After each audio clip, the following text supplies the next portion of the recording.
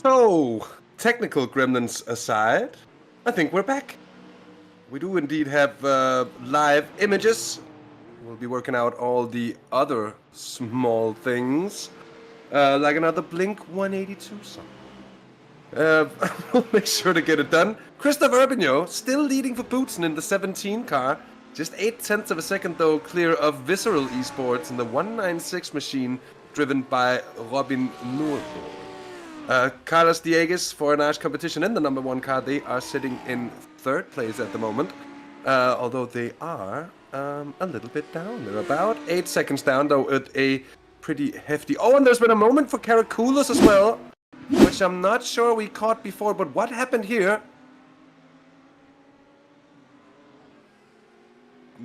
As they appear from the trees, he goes into the pits.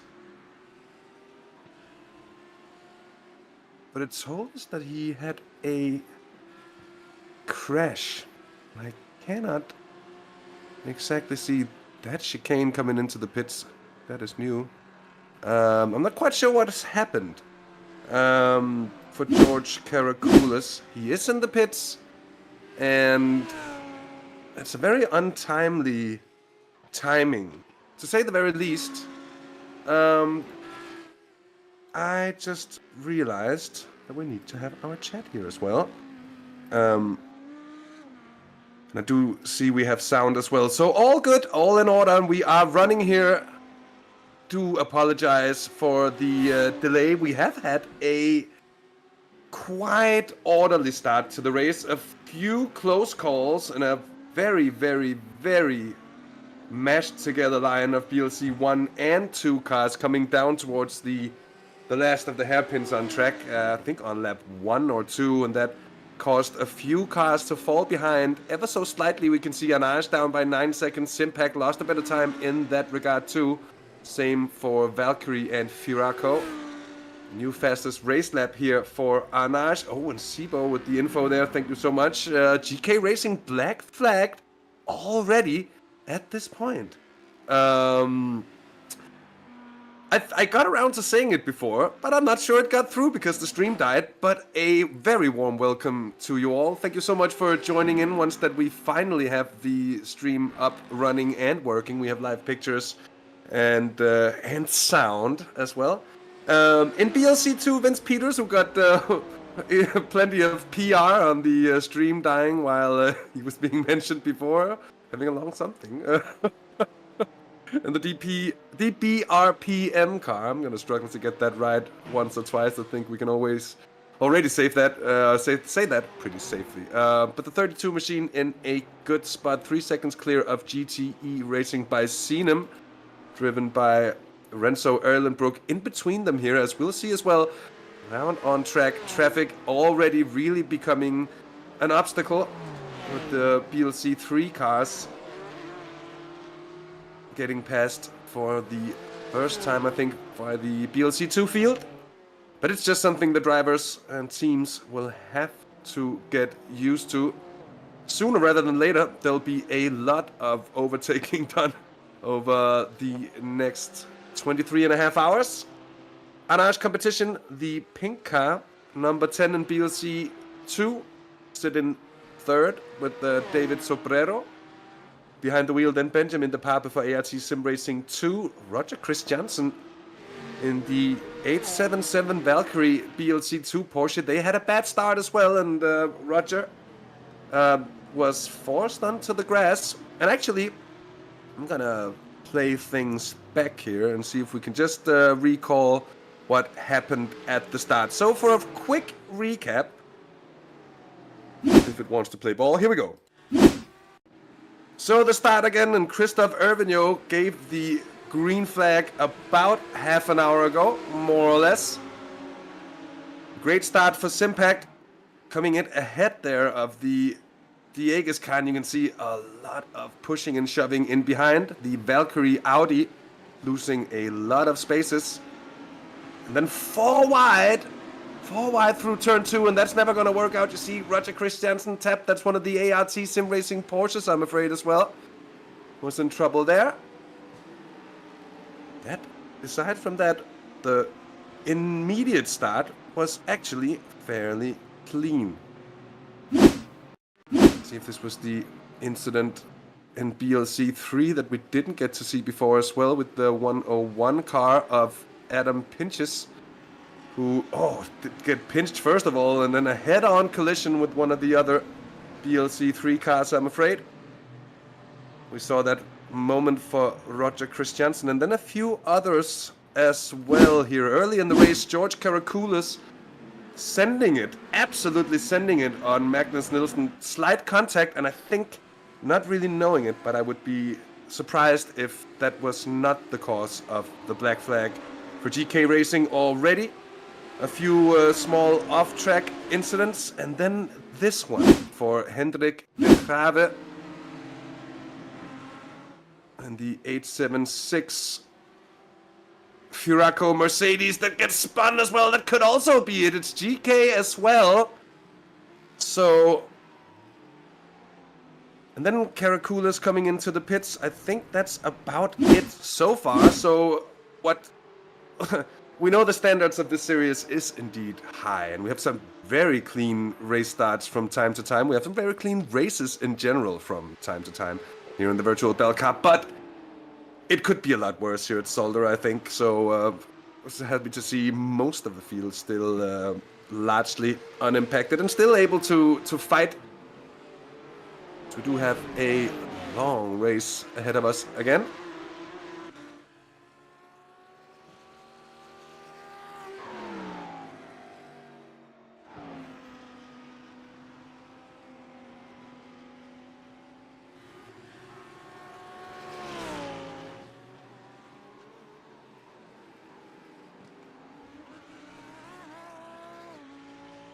And some of you might be wondering, where's Ed May?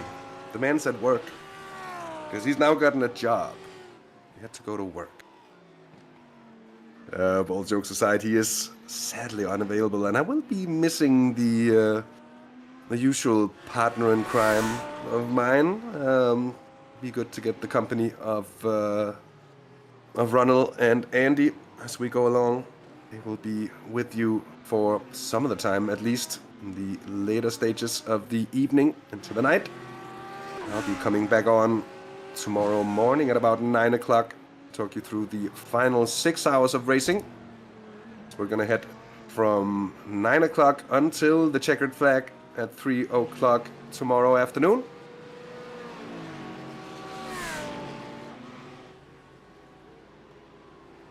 Very aggressive race start from Karakoulis, and I think, without being too judgmental of it, it's a fair black flag. It's a bad position to put yourself in from the get-go for a race like this. Diegues also put on the back foot, still keeping the gain, keeping the gap, should I say rather, to Boutsen around the 10 seconds. You all know just how easily it can all unravel, and we've seen it before here so many times as well. It has been a theater of grand spectacles. I do remember one of the races, and I don't remember if it was last year or 2 years ago, where there was a major incident late in the race.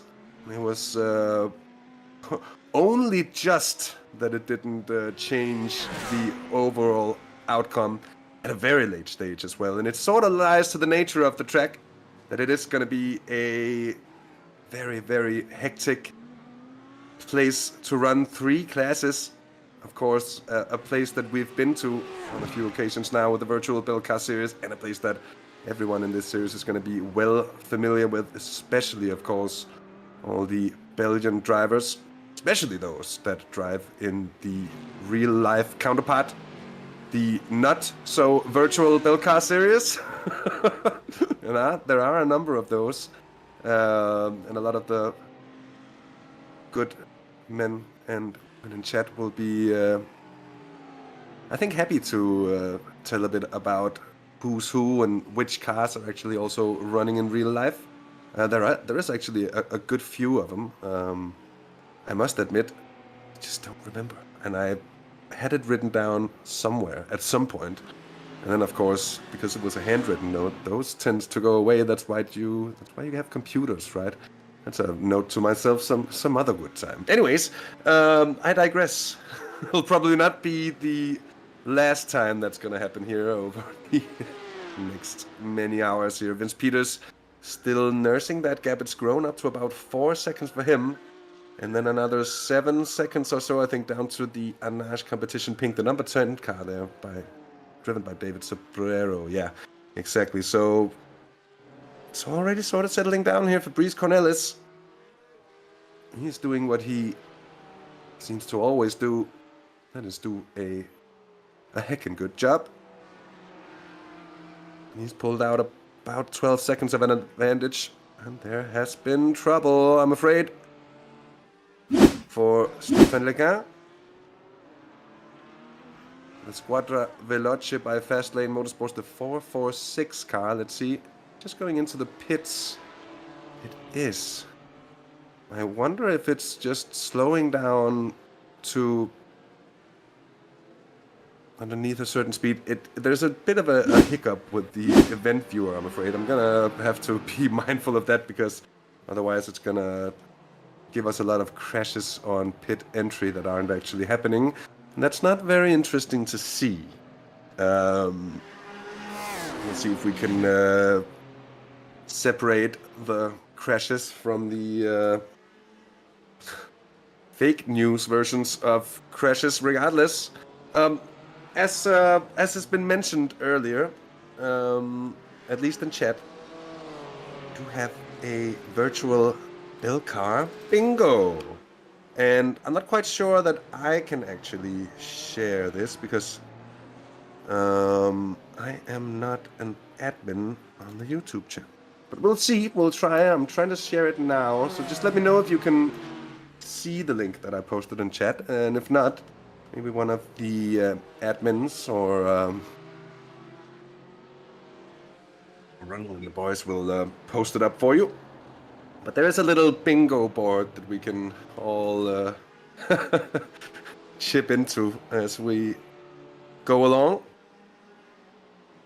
For the returning viewers, they will know very well what the different puns are all about. And as mentioned earlier, as we can already see here, traffic is definitely going to be a thing here. This is one of the closest battles, by the way, at the moment. We've got Maiko van Look with Stefan de Leerschneider just ahead. Yoma Racing, not a team that I recall being seen here in the virtual Belcar before, so coming in probably as what would be called a guest entry for the Zolder 24. But certainly putting on a very good show. The BMW looking very, very strong in BLC 3. It's BMW 1 through 2, 3, then 2 Mercedes, another BMW, and then the sole Porsche of the field. A gang of Mercedes, then rounding it off in BLC 3. It's actually mostly Mercedes by now in that class.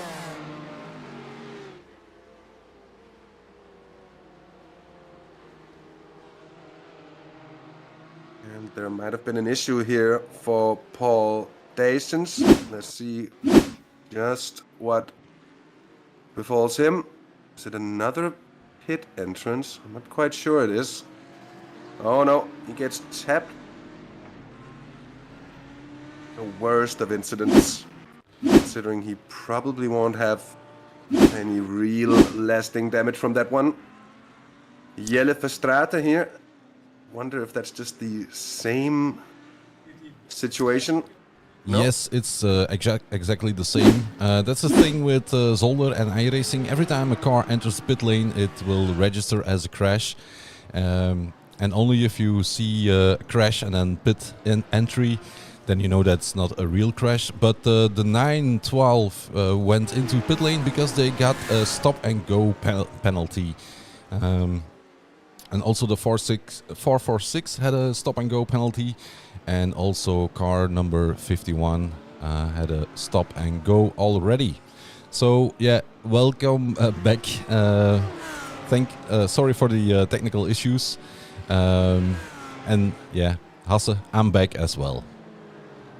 Sweet stuff indeed, Ronald. Welcome back, and good to have it all running proper now here. About 40 minutes into the race, we've had the first round of traffic well done and over with. I think actually might just be the second round and about for Urbino and company.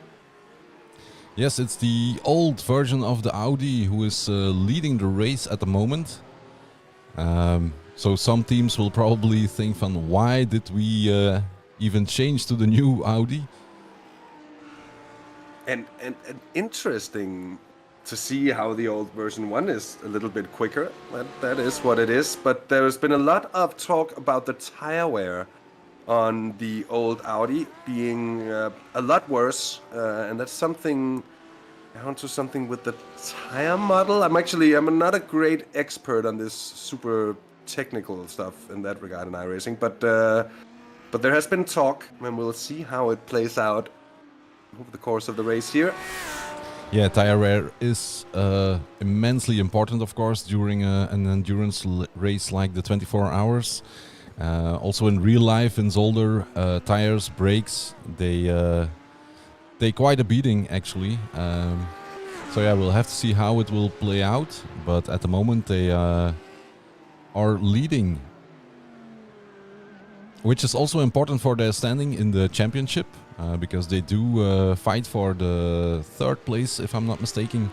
So important for them to gain points as much as they can in this race, and we have double points, so that means that at the end of the race you get the normal points, but there are 2 moments in the race where you get half of the points as well.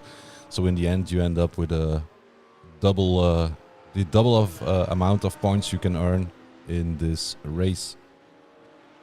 And that's a perfect segue, a perfect setup for the segue for me to run into the championship standings, Ronald. Brilliant work. And just to mention as well that the half points are given, as you would expect, at the 6 and 12 hour marks, of course, and then the full set of points at the checkered flag at 24. Coming into this final round of the season in BLC1 and Ash competition, and the number 1 car leads 120 points to their name. That's a good 33 points clear of number 2, the Valkyrie X-Type competition machine. Not having had the best of starts here at all.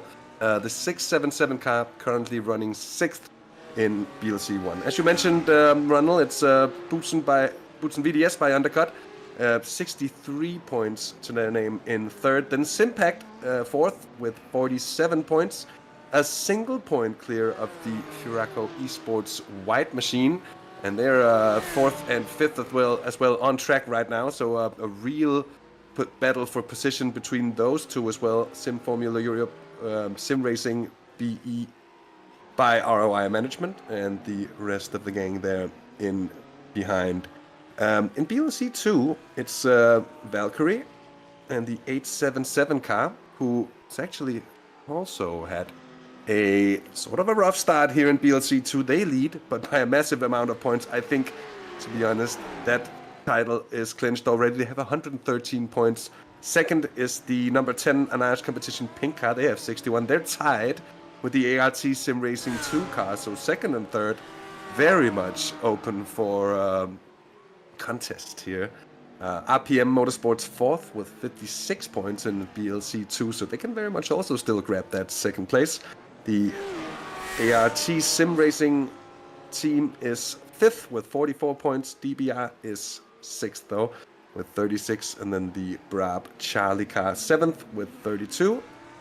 GTE Racing by Cena, by the way, is 8th with 30 points as well. And in BLC 3, Anash competition Eau Rouge, 103 points to the name of the 100 car, the reigning champs of years gone past as well.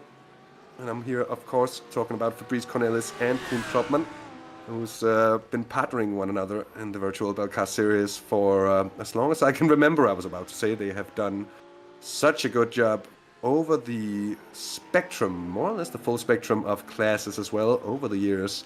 A real star pairing. They're leading by a good 14 points. I'll make that 12 points. I am sorry for my bad deduction skills there for a moment, but 12 points it is. Ahead of the Traxxas by JWS Classic Cars Machines, which also had a very, very, very good season so far.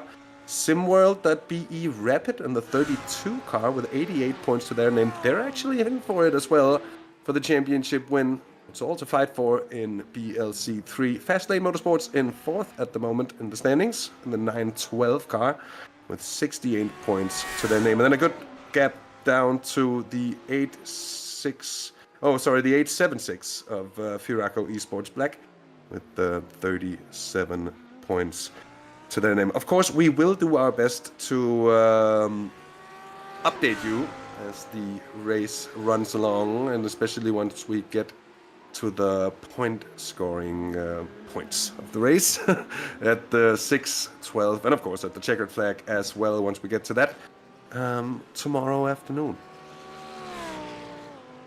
We've had a moment here for Jarne Biersmans, it seems, the 42 car here. And the first of the chicanes, big bounce, getting very unsettled there, Ronald, and lucky not to end up worse in that situation.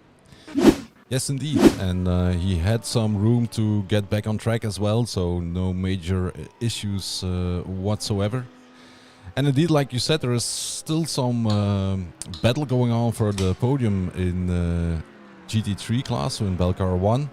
Between, actually 3 teams still make a chance to get on the podium. And indeed, the Simpact and Noise car and the Furaco eSports White, they are battling on track as well. So definitely something to keep an eye on.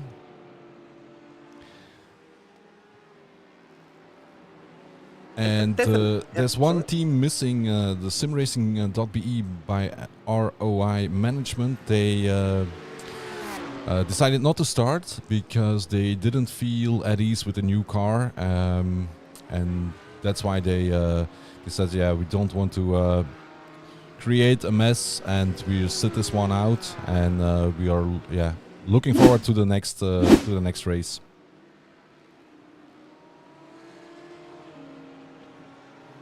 So Jiri Crispain not getting a lot of trouble for that overtaking attempt. He makes it through on Maiko van Luk in the Yoma Racing car.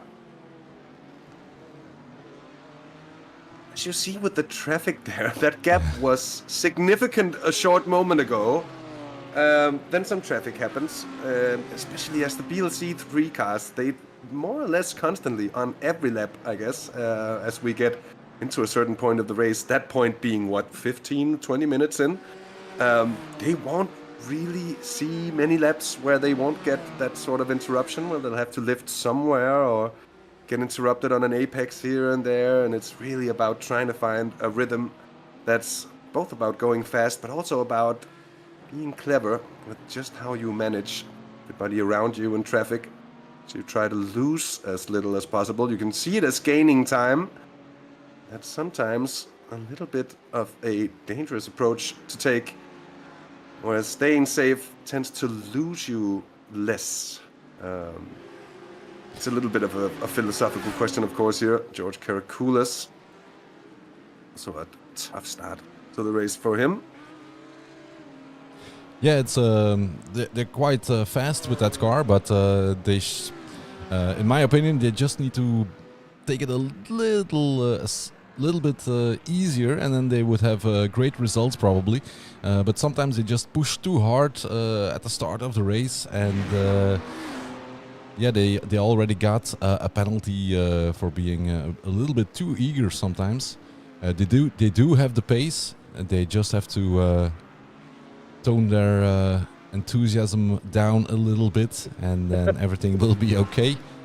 And such diplomacy on your part there, Ronald. That was beautiful. And what as you look at the weather, actually, so the sim date is also set in July, so the 1st and the 2nd of July, because then we have the most light. So to avoid driving around in the dark for like 14 hours, that's why we have put this race in summer. But it's quite a cloudy day in the summer, and the track is actually quite cold at the moment. That's why we maybe saw some people struggling with their tires at the start of the race as well. Obviously, if you're used to not having to work that hard to gain that track or that tire temp, the colder track could allow for a little bit more trickery there on the first few bends, although it could also allow for the first few stints being a little bit easier for the drivers to make sure they actually get through the stint in good fashion there. It's so easy to push too hard in the earlier parts of the stint and then end up with a car that over the last 10-15 minutes of a stint is just bleeding time left, right and center. Yeah, and maybe because you have the controls, Hasse, we could switch the timing tower to the grouped view, so we have the different classes listed. Yeah. Could be interesting to see as well.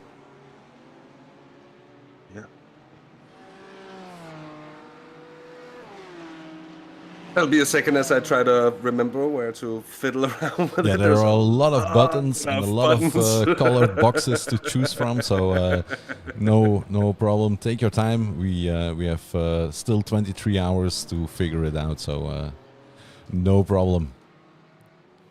23 hours, I think that should just about be time enough. We have it. Let's see.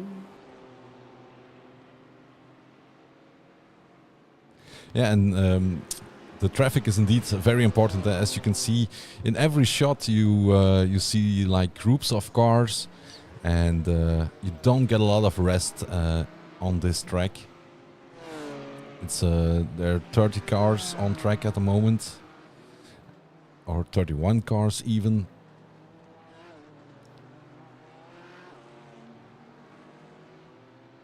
And you might, like, we've seen bigger grids before, but even with and I say that because it's a lot of cars to have on track still, you can ask that to a Formula 1 driver or something like that. It's 32 cars, Jesus Christ. But it's really not a long track here at Zolder. So you can't really have a lot of spread on the classes in themselves before it's all sort of just thrown out there together. And that's where you get that sort of real endurance racing situation where traffic is something you encounter on more or less every lap, and it really adds to the challenge of this race as a whole. Yeah, as a driver you also have to know the specifics of each car, actually, not only your own car but also the others, because it was mentioned in the briefing, for example, somebody with a Porsche Cup car, if they overtake somebody like a GT4 car. So the Cup car is quite fast in a straight line, but has to brake a bit earlier than a GT4. So you have to know that you just can't jump in front of GT4 in the braking zone, because you have to brake much more earlier than the GT4, and that could lead to accidents. So you also have to know the specifics of the other cars as well. And that's a good point. In terms of strategy and all that, really having to try and work to the advantages of your own car while trying to mitigate whatever advantages the opposing teams have. Such a grand game of strategy in a race like this, but something that also requires an immense level of focus and concentration. But at the right, sort of in the right way and at the right amount, it's also so important not to get red misted. It's so important not to sort of be in there tensing up in the car, gritting your teeth, taking chances, really maybe wanting it a little bit too much. And that's very, very, very easy to do, I can say, even from my own, say, relatively limited experience. I've done a lot of endurance racing, but say it's maybe on a level where a lot of these drivers in this field are 10 or 2 above. Saying that, my own teammates are running in this race, so maybe not that part, but still, it is very, very, the point stands. It's very, very easy to want it too much.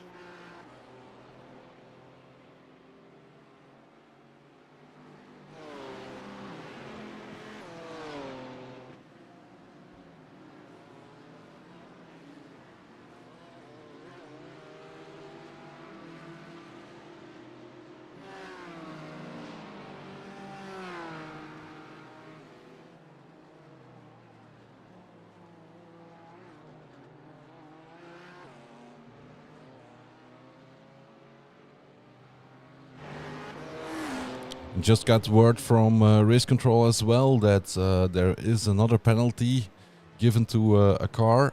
It's the Visceral eSports car that is getting a penalty.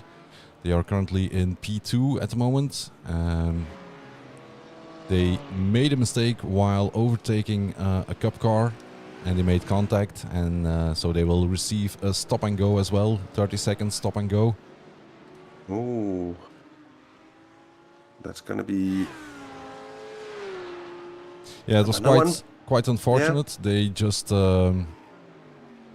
misjudged the distance to the car in front of them, I think, and there was some contact.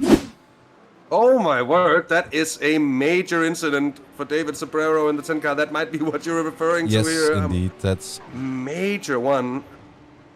I must admit, that kind of went... Oh, I'd like to try and figure out what sort of precedes this, but the next point I could put the replay to is 2 minutes ahead of this, so it'll be a little bit hard to try and figure out exactly what caused this. I'm sure race control will have looked into it already. Yeah, the GT4 was just slipstreaming with a cup car, and then they wanted to overtake, but while overtaking they just nudged the left rear of the Porsche, and the Porsche went off, as you could see. So yeah, misjudgment of distance, and then there was quite a crash for the Porsche, and then also one of the Speed Academy cars was involved, couldn't do anything about that. So yeah, a penalty given. I'm tempted to say another penalty given, because it's been the main source of attrition for the teams, except for a few incidents as well. I should be fair to say that as it is, but it has been about really just keeping your act together more or less here over the opening stint of the race. We're seeing the opening pit stops happening now as well, as Visceral eSports still stationary.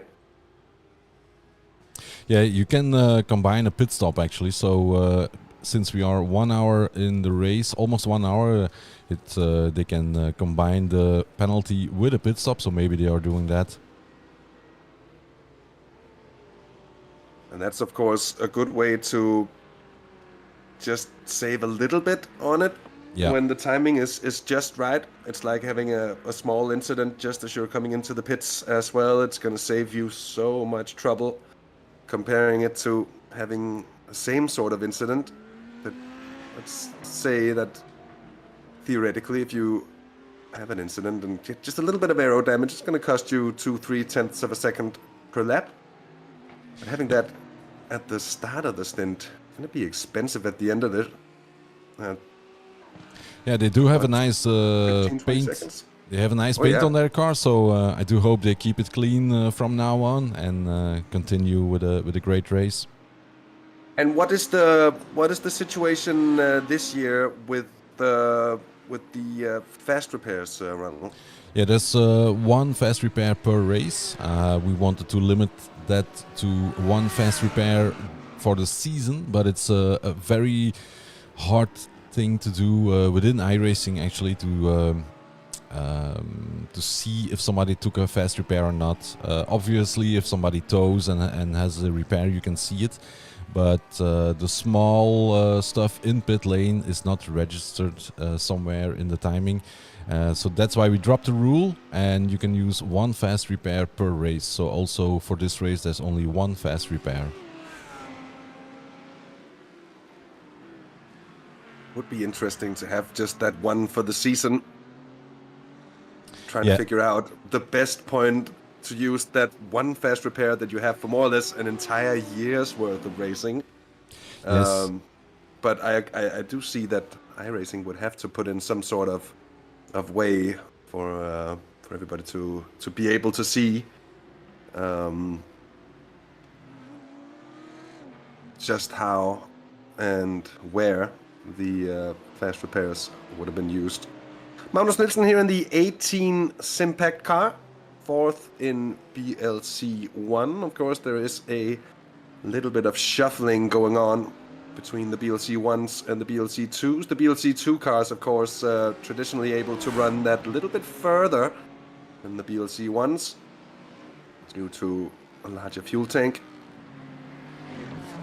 I think actually it carries 110 or 120 liters. It's thereabouts for the BLC 2 cars. They will be pitting in over the next 5 to 10 minutes, I think it'd be.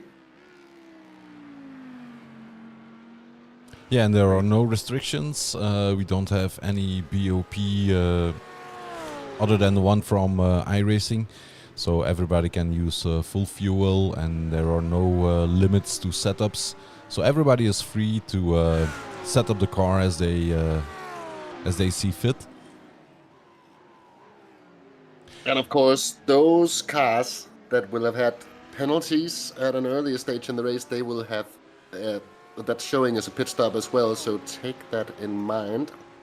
We're just trying to gain that little bit extra of an overview. A lot of talk about the tire wear on the old Audi Ronald so far. This opening stint hasn't seemed too bad for Boots and BDS. And the 17 car does come into the pits now for their first stop of the race. Yeah, they could really profit from the shenanigans in the first laps, and they could pull a gap, and they are managing it quite well at the moment. So let's see what the rest of the race will bring for them.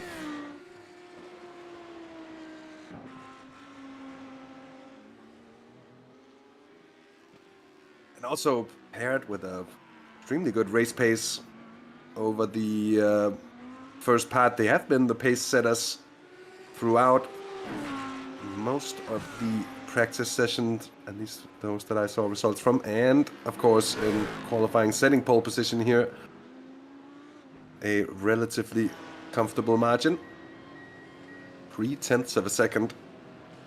Those in the know will know that 0.3 is quite a lot on a qualifying lap on a track of this length.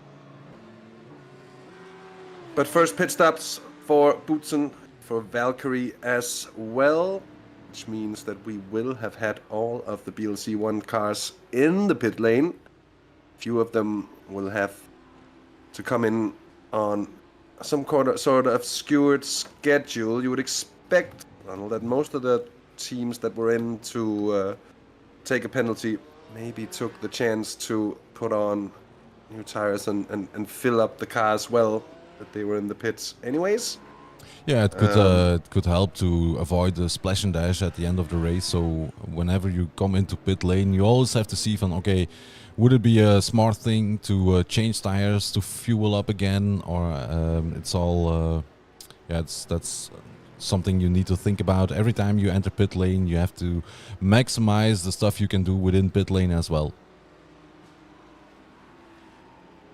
The driver change for Valkyrie as well, so it's Thomas Delcourt who comes into the car. Christoph Raas here in the 13, the Firaco SimSports, or the Firaco eSports white car.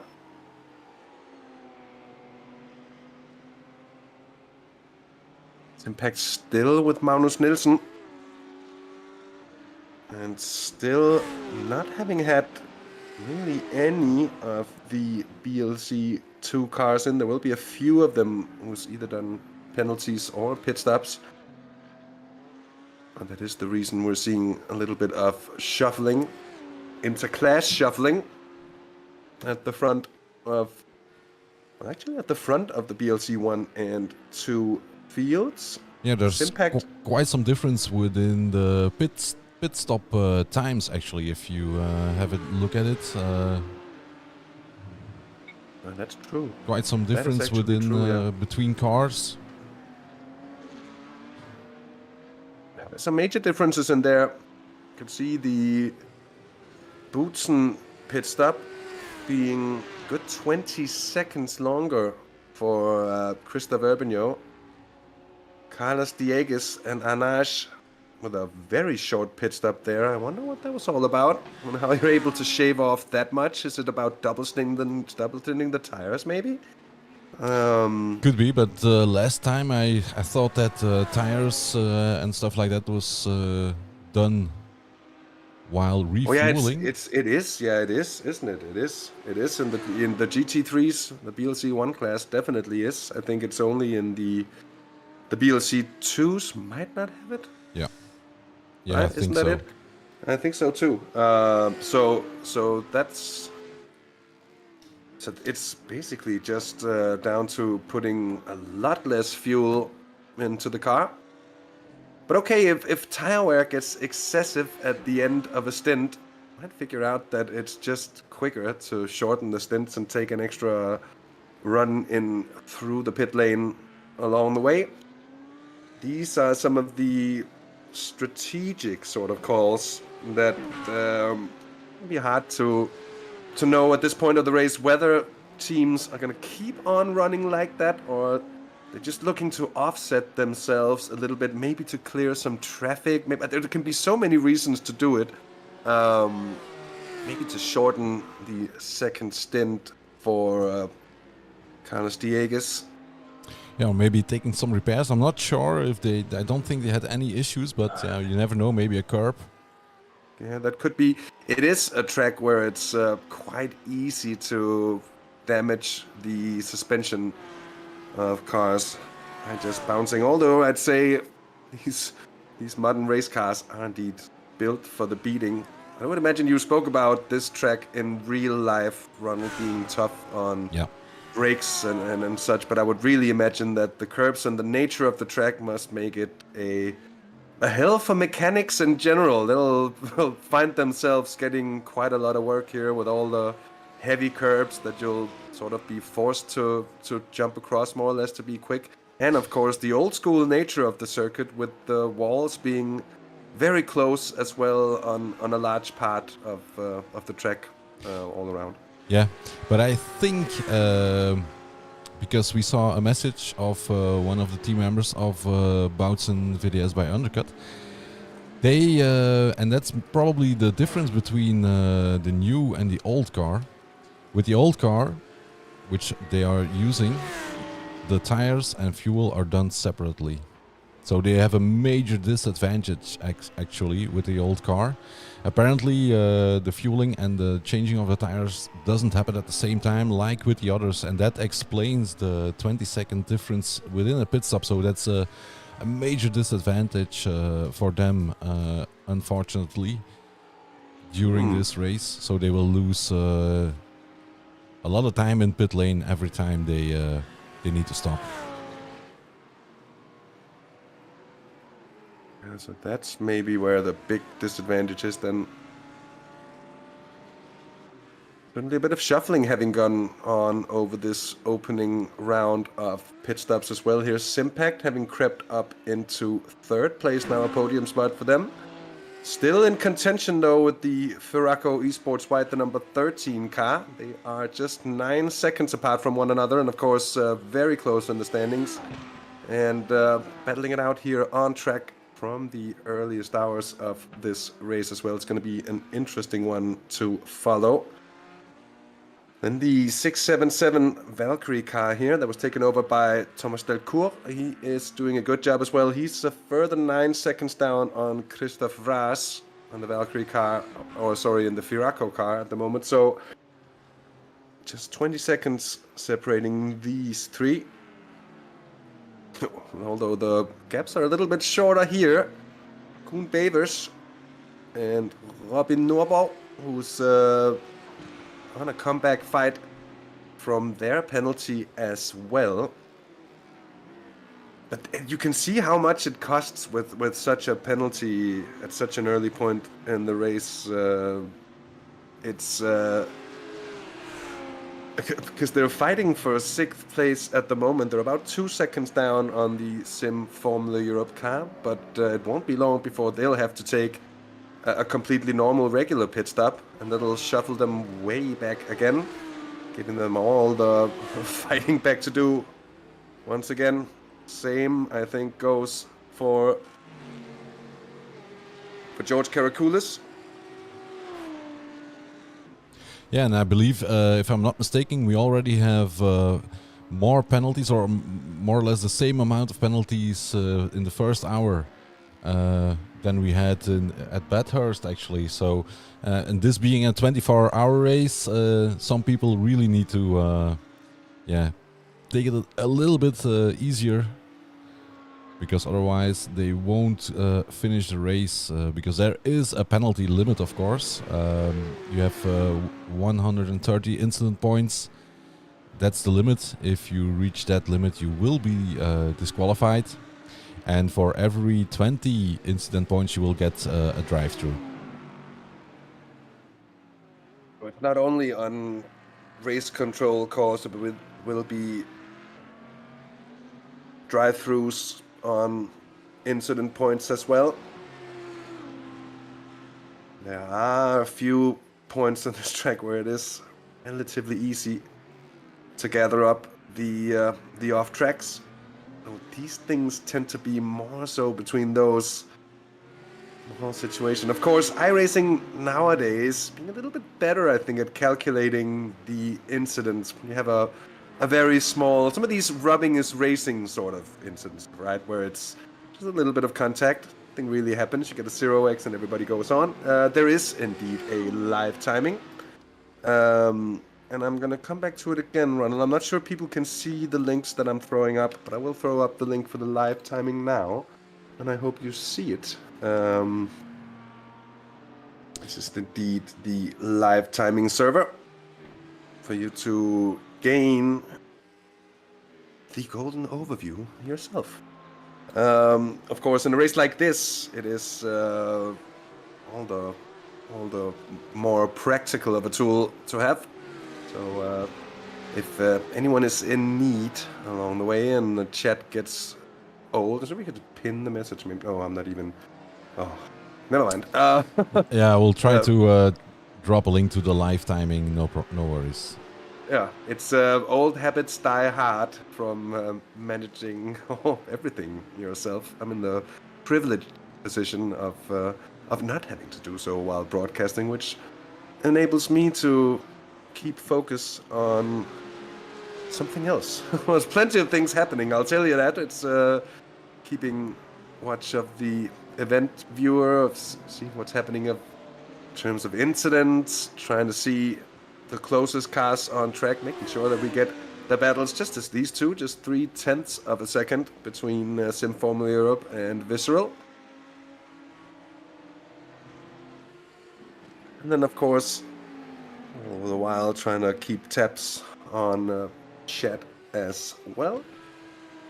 But it keeps us busy, and it keeps the hours ticking along. And usually in a race like this, it tends to go along a lot quicker than you would expect. And especially, Ronald, for you. Of course, a 24-hour race, when you're in race control, when you're up for the entirety of it, it feels a lot longer than when you're allowed some sleep. But even for you, it must feel like the hours are flying by with the amount of stuff that also sort of happens more or less all the time. Yeah, it's always nice to see the anticipation before the race. It still remains something special, the 24 hours of Zolder. not only in real life but also in the virtual world. It's becoming a classic. And I was just shutting up because I saw two cars going side by side,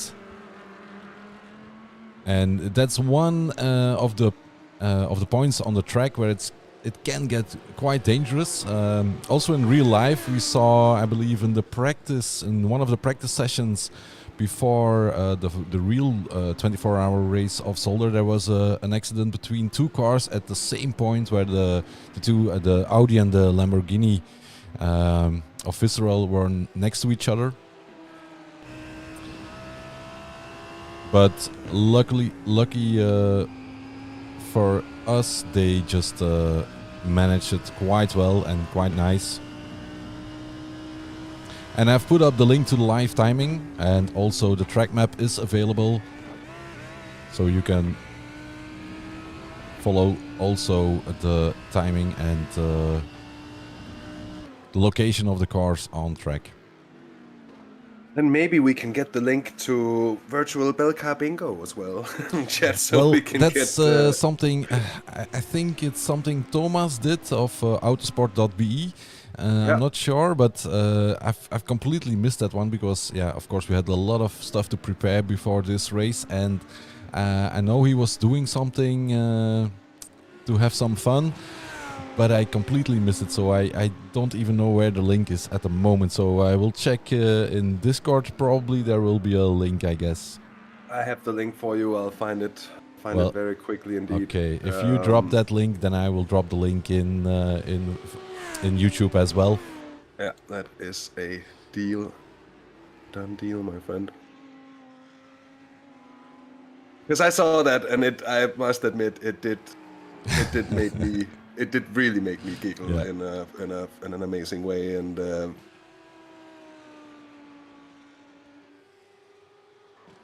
yeah, well, we want to race hard, race fair, but we also want to have some fun, of course. So I will have a look at the link as soon as you send it to me. Okay, I see it. Let me check. There will be points where you have to be awake. I think when I get dinner brought in at some point, we're gonna order takeout. I can safely say that. Because the backstory to that being is that I've been sick for this entire week. If my voice sounds a little bit off, because yep, I've been a sick man during this week. I am better, but still I bear the scars of battle. And now my dear wife has gotten was next in line, you could say. We live in a relatively small apartment, so sometimes it's just very hard to avoid. So the swiftest of recoveries to her, and maybe, just maybe, the fact that my voice is ever so slightly hurt will also make it a little bit less loud in the room next door. Given that it's 12 out of the next 24 hours while I'll be sitting here about what's going on the virtual racetrack. Yeah, I'm looking at the virtual Belcar bingo, and I do have to say we already had some. We can already tick some boxes. The ones with Edward, Edward unfortunately couldn't join. He had some work to do and got called away, so unfortunately he's not here. But yeah, probably his computer will have troubles as well. But we already had some troubles ourselves. But yeah, it's a fun thing to look at, and yeah.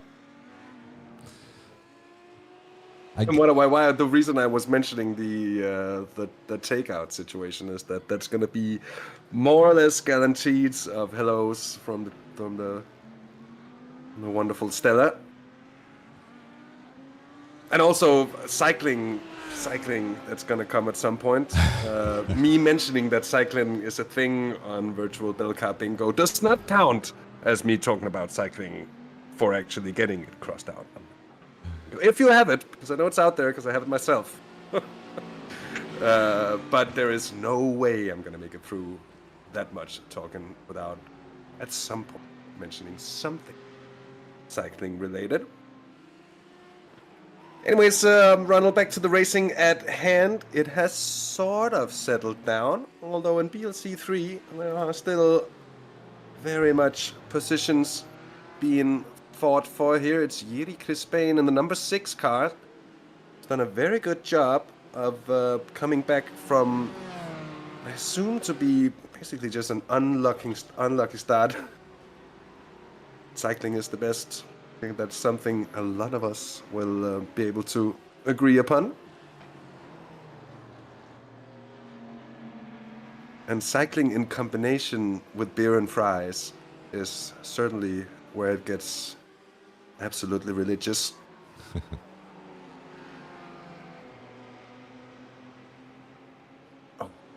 Yeah, and in the BLC2 car, actually, class, I was looking at the standings once more, and we can see that at the moment the Arnage Competition Pink and the Art Sim Racing 2 car, they are tied on points. RPM is only 5 points behind.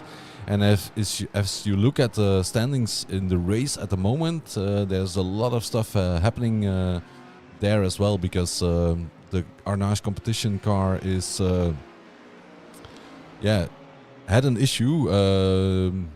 They were in an incident, and also the Valkyrie car had some issues. So that means they really have to fight back if they want to keep the podiums. Although the Valkyrie X-Hype car is quite sure already of the class victory in this championship. But of course, everybody wants to say they won the 24 hours of Zolder.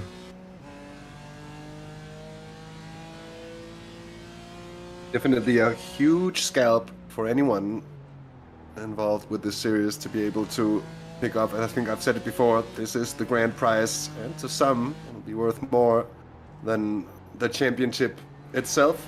It is sort of the Le Mans of the Belcar series. Steven de Schneider here, some nice onboard pictures. Yes, and these guys are fighting for championship points as well. They are only 4 points. There's only 4 points between them, so that was quite harsh on the car. But this is actually a race for the podium overall. A little bit extra to be added into it. You can see the BMW looking quite spicy in these slower corners, maybe just on this lap. It's hard to say if it's something general. Might there come an attempt here? There is, and Delir Schneider sending it. Yes, and he gets the position, I think. Traxxas leaving the door open as well, and there's something we couldn't see actually, but there was also a GT3 involved as well at the same time. So and the overall leader. Yeah. All the drivers keeping their eyes open and showing how it's done without making contact. And my excuse is, of course, that is no longer the overall leader. Christopher Urbano now second. Carlos Diegues in the lead. But the gap down to about 9 seconds, so they clawed about 10 seconds back on Arnage Competition since that pit stop. In about 20 minutes of driving. That's quite interesting. Here's Simpact making their way through traffic, sitting in third. Magnus Nielsen having done a very good opening stint. He's now halfway through second part of what I will assume to be a double opener for him. Yeah, and the Bautzen VDS car, they need to make up time on track because, as we know, they will lose time in pit lane. So they have to push really hard on track to gain back the time lost in pit lane. They have the Dane Train choo-choo sticker on the side of the car. But there's 3 Danes and a Dutchman in this car, so yeah. It does make sense, but I hadn't seen that one. That's quite good. Yeah, it's amazing how some of the teams really get creative with all the paints and all the stuff they put on. It's a great thing to see as well. We've had some really good Easter eggs, maybe a little bit too obvious to really be an Easter egg, but the 999, when we had the 999 Flemish Sim Sports Porsche Cup machine, that was the best one I've seen so far. I must admit, that kept being funny for an entire season, and it's still funny now. That was a really good pun. Yeah, indeed.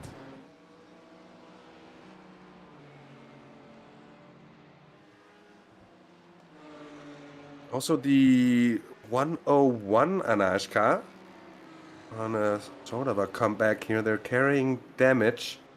And this is what you'll see. A lot of the teams that'll pick up that sort of minor damage, something that you can sort of live with. It might cost you a little bit, but it'll be okay. They'll be making dead sure they tick off their fast repair every time they come into the pits, because they're gonna want it for let's say a rainier day than what has already befallen them. And gonna see quite a lot of this. Of course, there's gonna come a point to at least where a lot of the teams will have spent their fast repairs, and whatever happens, and then you're sort of bound to deal with it. This is the nature of endurance racing, and this is what sets iRacing apart from not all other sims, but many other sims, and the brutality of how damage affects you and how long time it takes to get the car repaired. I must admit, I don't know how it is with, say, R-Factor,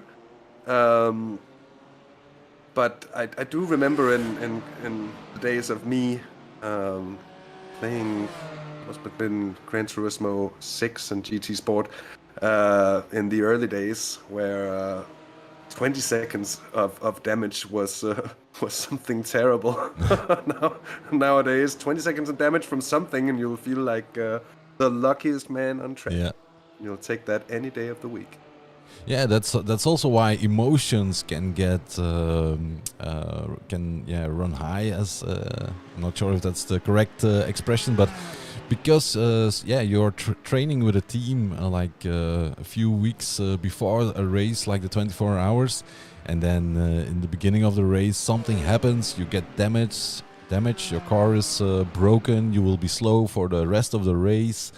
That's why it's also that's what it's makes hard sometimes. Sim racing is because it's really like, if you want to compete and then something like that happens, it just breaks your heart, and it's something you have to overcome every time it happens.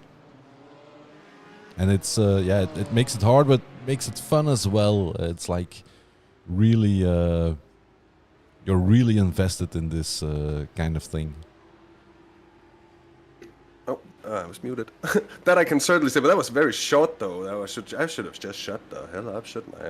Nobody would have noticed. Anyways, I digress. There's a driver change for GK Motorsports, just to mention real quick. Alex Neumann entering to what I think might be his first race of the virtual Belcar series. And just to get back to what you were saying before, Ronald, it is indeed with great investment you do a race like this. The commitment that goes into practice, that's at the very least weeks for most people here, at least, if not months of effort.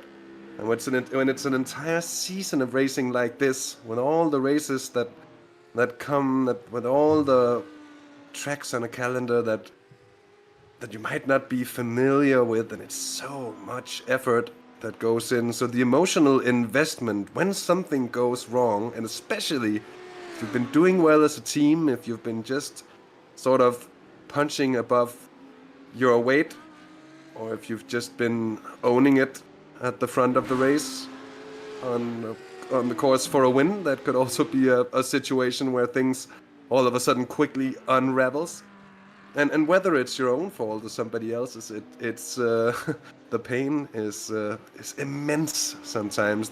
You carry this real feeling of responsibility for the teammates that you're in the car with, and the entire sort of project. And it's I think, without having tried it in real life, I do believe and it's a real representation of what would await you in real life if you were to go endurance racing for real in that regard. A lot of the the drivers who've experienced both things could try to give me some feedback on that in chat. Oh, and Jan Polak went on there. RF2 is even harsher. So just like it used to be in iRacing with some parts that can't be repaired. So okay, that's actually nice to hear on part of our factor. Yeah, and like you say, in real life, you're not only letting your teammates down if you crash the car, but you're also letting your wallet down if you crash the car in real life. But only imagine that, and truly as well, that to some point there'll be a point if you have enough accidents over a season where the team is gonna sort of run out of accident budget, right? Yes.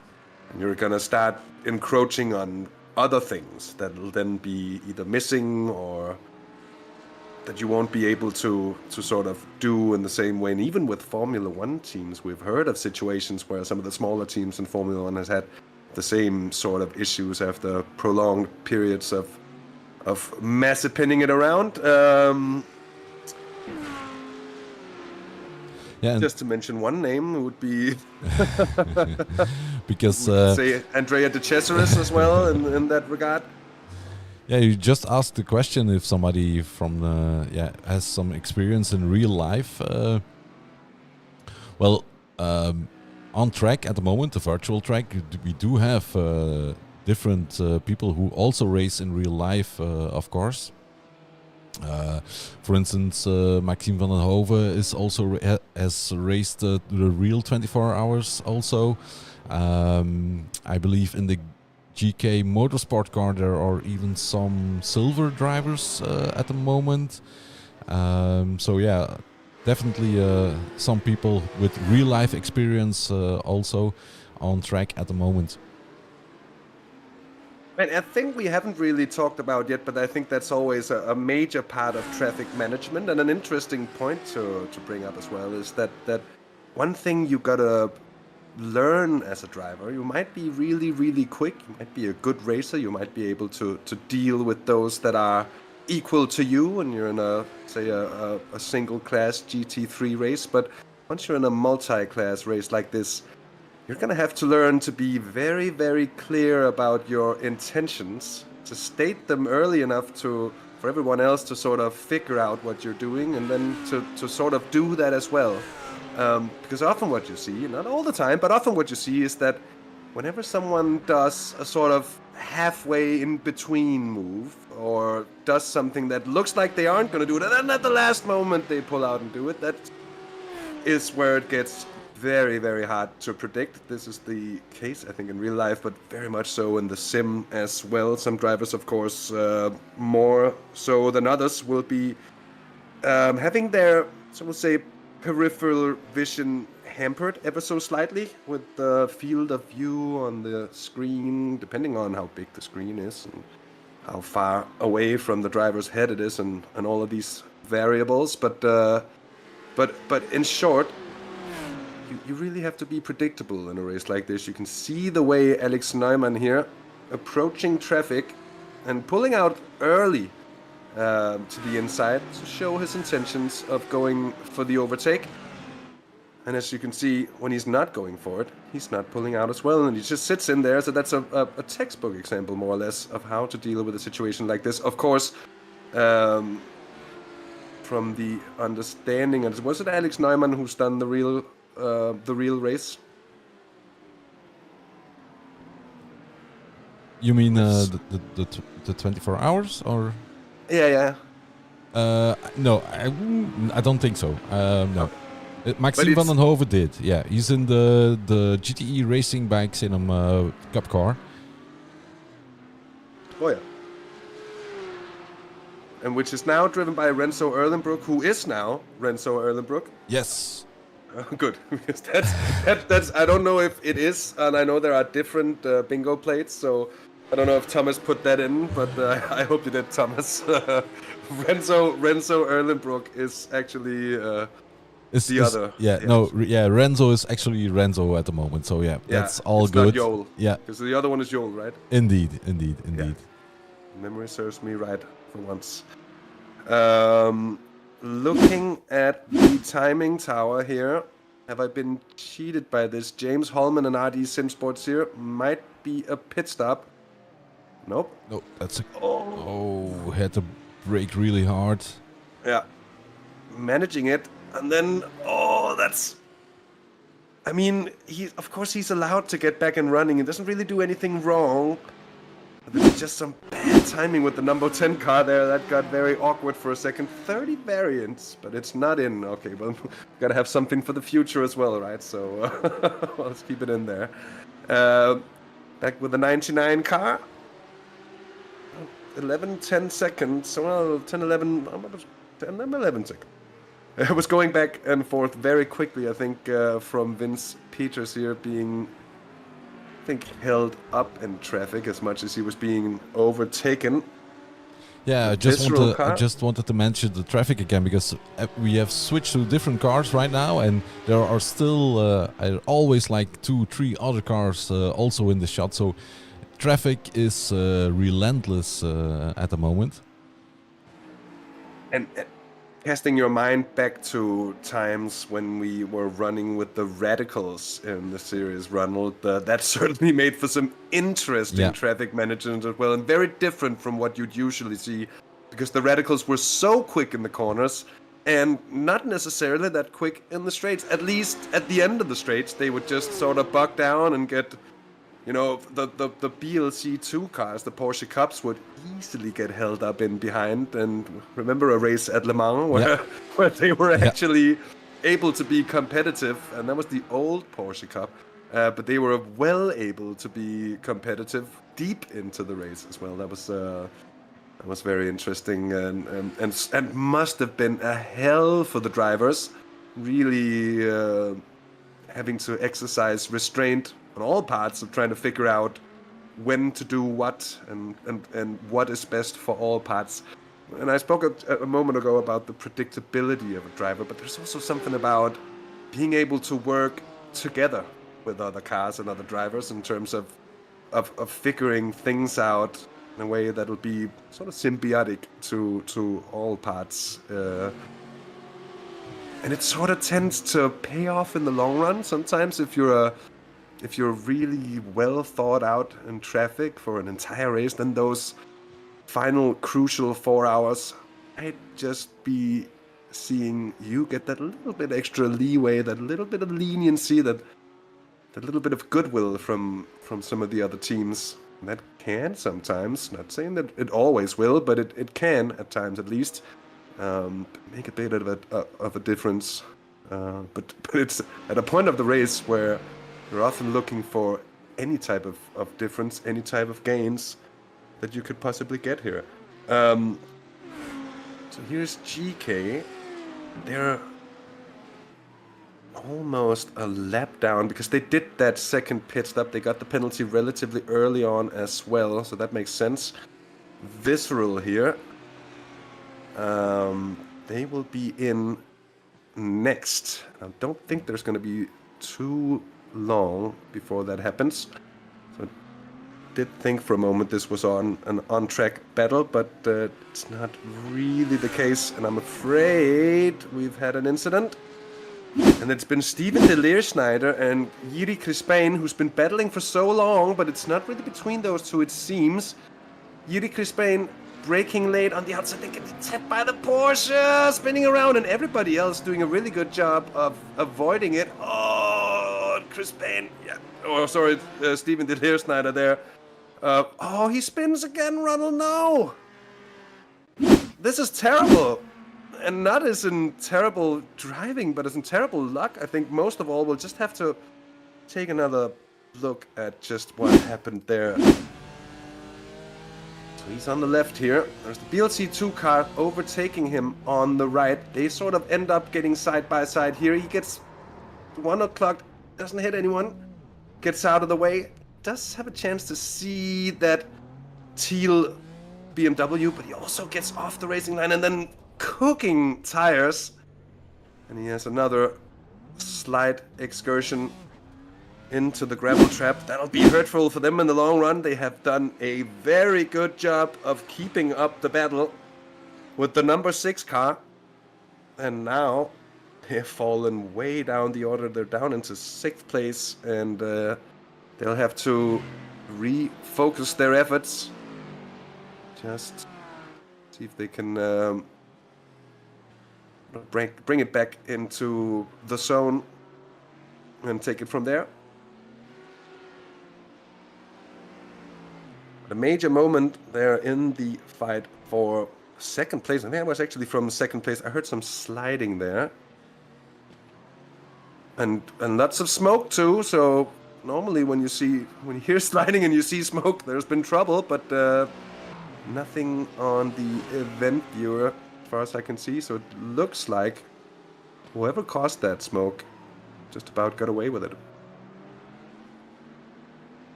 Anyways, let's just do a bit of a rundown through the classes here in BLC 1.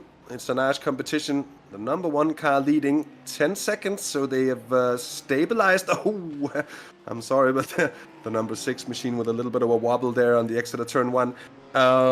They've stabilized the gap down to Bootsen there. Bootsen was gaining quite well, but as I said, that's been stopped. It's now still those 9-10 seconds that it were last time we checked, which is I think about 20 minutes ago now. Simpact and Magnus Nielsen still in 3rd place, having done a good job of extending the gap down to Firaco in the 13 car and Christoph Raas. That's now up to about 16 seconds. And then 5th is the Valkyrie car of Thomas Delcourt, the 677 machine, where they started as well. I'll be hoping to just be able to move up as the race matures.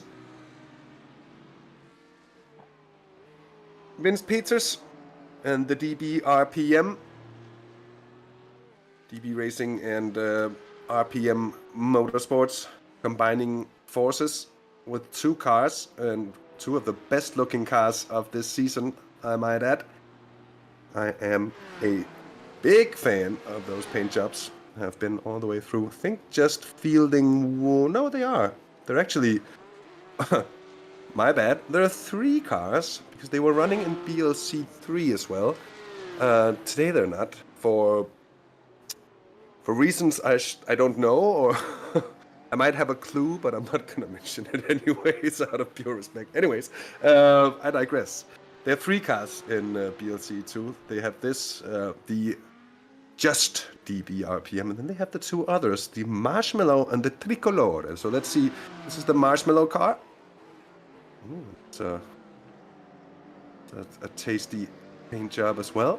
And I love the contrast between the colors in that one, and then actually fighting the which is not Italian Tricolore, it's a Belgian Tricolore, so it's more like a Tricolore.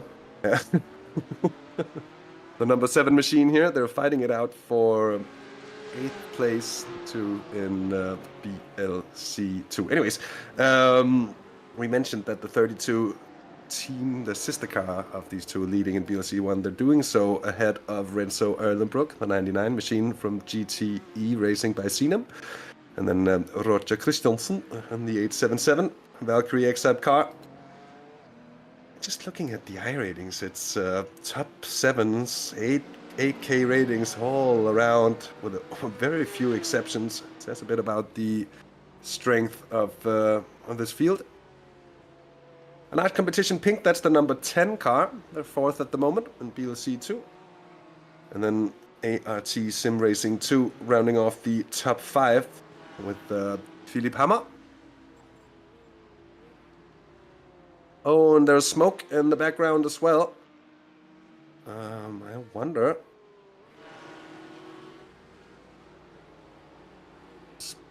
big smoke back there. Could be more issues for the sim racing, or that's the sim world.be. Apologies, that BMW. Been a little bit loose on the rear ever since that incident. Oh, that looked from the camera angle, it looked like they were going to touch.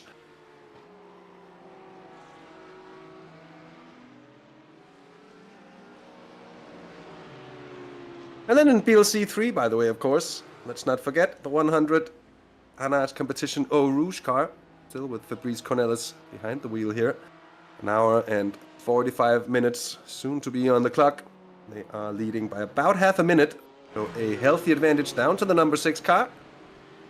Back to where they started. I think after that rough start for them, carrying a bit of damage as well to the front end of the car. It's been a good fight back from them all along here. Adam Pinches, who also had a fair amount of bad luck on the opening few corners of the race. So a sort of a shared fate for those two here. Both of them having them be where they are at this point of the race so soon after having a rough start is all credit to the skill and pace involved, because it's a bit of a job coming back from sometimes. Certainly a good battle between these two. Certainly so also the closest two cars on track at the moment. Let's just go on board here.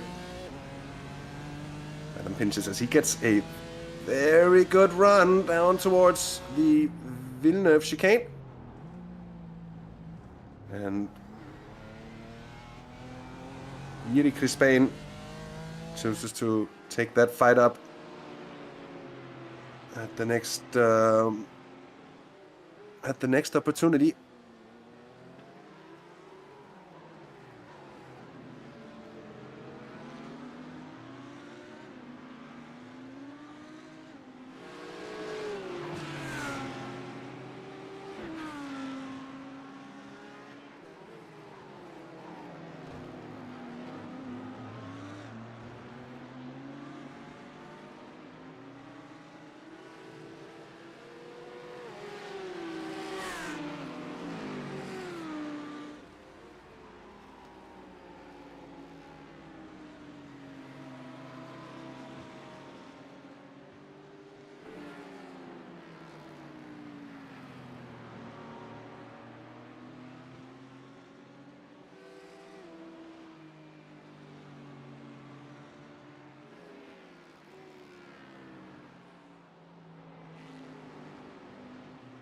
And as you do sometimes, I do enjoy a quiet moment. Don't get a lot of them with me though, that's for sure.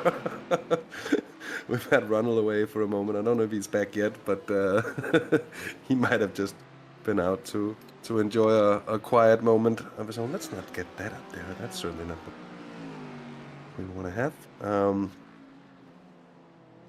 Anyways.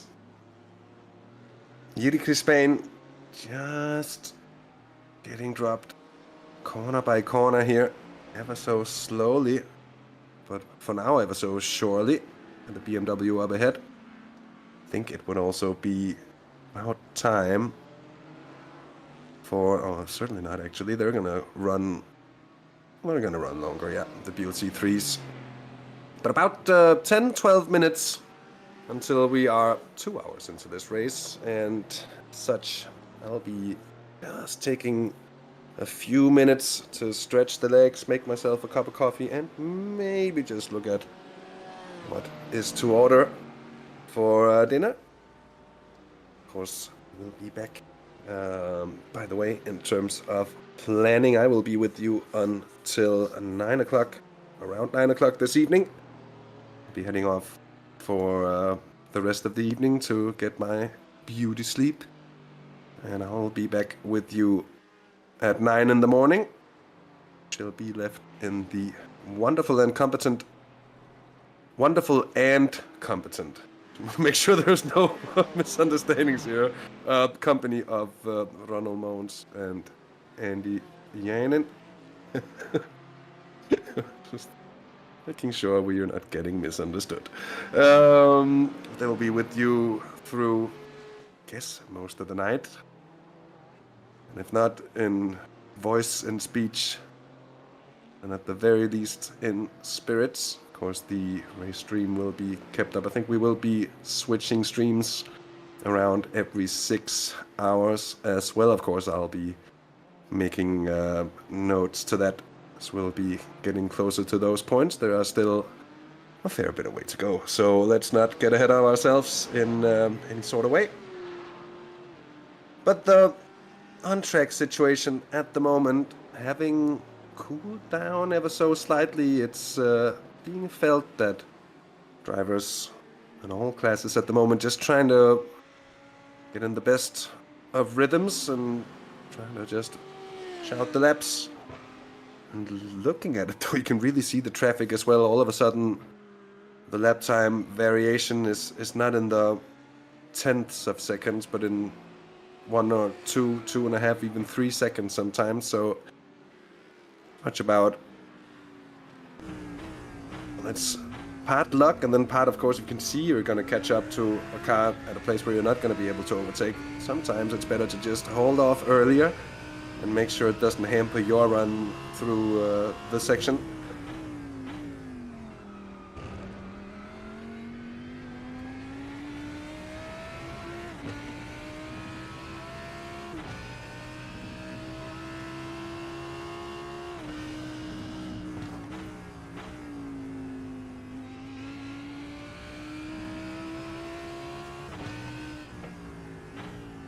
By the way, Thomas, a good little stat there. 11 drivers on the entry list having experience from the real version of the track. Maybe of the race as well. I'm not sure if it's just having driven here or having driven the 24-hour race.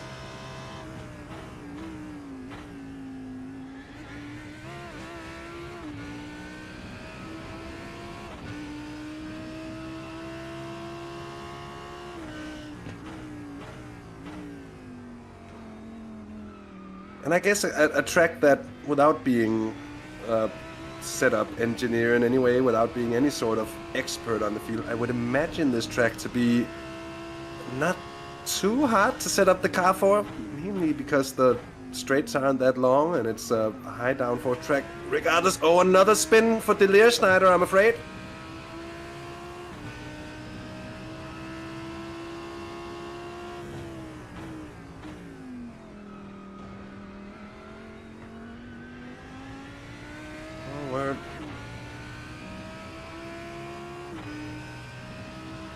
More issues.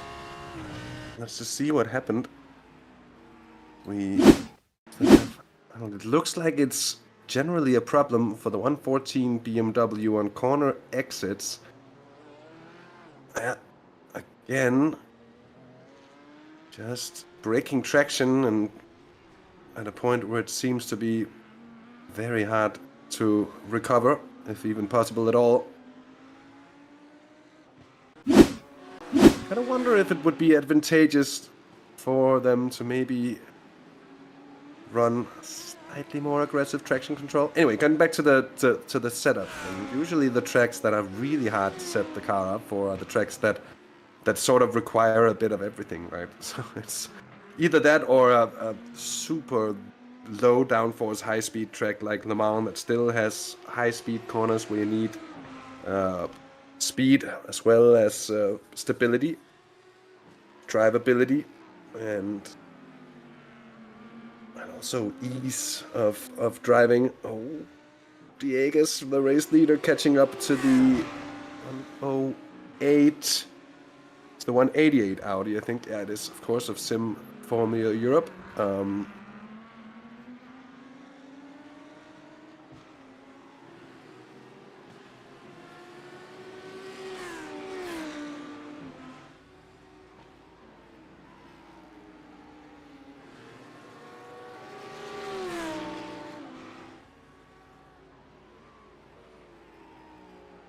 And in the battle for the lead, the gap has come down a little bit, but it's not a lot though. It's by about 1.5 seconds. that Christophe Urbigno has been able to claw back on Carlos Dieguez. And then it's 25 seconds from Urbigno and then down to the Simpact car.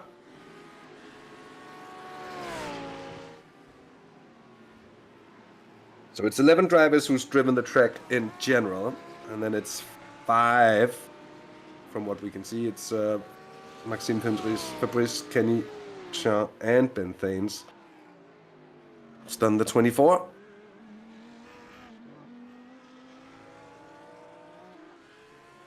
What is the, comparing it to driving it in the sim, those of you who's, for instance you, Ben, who's driven this race in real life as well, we all, I think, know that it can be mentally taxing and tiring to race in the sim for a long time. But how big is the difference? And I'm guessing it's going to be really big, but the physical sort of, the physical exhaustion and fatigue that builds up over a race like this, and at a track like Zolder, what's that actually like? And of course, I'm not gonna wait for an answer to come in. It's like I'm interviewing someone here, but it would be interesting to know.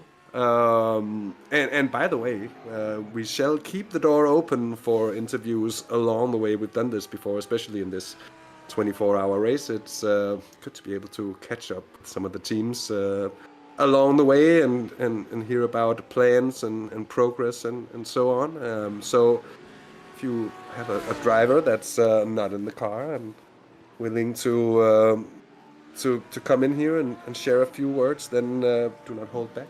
It is in the Belcar Discord, the virtual Belcar Discord.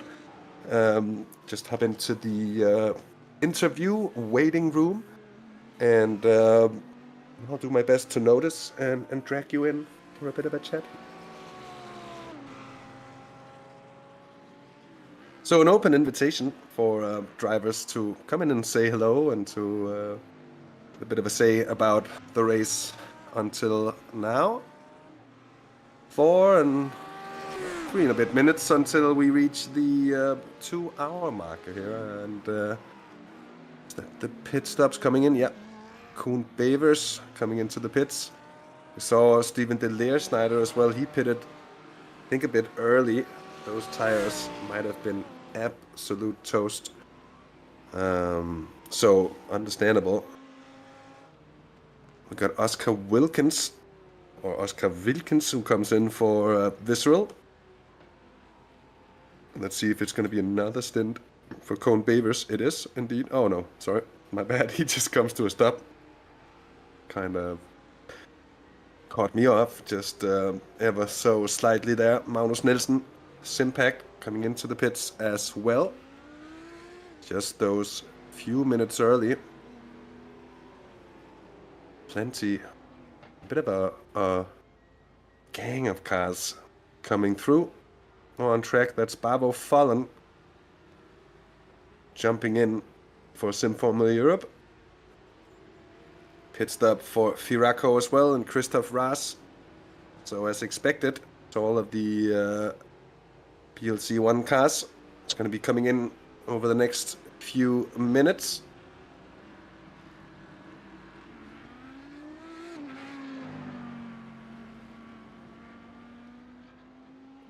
I guess that would make a huge difference. But it's the things that you don't necessarily that you don't necessarily think about when you're in quotation marks just in the sim. It can get hot in the summer, but certainly not in the same way as a race car in summer with no air conditioning. It also makes sense how that's gonna, I think, just become more and more of a standard, be built into cars that are built to run at these sorts of distances. Because at the end, it's a performance increasing or enhancing factor, you say, for the driver to be able to be somewhat cool. And also, without knowing it at all, I'm guessing there is going to be a lot of difference in the actual comfort and ride quality of different cars, different classes of cars, etc. Of course, power steering, as you mentioned, it's going to be a huge one as well.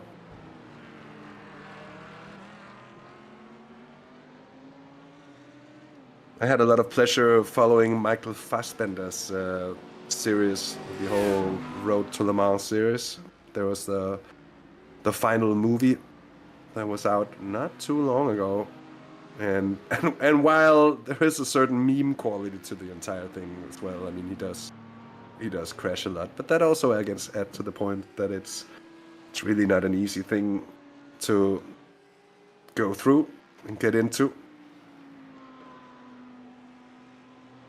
Especially for all of the gentleman racers that do partake in series like IMSA and the WEC, racing in GT3 and Spa and the Nürburgring, and people racing in series like the real-life Belcar series as well. Regardless, it's going to be... It's a high-performance, high-stress environment to have to perform in, and there's a lot required of you. Anyway, 2 hours into this race, I'm going to take about 5 minutes off of the action while we get some pit stops as well myself. If Ronald's around all of a sudden, then you might hear him coming in, but I think he's doing some race control things, as race controller do race control things. I digress. Regardless, about 5 minutes. We'll be back. Shall see you all soon. Don't go anywhere.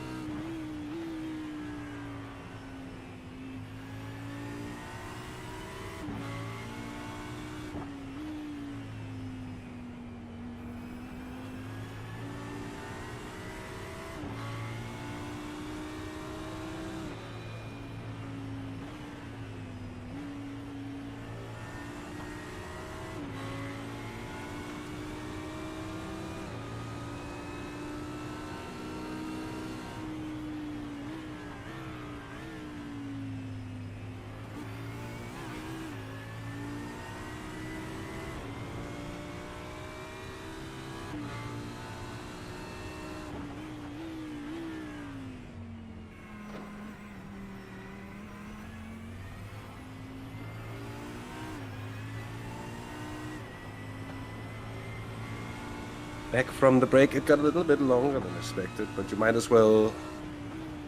And that's at least it's a good saying we have in Danish that you can smack several flies with a single whip. Anyways, let us catch up with the action. There's been driver changes aplenty throughout the fields, at least in BLC1. There's a bit of catching up to do now. We have Ricardo Ferreira in the car for Anage competition. We have a driver change for Bautzen VDS as well. That's Thomas Cuvier, who's in that machine now in the 17 car. Martin van Rijwijk for Simpac Noises in as well. Thomas Delcourt in the Valkyrie car. Oscar Wilkins in the Visual car, and then Gilles Philibert for Firaco there in the 13. I think that is more or less about it, at least for BLC 1. In BLC 3, we have also had a lot of driver changes. We've had Koen Klopman come in for Brice Cornelis. Robert Janssens has taken over in the Traxxas by JWS Classic Cars. Joran England in for Yoma Racing, and it's Jonathan Roberts in for Valkyrie X-Type GT4. Tom van de Kimmenade is in the Anage Competition Light, that's the 101 machine. And Michael Holster's in the SimWorld BE Rapid car. We'll be going over the rest of the drivers having come in. And I feel like I don't do this enough, but a kind word out to all the sponsors, by the way, who is indeed on steady rotation in the top right-hand corner of the screen. Just helping make it all happen here with the virtual Belcar series. With that said, just looking down through the timing screen to see if there's been any real upsets. I don't really think so, except for Joran Englund here. Joran Englund and Yoma Racing up into 3rd place in class. Good drive from them so far in the number 16 BMW GT4 car.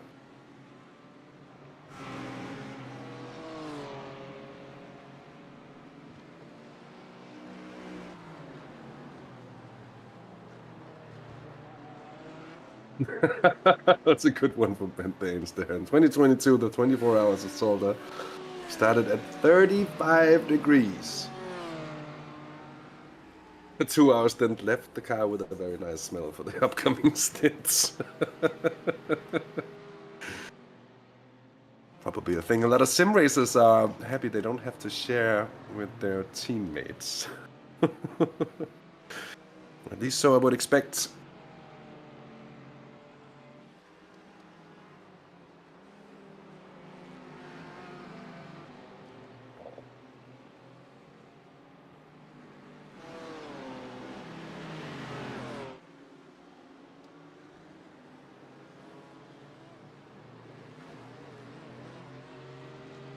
Closest two tracks.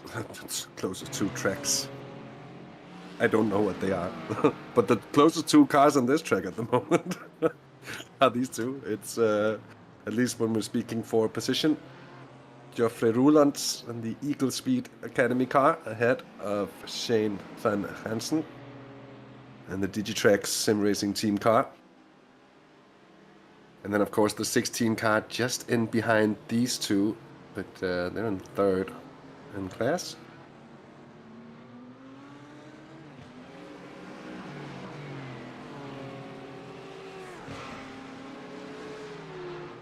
But yeah, the sharing of the smells in sim racing is not gonna be a thing until someone invents smell-o-vision. Pit stop for DBRPM Tricolore as well. And driver change with Didier de Vlaming. And I'm also back. Welcome back, Manuel. Yes, I will disappear from time to time because we also have some stuff with race control and other stuff that needs to be managed. But I will do my best to commentate as much as I can, and of course you are already doing a great job. Oh, my kindest thanks for the kind words there. Then we have Roger Christiansen, the 877. Actually, in a relatively close fight there, separated by the sister Valkyrie, that is GT4 Mercedes, and then David Sobrero just forcing through. You mentioned earlier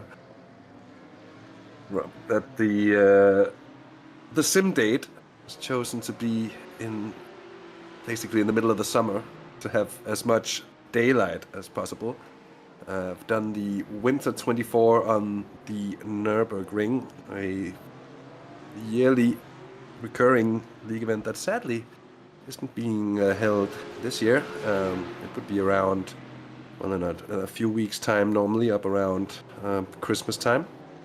A little bit before sometimes, but that's digressing once again on my part. The point being that at least one of the years we ran that race, they actually had the sim date set to the same as it is in real life. So one thing is that we had the coldest possible track conditions you could have in iRacing for the entirety of the race. That's one thing. But we also had like 5 hours of daylight, something like that. It was terrible. Or maybe a little bit more, but it really wasn't much. I think the sun was up from a bit over 8 in the morning and then until around 3. So, and we started the race at 2, so it was like the opening hour or so was daylight, and then it was just into the longest night I've ever tried in sim racing. Yeah. That night just kept on forever. And then when the sun finally rose, it was just a few hours of daylight in the morning, and it felt utterly weird to actually be able to see something. It's just been so accustomed to the darkness. And at the Nordschleife, it's a certain kind of thing that you also get a bit of here. It is sort of, does have that little bit of a mini Nordschleife vibe to it, with the trees and the wall close. Either that, give you a vibe of a classic British Grand Prix circuit as well. Be it Brands Hatch or Donington, or many of these British tracks have a little bit of the same as well. And also the trees. Pit stops there for both Roger Christiansen, that's Valkyrie X-Side, the 877, and the number 10 Anage Competition Pink Machine.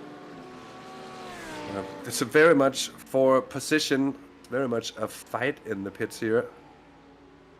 They're sort of behind the wall here. This is really not the best view here. This is weird. My apologies. Yeah, that was one of the views that can be used to monitor the start, so that everybody is in the correct lane and waiting to overtake before start finish. So that's a very drone kind of view you had there. But very handy as well for race control, I must imagine. Indeed, it is. Yeah, just checked to be sure the date of the race, and indeed the sim date is July the 1st, because I was starting to get worried because it's so cloudy. But it is indeed July 1. But yeah, it looks like a typical Belgian summer, that's for sure. As a Dane, that's certainly something I'm well accustomed to as well. We tend to have a lot of the same here in the summer, that sometimes it's amazing and it can really be the best of weather. And to the full Goldilocks principle, let's see here, I think that actually, that a change for position, yes it is, change of position here, yes. David Sobrero, just about getting the better. They had a driver change, Sobrero didn't, but it shouldn't cost him anything in that regard. It's not been a lot, but that little bit was just about enough to win the on-track battle for now as well, and there's a job on the hands of Ju Vegard Gudestad, but he's been such a force to be reckoned with in Bills G2 this entire season, so wouldn't be surprised if he manages to come up with that little extra something that can that can get them closer as well. Interestingly as well, Boutsen's second pit stop here, or I'm trying to teach myself to say Boutsen, but it'll get there. Well, Boutsen's second pit stop was on point time-wise with the rest of the gang, so I think there must have been a bit of damage or something on the first stop that they had to deal with. Not quite sure, but they're certainly not bleeding 20 seconds every pit stop from what it seems here, and that's going to leave them way more competitive than what was the case over that last pit stop stint where they did lose the lead. By now, they're only 3.5 seconds off of Anash here. Yeah, I'm guessing they didn't take tires this time, and that's why they probably saved some time. And the others can take tires because the fueling and taking tires is at the same, and they probably said, okay. What? Yeah. What? Why did they go back? Because this car had the tires being changed with I the have driver no before, idea. right? This is super weird. It's iRacing kind of thing, I think. But it used to be the same for all the GT3s indeed. But yeah, because it's now a legacy car, maybe it reverted back to the older pit stop type. Maybe if someone wants to host a series with the legacy cars and you can have legacy cars and legacy pit stops. Yeah, maybe. I don't know if that's the way of thinking. Certainly a little bit of a shame. If it's that much so, it'll really be a tough one to contend with for the team and for Thomas Cuvillier as well, who's now in the car. That's going to leave him on what I would... Yeah, but it's also... as sloppy seconds, and worn tires, they're going to be fine for the first few laps, but if it's an entire stint he has to run extra, it'll be interesting to see just how that works out. We could, of course, just review the pit stop really quick to make absolutely sure what the difference is being made on here, and I'm just searching back, but I probably have to do that for a bit of time. Yeah, I just wanted to say also that that's why testing is important, because if you do a pit stop in a testing session, then you can see, okay, something has changed. So I'm guessing they didn't test the pit stop before the race. So again, a good reason to say why testing is important and to be to practice as much as you can. And in this shot, we could also see the car which is driven by Alex Newman, and he's currently actually even the fastest on track, and he is unlapping himself, so that could become interesting as well. They are fighting back. They're fighting back pretty well, GK Motorsports here, that much is sure. Problem for them is they're going to have to take that extra pit stop and not too long, so even if they unlap themselves, I'm not saying they shouldn't, because they most probably should if they have the opportunity to, but these things are never entirely risk-free either. Although Alex Neumann here has done a fine job for his opening stint, it must be said, so I really not a finger to put on that so far.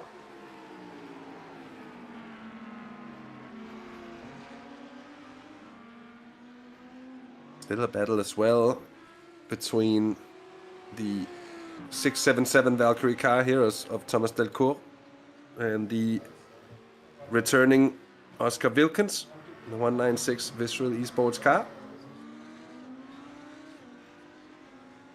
196 also haven't driven a very good comeback, but they did show the pace early on as well. Another one of those teams that got hit by the penalty hammer early on in the race. It sort of felt a bit, it sort of felt a bit like one of those football games where the players, you know, from the referee's first blow, it's just, it's the players changing blow for blows and hard tackles from the get-go, basically, and you get those early 2-3 yellow cards, and then it sort of settles down. We had that vibe over the opening stint and the opening minutes of this race as well. Yeah, it's a start and the first few laps are always hectic, and it happens almost every race that in the beginning things can get crazy, and then at a certain point some things just settle down a little bit.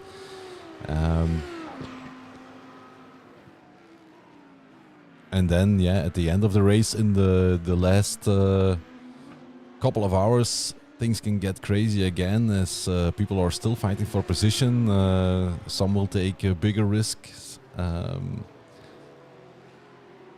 yeah, for now, there's you can't win the race by taking big risks at this point of the race. You just have to be consistent, manage the traffic, and take it easy sometimes. Have patience. That's really, really important. I saw some footage of somebody who drove the 24 hours of Zolder this year, and you could clearly see also in real life, at certain points they just had to wait. They were in a faster car, but it was just wait until you have the best opportunity to pass the car that is in front of you. Nobody is going to disappear suddenly. You just have to be patient. Yeah, and you definitely can't drive through someone either. And you there are can a do lot it of once, tracks. but it's not gonna. It's not gonna work. Like, it has to be some very lucky blinking or some weird netcodey stuff going on. Oh, that's a close little battle, it seems. Yes. I don't know if it's on track between these two. It is certainly on track, and I'm not quite sure it's for position, though, I should rather say. It is the Anage Competition light car, and then the 912 machine, the fast lane motorsport. There's Chris van Gucht. He's on some good form at the moment. He's punching in the lap times. Personal best mirroring the class leading car, and their last laps are certainly actually looking very slow because I think they just came out the pits. Oh no, never mind, I was looking at the wrong car. They are indeed good and competitive, although it seems to swing a little bit back and forth always with traffic, so it gets very hard to sort of analyze as well what kind of pace are people on, because you could look at a car that looks like it's going really, really fast, but it just had one or two clear laps or some traffic that didn't hamper them at all, or these kind of things, you know. So it's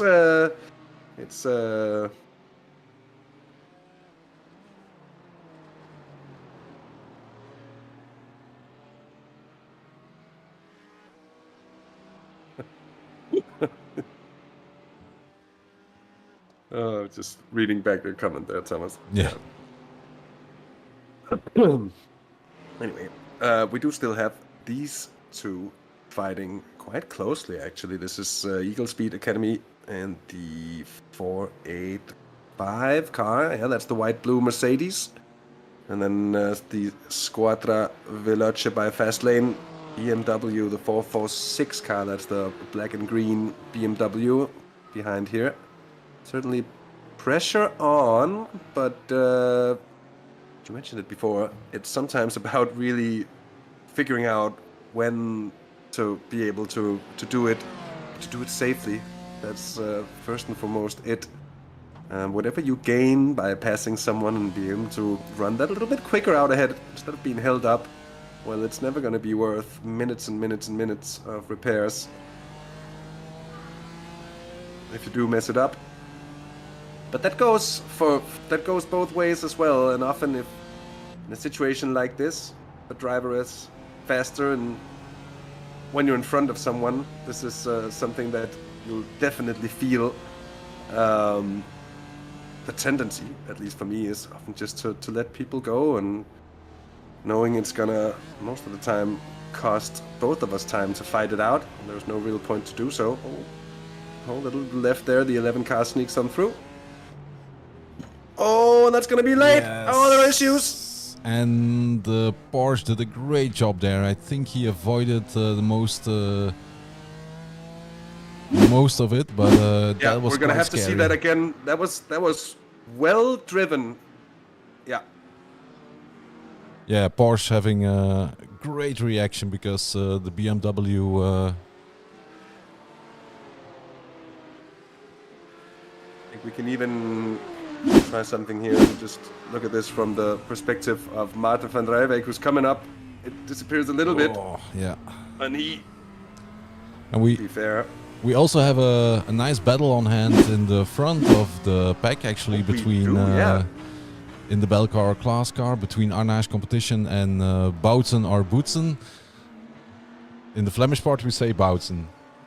Yeah, I guess the Boutsen would more be the Walloon or French way of saying it, right? Yeah, probably. Yeah, because I actually thought about that, and I have no problem saying, for instance, our Quarmont?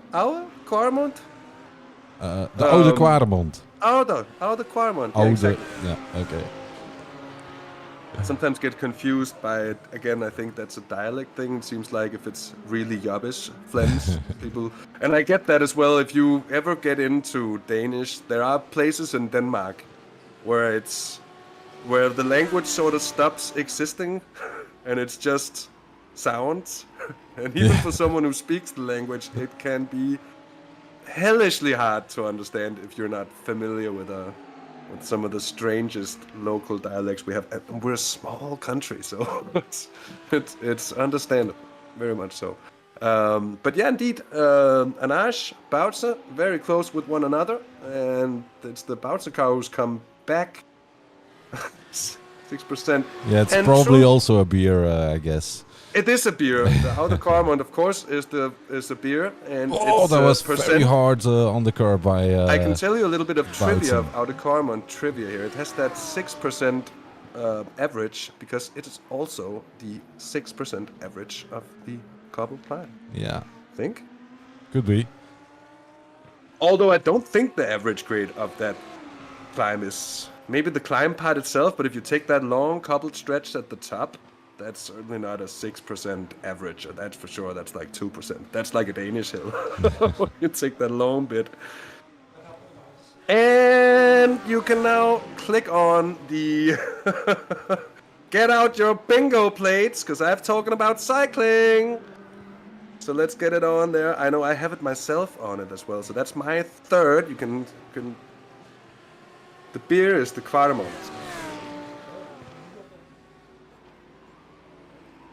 Ah, it's not called the Oude Quaremont beer. It's called the Quaremont beer. Ah, okay. Because you don't necessarily want, you just want a freshly brewed beer. It doesn't have to be really old. It's not like wine. 6.6%. Well, but it's still the average gradient of the climb itself, right? That much I've at least heard. So. Yeah, and as you can see that Thomas Cuvelier is really pushing hard. He went a little bit wide on the exit of the corner, and previous lap he went full on the curb in this chicane we just passed. So he's really pushing hard to stay close to the Arnage car.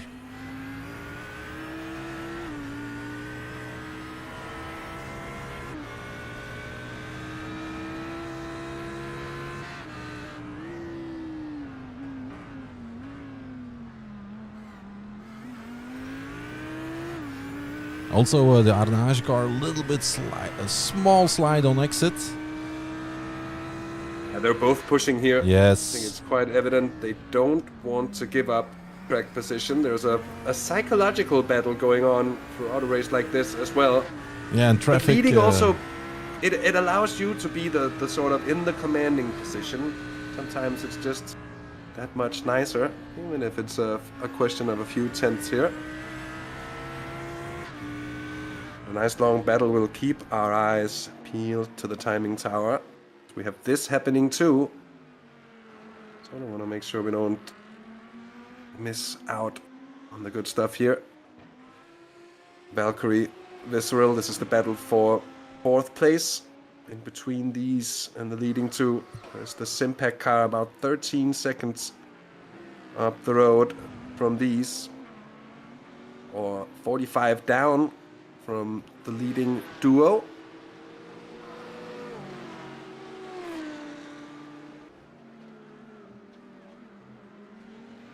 So with 2.5 hours of racing in, it's not like we have what in cycling would call a peloton à deux vitesses, a peloton of 2 speeds, with a few teams just running away from everybody else, but been quite competitive, especially across BLC 1.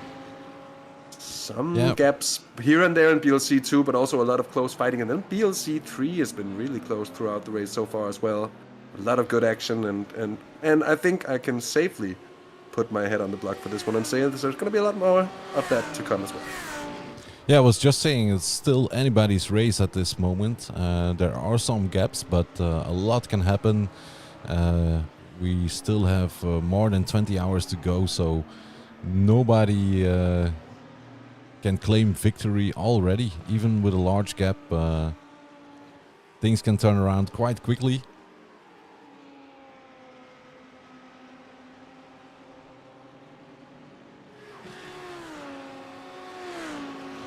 Such truth in this, and generally in racing and sim racing, it can take a lot shorter to, like, the race falling apart can be an instantaneous thing, right? But building up that thing is something you do lap after lap after lap after lap. That's why we also always come back to mentioning that in one way or another, mentioning that risk-reward sort of way of thinking that you always have to do as a driver in an endurance race. And in sprint racing, it seems to be, much more geared toward take the risk, get the reward, where here, when racing for so long, the reward is minuscule, and if the risk is big enough, it doesn't take a lot of thinking to sort of figure out that it's really not worth it.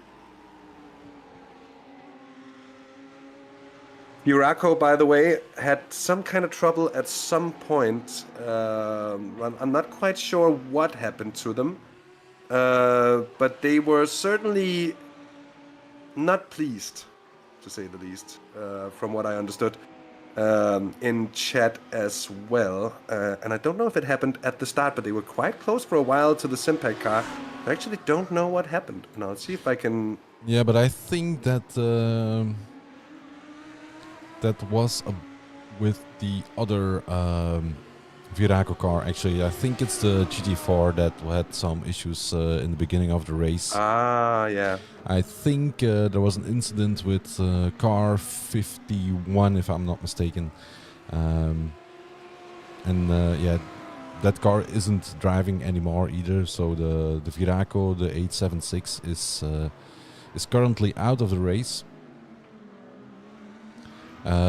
What happened, why the GT3 is now has fallen back, I'm not quite sure actually if they encountered an issue or not.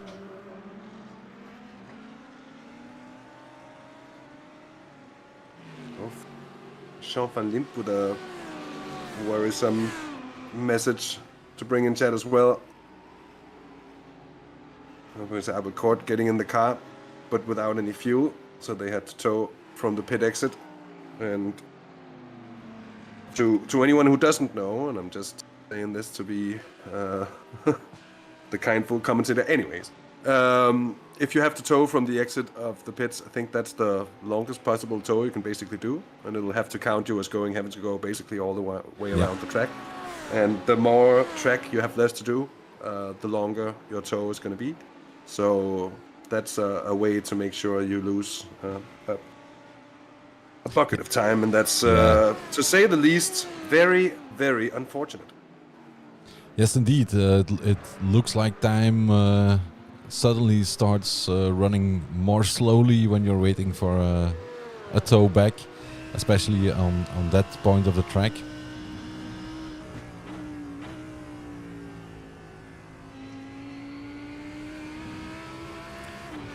Quite a good exit from Oscar Wilkins.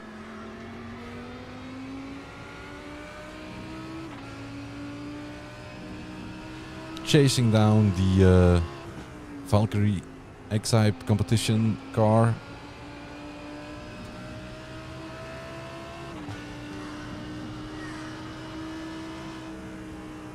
And it's been status quo between these two for some time.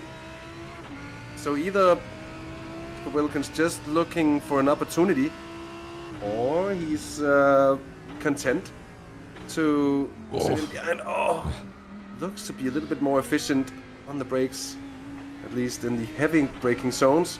Very good exit though from the Audi.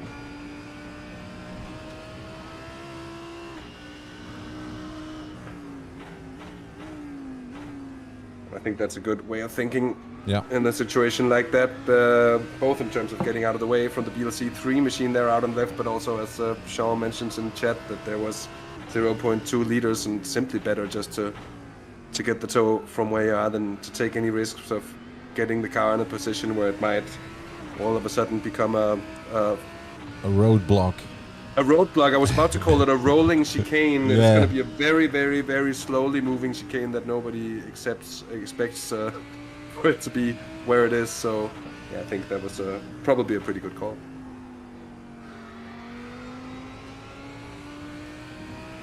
A bit of a tighter line between the from Oscar in that corner.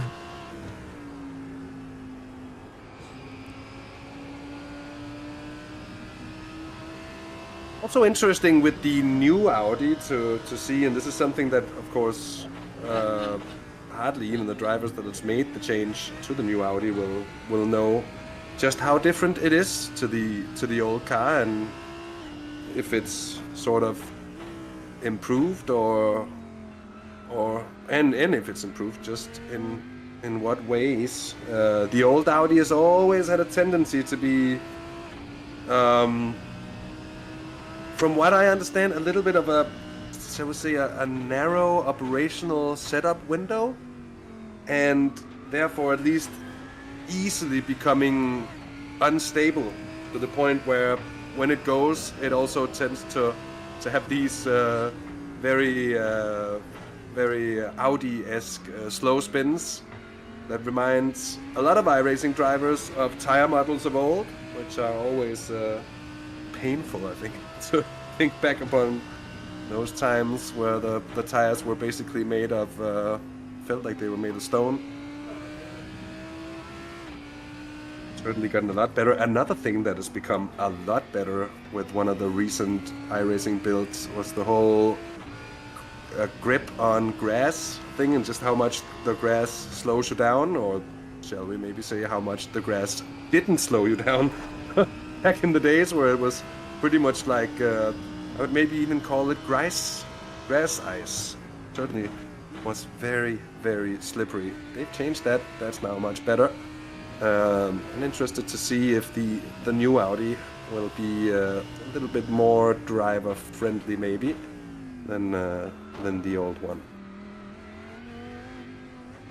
So worth mentioning that just as this car was coming into iRacing, Audi sort of did a press release saying that they were going to pull not only that, but the RS3 TCR cars and the R8, I think the GT2 version of the R8 as well, simply cut customer support and pull them from racing altogether, which is I think a lot of people think a little bit sad to see, and especially now with GT3 coming into the WEC for the 2024 season, it certainly also, at least in my mind, would have made sense to carry on, because you would have had an easier time being able to race the car at Le Mans. But there was also something about who getting the invites for GT3, and there was a few teams that sort of expected some special treatment, and Audi was definitely one of those. I don't think it was necessarily with regards to GT3, but more so with regards to a potential GTP or hypercar prototype entry, which is of course not called a GTP in the WEC, it's called a hypercar. GTP is the the GTP cars in the American IMSA series. But regardless, there'll be no Audis, there'll be no Audi prototypes, and there will, at least to my knowledge, not be an Audi GT3 racing in the WC or Le Mans in the foreseeable future.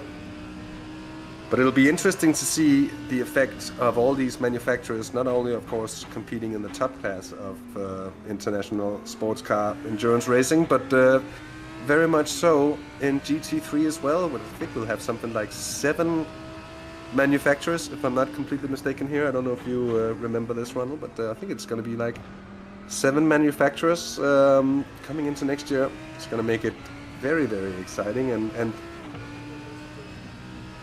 a great spectacle, I think. I have no idea, but I'm guessing that Thomas will drop it in chat probably quite soon. Yeah, great battle between Oscar and Thomas at the moment, and also up front between Ricardo and Ferreira and yeah, that's another Thomas, actually, Cuvillier. It is still close to one another. Yeah, they sort of slid a slight bit away from one another, and now that gap has been steadily coming down and about to by undercut, also VDS by undercut. Of course, the 17 machine here definitely gaining. It's around 0.3 of a second now, and I did not want to go. That's more like it. Of course, not much point in going on board with the lead car in a battle of 2. You want to be with the car behind. Sometimes the best way of viewing a battle like this, if you have a third driver, third car taking part from just a little bit behind, just keeping up, I think is often one of the best ways to view a battle like this. Regardless, it's a very good race here. We're closing in on the 3-hour mark here, which also means that more and more drivers will be having gotten their seat time, at least their first seat time in. There's a saying that the race hasn't really started until every car has had every driver in, and as such, you know, it's there that you really see where you truly stand. That's an interesting one. Yes, indeed, and that's because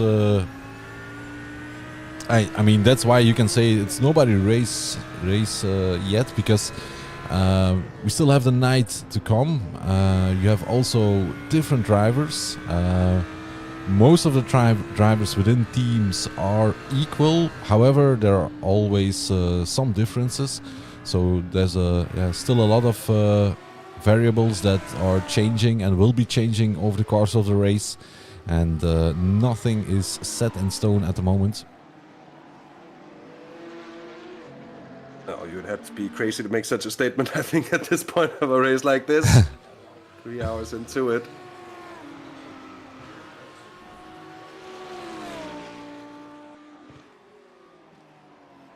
Van der Rijwijk. Looks like we have a nice Porsche battle as well, if I'm not mistaken, in the same shot as the two leaders in Belcar 1. There's also a battle between Kenny Hermans and Maxime van den Hove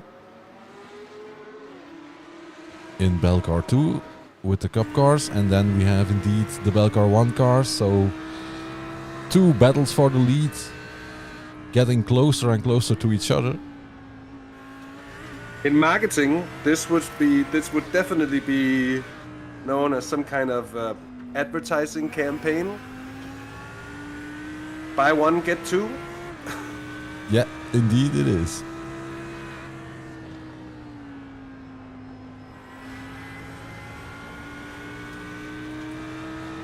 And of course also something that the drivers of the PLC 1 cars will be aware of, that hey, this is the battle for the lead in the PLC 2 class as well, so expect there to maybe be that slight bit less of goodwill in terms of getting out of the way. Of course, that wasn't maybe the case. The 99 there making very little nuisance of themselves. And actually, if you do that right, see if they can now get the Lambos through, or the BLC ones, because it's an Audi as well. Almost 3 wide there from Bowser. Sticking in the nose, wanting to keep up there. That's going to be a costly exit for Kenny Hedemans. Yeah, I just wanted to reply indeed to that. There's actually almost no time lost for Maxime. As you can see, he's just back behind the car of Kenny, and that's. You sometimes think from, oh my god, I'm gonna lose time because there are 2 cars between us now. But as you can see, it just falls back in place. Yeah, and because the time difference between the BLC1 and BLC2 cars are sort of made up more or less entirely in the corners. Of course, a little bit in the corner exits and acceleration zones, where at least of the faster corners, not so much in the slower corners, because you'll see they're very, very even on grip. And in the straight line, the BLC2 machines, at least on top speed, once they get up to speed, they are actually a little bit quicker. So it's very much about knowing that, okay, at this or this place at the track, I can let someone through, and they're not really going to be able to do anything but just sit on the car ahead. That means you're going to be able to just sit on them as well, and probably when they go through, make sure that you can just, if not even take an opportunity, maybe just to get your nose ahead of the guy you're battling with. If nothing else, then do what Maxime did here and just slot in on the tail. It's now very, very close between both of them. And there's also the battle between Thomas Delcourt and Oscar Wilkins happening. The battle for 4th in BLC1. So it's eyes peeled to 3 different locations at the moment. We'll do our best to sort of cover it all here. Ricardo Ferreira still staying cool, calm, and collected. Cuvier not really attacking it as such. He's there. He's very much keeping himself there, but it's not a sort of an all guns blazing attack. This looks more like it though, and Wilkins goes for it into the Villeneuve chicane. Past he goes up into 4th place. I think, looking by the way he's been sitting on the tail of Thomas Delcourt for quite some time. I think that was indeed coming, wasn't it? Or they had it coming, or it was coming for a long time. Just trying not to be trying not to get into the territory of unintentional innuendo.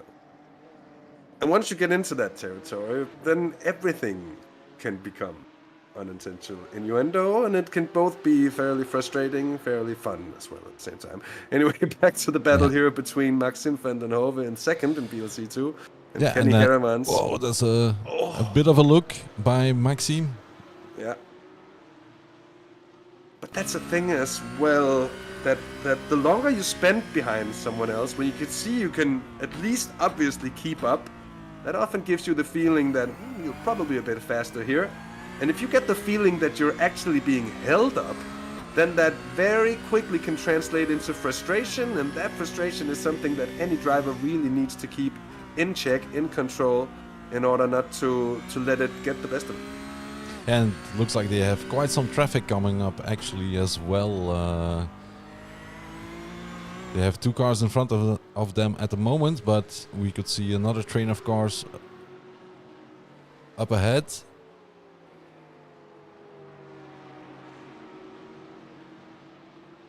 Yep, that's a nice row of cars, so they have to be very careful, probably managing the traffic.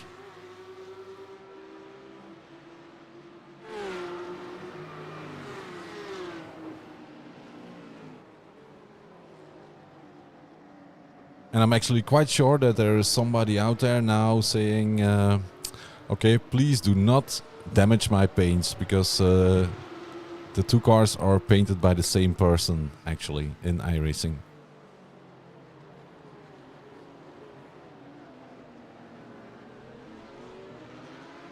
so it's just had a bit of a cough. No problem at all. Still slightly under the weather, but I must admit, as I also wrote to you last night, that I was a little some bit. feisty business. Sorry to interrupt you. Yeah, Asa, but do it interrupt was, for that. We'll have another look at that immediately. yes, I think we should have a look again. Move. Yes, indeed. Look at that up the inside late, and he was trying to cover it. Yeah. But Vandenhoven said, "Okay, I've been here long enough. I figured out where I can do this." And talking about it just a moment ago, the feeling of maybe being held up ever so slightly, that was a very good move to me. From a very tight angle, and without, he still managed to hit the apex. Actually, he didn't overshoot the corner. He just nice move there. Yeah, and also great response from Hermans as well. He knew he couldn't turn in and left room to race, of course. So two top drivers doing their thing. But this is also two teams and two drivers in particular that has been in this series for a long, long time. So with great experience as well, both with racing at this track and in this car in particular as well. So you just get that feel for how much of the track do you take up, how much do I have to leave to the other guy for it to work out, and I think that's what we saw there as well. That it takes two to tango, and that was a nice, rhythmic, flowing, beautiful dance. Yes, and both drivers know the track also from real life, so they more or less know what to expect, because managing traffic in the virtual world is more or less the same as managing traffic in the real world as well. Well, that's actually a good point. I remember hearing that. Was it last year or 2 years ago? That I don't remember. It was either or. But in relation to the 24 hours of Daytona, that was one of the Cadillac prototype drivers that also said, and again, I don't remember who it was, but it was one of the Cadillac prototype drivers that actually mentioned how much of a gain he had from coming into iRacing and being able to use iRacing to really get comfortable with traffic and being exposed. And it was pretty much what he said as well. He was able to get himself exposed to many more situations of traffic than had really been the case ever before. And with that, that in turn allowed him to really build on his skill set and apply that skill of and that increased skill of traffic management in real life racing as well. And that to me is pretty damn cool.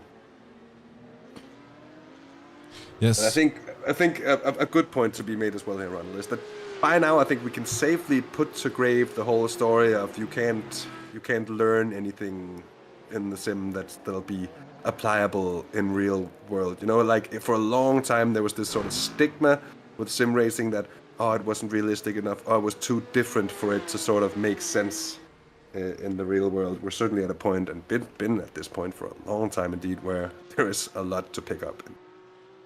Yeah, sure, and definitely with some of the software out there, that is, some are more simulator than others. But yes, definitely there are things to learn and things you can use in real life as well. That's something we can be sure of. And we can see Maxime is pulling away a little bit.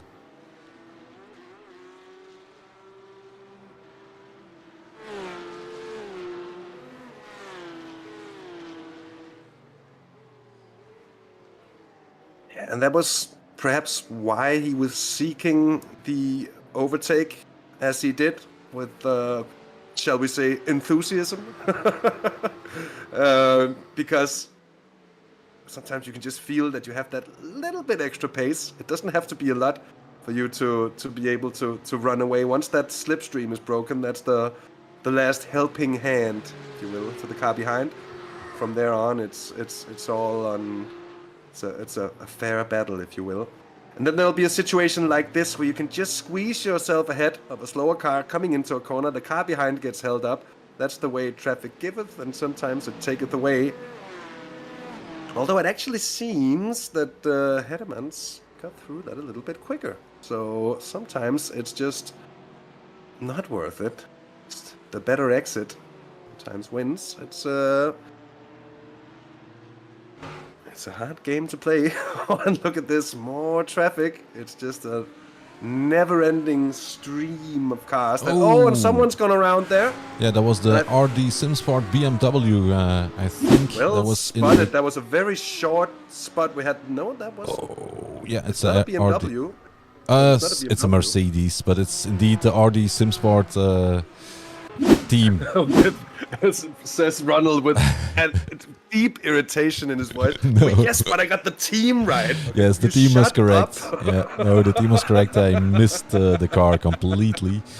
I was just impressed that you could see anything of what that was. We had the shortest glimpse, but okay, you maybe spent, shall we say, some time looking at some of these liveries already. Yes, so. And we have a pit stop. Was it a pit stop for Arnage? Yes. Yep, they're coming in. Arnage coming in. Firaco is in as well. They're on the way out of the pits. So managing over the course of this stint to keep themselves... No, I've said too much, I'm afraid. They are actually that. Never mind. Take that back. Apologies. Yeah. I thought they were being on the lead lap by the looks of it, but doesn't seem to be the case, of course. It would be a long pit stop then for these fellas to have as well. We had a driver change for Simpact, and Jonas Holm is in. So that's 2 out of 3 Danes in this car. I think been in so far, and I can tell you as well that it's Jonas Holm's birthday today. So a happy birthday to my dear good friend Jonas Holm in the Simpact car, driving here on his birthday. Yeah, it would be nice to have a look maybe at the Boutsen car, because he really has to push right now. And indeed, a happy birthday to Jonas, of course. But it will be interesting to see if he can manage to...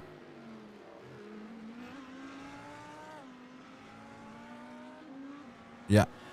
So Arnage is coming out now. Are they going into pit lane or not? That's the question. No, they are not yet. Well, they're staying out. Maybe trying to optimize and maximize the amount of overcut laps that they can sort of do. Because we know that it can both, because of course the cold tires and a full tank of fuel, it can be really hard, especially over the first lap, to just come out, bang, and be on the pace.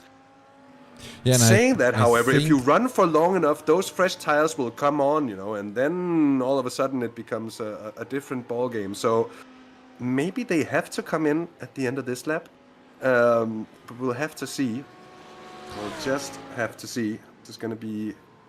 Yeah, I think they will have to take tires this time, because they probably didn't take tires last time.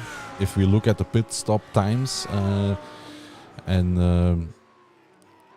we know that tires and fueling is not happening for some reason at the same time with this old Audi. Yeah, we'll figure that out at least when we follow this car through for the pit stop. And it's the first time they have some clear track, actually. That must feel like heaven. Actually, at least I know from other races that when you experience this all of a sudden after a long time, we just keep on getting the traffic as it finally clears up. It's just another lap here for Cuvier. You could say, of course, they've been sitting in the toe of that car ahead for a long time. So it does make sense to me, at least, that they are able to pull out these extra laps. Though 3 laps, you gotta be really efficient with your fuel saving to pull this off. Yeah. And that's something that takes planning and practice to pull it off to that level of perfection.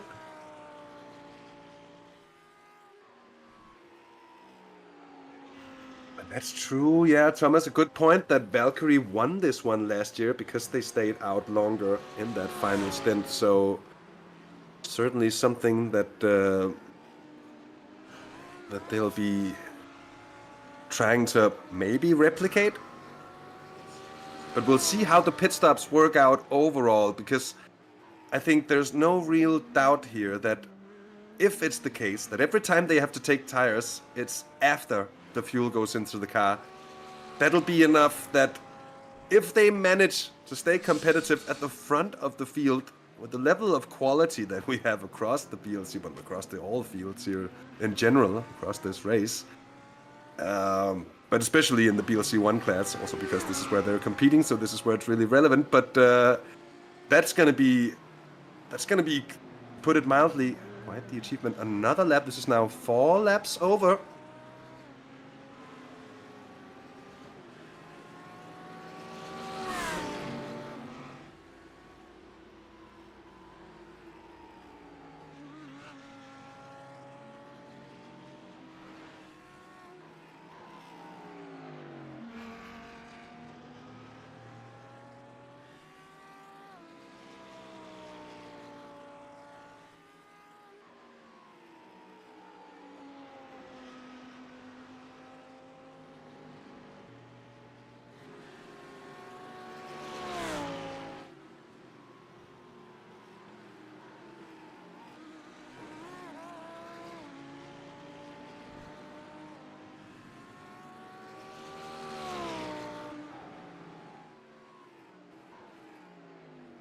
Still a battle there for what is effectively now 3rd in BLC 2. This one has been raging on for a long time as well.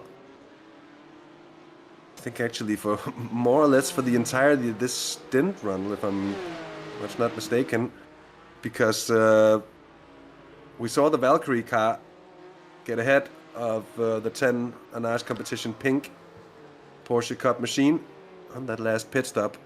Of course, they will have the time to run for a few more minutes, but they're still very, very close. They've been more or less bumper to bumper for the entirety of this stint without changing positions with one another regardless. So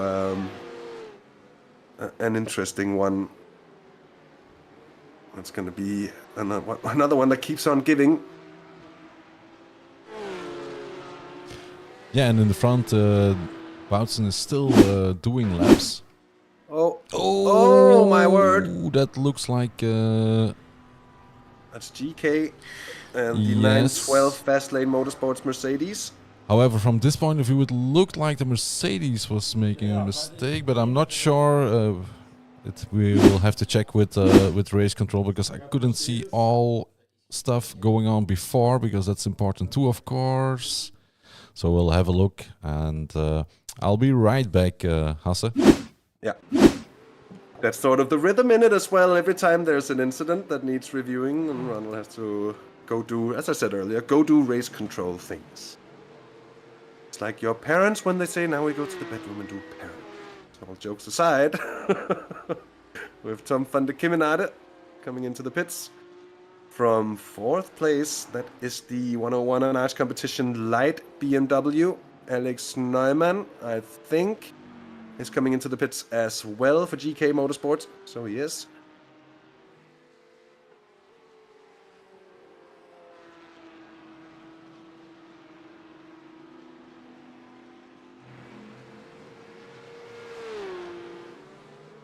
We had a question that I now remember from Thomas, but I never got around to actually mentioning it. I'm not quite sure about the colors of the timing tower. I'll try to look into it myself to figure out what it is. It might be about the tendency over the last few laps or something like that.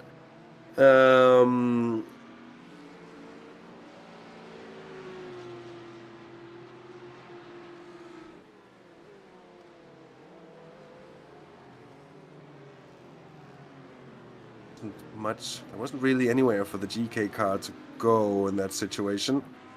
Looked like maybe a little bit of a nervous moment for the Mercedes. It wouldn't take much of a slide for the Mercedes to sort of get turned just that slight bit to the left. And if that happens, well, contact is sort of inevitable in that situation. Of course, race control will be back with the verdict. So we get more and more pit stops here. Still not getting the one from, well, as I say that, I'm immediately wrong as Thomas Cuvier comes into the pits for Bautzer VDS by Undercut Red, the race leader, the number 17 car. And we will follow this one all the way through the pit stop with interest, just to try and see what the plan is and how their tire stop is going to work for them. And I'm not saying this because I doubt the fact that that they have the legacy tire stops for some reason. There, up goes the car. But of course, we won't know when they're fueling, but we will be able to see the pit time, so that'll be the tell-all. The other cars, we're looking at an overall pit time, about 1 minute and 20 seconds. That's a pit time in the booth of just over 40 seconds. So low 41s to around the 43, 44 seconds stationary. And that means that it's just going to be a few seconds if it's a normal pit stop. And it very much is. So you had the tires, out he goes. That doesn't, maybe looks like it's not the case. The confusion, at least the uncertainty of what's going on there is actually just growing for me now. But Ricardo Ferreira, it seems, and now it's confirmed, stays ahead. Those tires, I think, gave themselves just about enough time for them to come alive. Of course, in the bigger scheme of things, in the bigger picture, this might just not be about an overcut, but about gaining those laps. Now trying to work their way back onto the tail of the number one car, if they can, to sit there once again and save the fuel. So strategy really becoming a thing, as it always is. You could also say that with time, any sort of race, tactics become strategy. It's sort of like warfare, right? And it's all about positioning yourself well for the final hour. You can shorten the pit stop. A lot of time that you don't have to gain on track. It's a lot of chances that you don't necessarily have to take. And all of a sudden, you can put the odds in your favor. So we're going to see.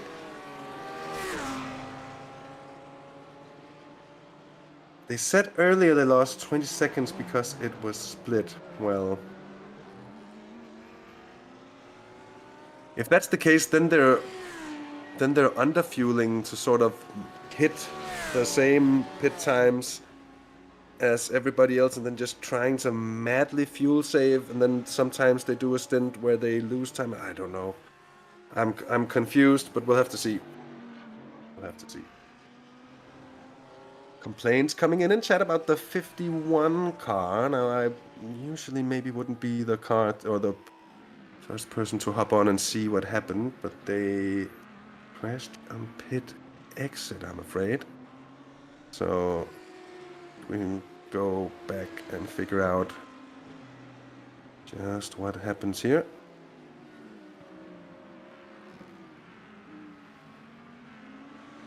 Mind you, this is a little bit different from normal with the iRacing live timing software and that also famous event viewer. Normally, if there's an incident, it's going to be relatively easy to find. It's going to stand out. But now there's at least from what I can see, an incident every time someone goes into the pits. As Ronald also mentioned earlier, that means it's a little bit more work trying to figure out when did this guy leave the pits. Because it's just in a bunch of seemingly looks like incidents, which aren't necessarily incidents. So the explanation's away, and I still can't find anything on it. So maybe later, maybe for a quiet moment in the race. Right now, there's a little bit of a battle here between Jonas Holm and Oscar Wilkins, and that Visceral eSports car has done a very good job of fighting back.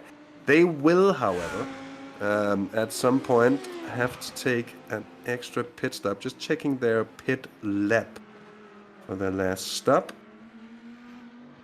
Well, actually, no, they stopped a lap before this impact car, so my apologies on that one, and their pit times were more or less identical. They have had blistering pace, though.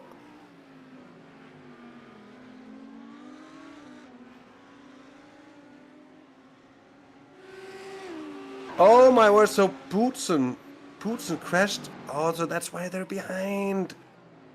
And I do see the damage on the car. I've sort of thought I saw it before, but didn't really register because there wasn't really anything to register. But that looks pretty hefty to me on many corners of the car. And I'll do my best to just see if we can bring that up for a moment. Just a second. If I can work quick here. There we go. Oh, that's not the best of angles, is it? It really isn't the best of angles. See if we can get a better one on it on board here. From the end of the pit lane. Cold tires. As much we know.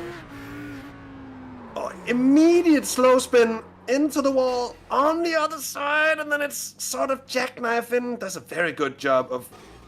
He has to scrape. There's nothing else to do. With a little bit worse luck, he sort of Austin Powers jackknife in there. Though let's not talk about good luck in a situation like this. Race changing as it might be for Booten, who was looking very good. So I'm still trying to teach myself that it's Boutsen now. I'm not Boutsen, but anyways. Yeah, that's quite the bummer. And it's definitely handing something to Ricardo Ferreira, although the pace of the one car isn't as all-conquering as we've seen before. Let's be true and honest, this 17 Audi has been if not one of the main contender, then at least one of the main contenders for the entirety of the season, so no surprise to see them where they are. And with a little bit more stability, or you could say a little bit better consistency throughout the season, I think they would have been able to challenge as it is now. They're third, 63 points, so in a good position to keep that podium place. But still work to be done. And of course, they are still very much in it for the overall win.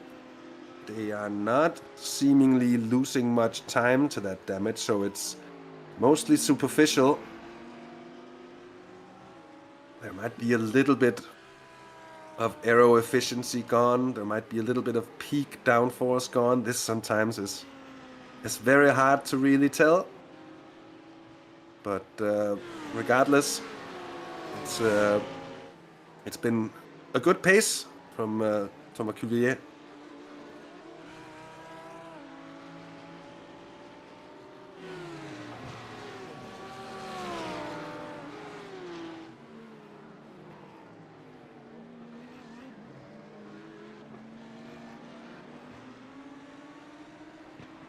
It also had the pass happen there for Oscar Wilkins. Oh, on your son. I should probably just see if I can get that on the replay. There we go. Up the inside into the hairpin. Jonathan does a good job of sort of half fighting it without really losing anything or without doing any stupid fighting. He just manages to stay close, get a good run through, and it's easy if you get overtaken and get your run spoiled out of a slow corner too. At the same time, you lose so much time that the slipstream will be all but gone. Not the situation for the Simpact Dane. Stays with the Dutchman ahead of him, at least for the time being. Still very much there as well. Simpact, it's about a minute to the head of the field for these guys, so none of these are out of it. The 677 Valkyrie machine now driven by Brice Mignet. He's just another 5.5 seconds off the battle for third place.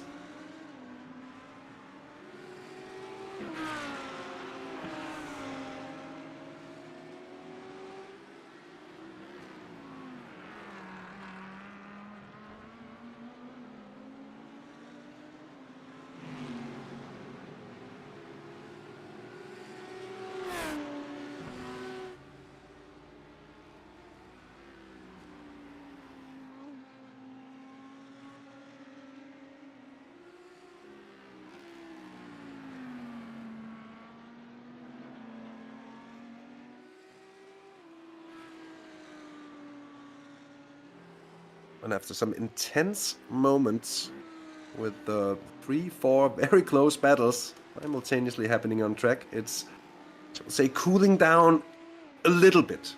When I say a little bit, it's still close between these two, just over a second now. Oscar Wilkins in the Lamborghini ever so slightly gaining on Jonas Hall. On the last lap, it was about 6/10 of a second gain down the Dane. On a very similar lap time from Brice Minge in behind, so about half a second gain on Jonas Hall from the Belgian in behind as well. Although this traffic is... Oh no, he's gonna get that before... Or is he? That's hard to judge from these outside cameras. A little bit of a flash of the lights there. That's usually a statement of intent. And so it is here as well. Something that becomes a little bit easier actually with the fall of darkness. We're gonna see that as well. Drivers beginning to communicate with the flashlight.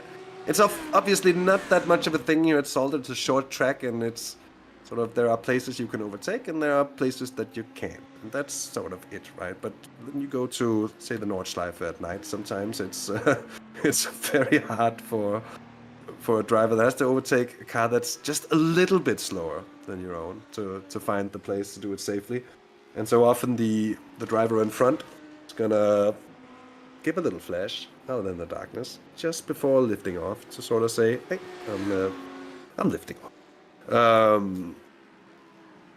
There's been talk about would it make sense to implement the indicators, you know, left-right indicators on the cars for drivers to be able to communicate that way around as well. We don't see a lot of it in real life, so I guess that's why we don't really see it in iRacing as well.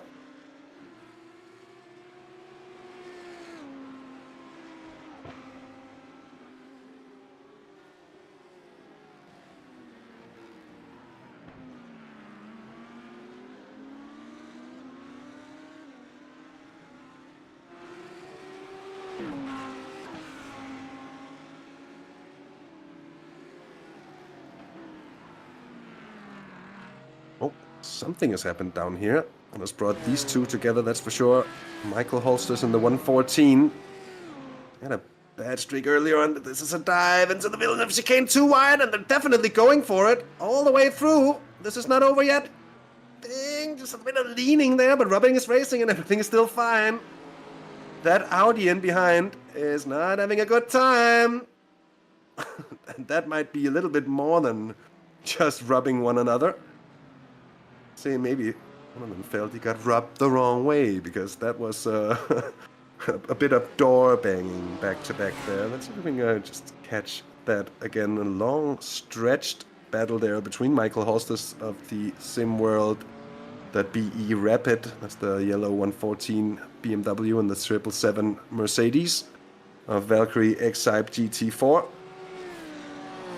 Back here and have another look.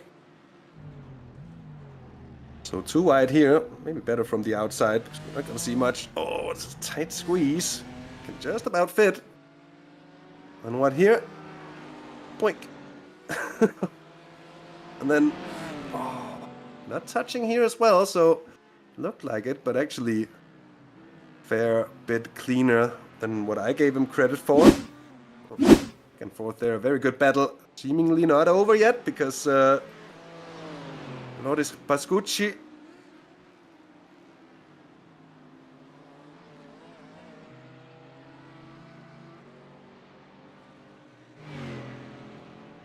there's been trouble for Abel Court as well, I'm afraid. Just leaving this battle for a short moment to catch up. It's the Brab Charlie by Actimo, the 81 machine. A bit too much speed, maybe, either that or, well, too much brake while turning. And it could have been as well. And the number one car safely through there. That gap has been built up at the head of the field. It's increased by about 2 seconds.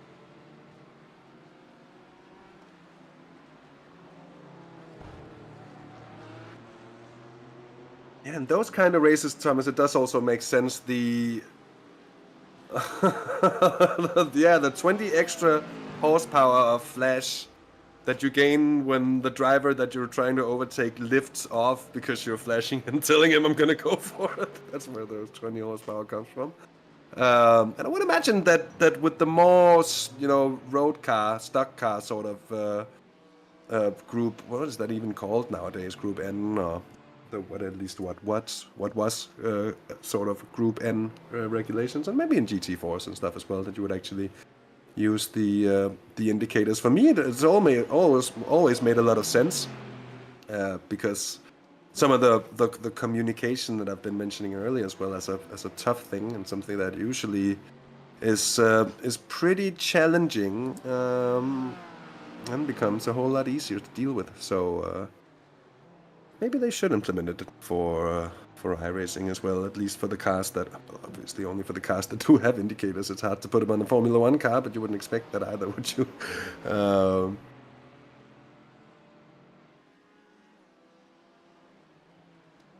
So, Holsters got ahead of Pascucci and now pressing on with the advantage as well, just trying to claw his way clear of the slipstream. It's not that it gives a lot on this track, but I would expect it to give it still just about enough to make a small advantage to come out. The eternal coming soon of rain. I think a lot of people was honestly expecting it to be, as with the fresh build that landed earlier this week, basically. But I think to anyone who stayed updated with the devs and the news in that regard, more than I had at least, would have read that it had been postponed again, and now into, what are they saying, March, April, something like this. I'm back into it as I've been for a long time. Then you're in a state of let's see. Then something pulls you out of the state of let's see. That usually is, someone saying, now it's coming. And then when they say, now it's not coming anyways, until another time. We've done this, and Lord knows how many times before. Well, I can say I'm not coming because I'm already here. I'm back. Hello, welcome back. Yeah, sorry to interrupt you, Hasse, but I just wanted to let you know I'm indeed back again. Maybe you could give us a roundup of the incident that was quite heavily discussed, it's fair to say, the one between the GK Motorsports 51 car and the 912. Well, Race Control decided that the 51 took actually the wrong side of the car to overtake. There was a little bit of room on the left side of the car, but not enough, and it would have just been smarter to take the inside actually, and especially with a faster car, it would have been smarter to go for the inside and pass like that, instead of like trying to squeeze around the 912 at that point. The 912 did leave some space, but yeah, in the end it is the 51 driver that is responsible for taking the correct decision, and yeah, he should have gone for the inside, not the outside at that point.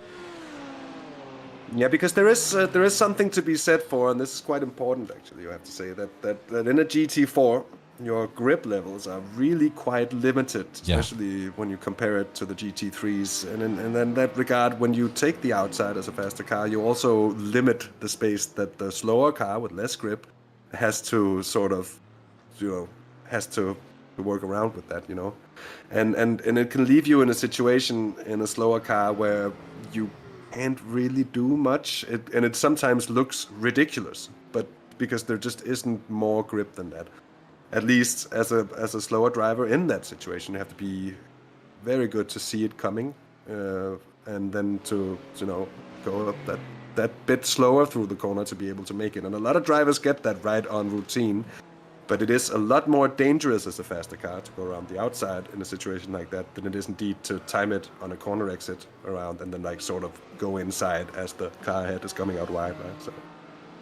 Yeah, indeed, and like, okay, in situations like this, sometimes it happens that there is some miscommunication, and also as a It's always, in most of the cases, it's a shared responsibility. Sometimes there is more responsibility to be found with one of the cars. But yeah, also as a slower car, you just have to, how should I say it?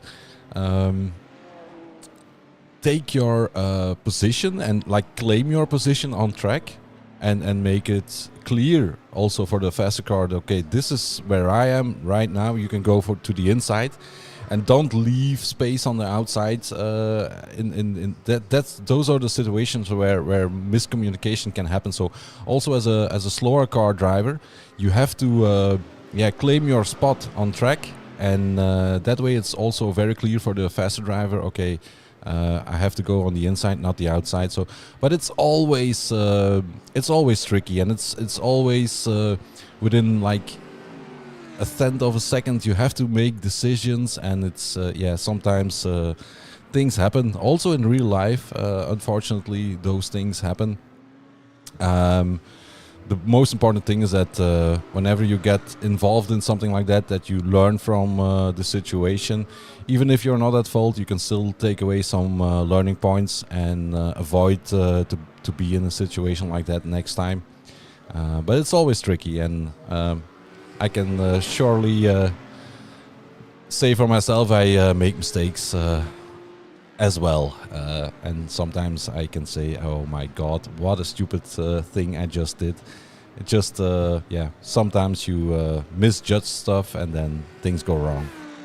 I'd like to plus one on that piece of opinion there, Arnold. It's many times, and I say many times, that's an understatement. It's an extreme amount of times that you have to make a decision and make that decision the right decision.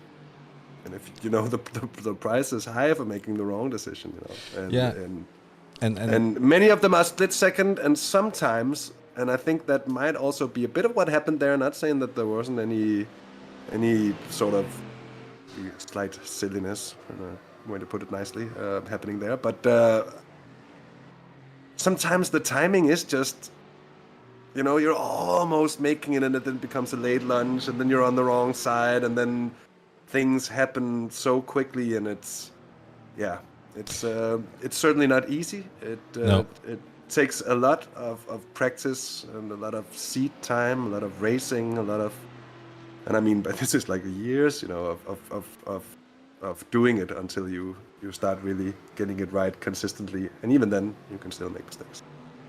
Yes, indeed, and you also have to check from in every incident is different. Sorry to cut you off, but there's been an incident here for the Visceral eSports car. That's the 196 of Oscar Wilkins. Here's on the curb. The first chicane, and he gets a big long slide on. That could have been a lot worse. He managed. Well, he held his brakes very nicely, so that's. He did. Yeah. But he did. I was commenting on the. Looked like he was gonna go like maybe choose not to use the grass altogether and getting the car turned around, and that would have been a very dodgy situation. Yeah. But maybe just not wanting to put it out there at a 90-degree angle. That sort of makes sense. And of course, you can see more from the car with the rear view mirror and everything than I could in that situation, and we all could. So nothing happened. So fair play to that. But a change for position, that was Jonas Holm and Simpact back up into third place now, sitting on a 5-second advantage. And that 5-second advantage being to Valkyrie, so he held his own very nicely against some high-level competition, as they've done throughout the series, I have to say. And I'm not just saying that because it's my own team. I really think they have done so, Simpact. Yeah. When they haven't had a lot of accidents, the entire early part of the season, they're extremely clean. In the later parts, it's been a little bit more dotted with, say, bad luck here and there. But regardless, it's been a very good showing throughout the season. And being where they are, it's 4.5 seconds clear of the car sitting second in the overall standings. A very good position to be in. Visceral, though, lost a bucket load of time with that. They were a few seconds clear of Simpact in third, pretty comfortably. Now, 33 seconds down, And another thing with a spin like that, especially when it's long and you bring the car to a full stop with smoking tires on the tarmac like that, Ronald, it's gonna put the tire Yep. temps up, and it's gonna be something actually quite hard to recover from. Of course, with the track conditions being as they are, and actually an interesting thing, we can take a look at that again, because we checked it at the start. Yeah. Well, it was like 27 degrees, down It's to colder. 21 degrees now. Yep. So that's only gonna aid in tire performance and all of these things. And of course, as the track goes colder into the night, it'll be even better. But normally, you would definitely expect there to be a bigger difference. Big bounce again there from Wilkins. He's not the best friends with that chicane, is he? Yeah, he's indeed attacking the chicane quite hard, but you have to be careful because you can pick up damage if you go too hard on that carb. And yeah, coming back to the incident stuff, you also have to know it's never the same. If you're just like alone on track and there's nobody attacking you directly, then just take your time to lap a slower car. There's no need in doing crazy stuff. If you're fighting for positions and you're like fighting with 3 cars and then there's a slower car, I can understand you take some risks sometimes if it's for position, but yeah, in a situation where there's no direct danger of losing a position, just take it easy and take your time to go by the slower car.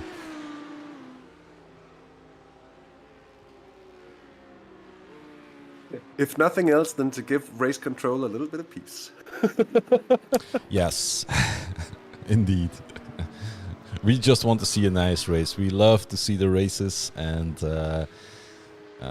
we have seen some great races during the seasons and the seasons before. Some great stuff by all of the drivers, and that's what we love to see the most. We don't want to review incidents too much. Would maybe be a fun thing to do at some point, given that we have so much of the racing on stream, maybe to look through some of the races to see if we can compile a sort of a best of the year series of actions. Of course, it's going to be a lot of hours of watching 2 races, and I was just about to say we're probably going to need a helping hand with that. Maybe AI can help. I'm not sure. I believe that some of the AIs can actually transcribe YouTube videos and maybe, I don't know, something to look into. But yeah, it would definitely be a nice thing to have. It would be interesting at least. So if there's anyone who'd like to help out, in the case that we can't get a computer to do the work for us, then do get in touch in the Discord. We'll look at it.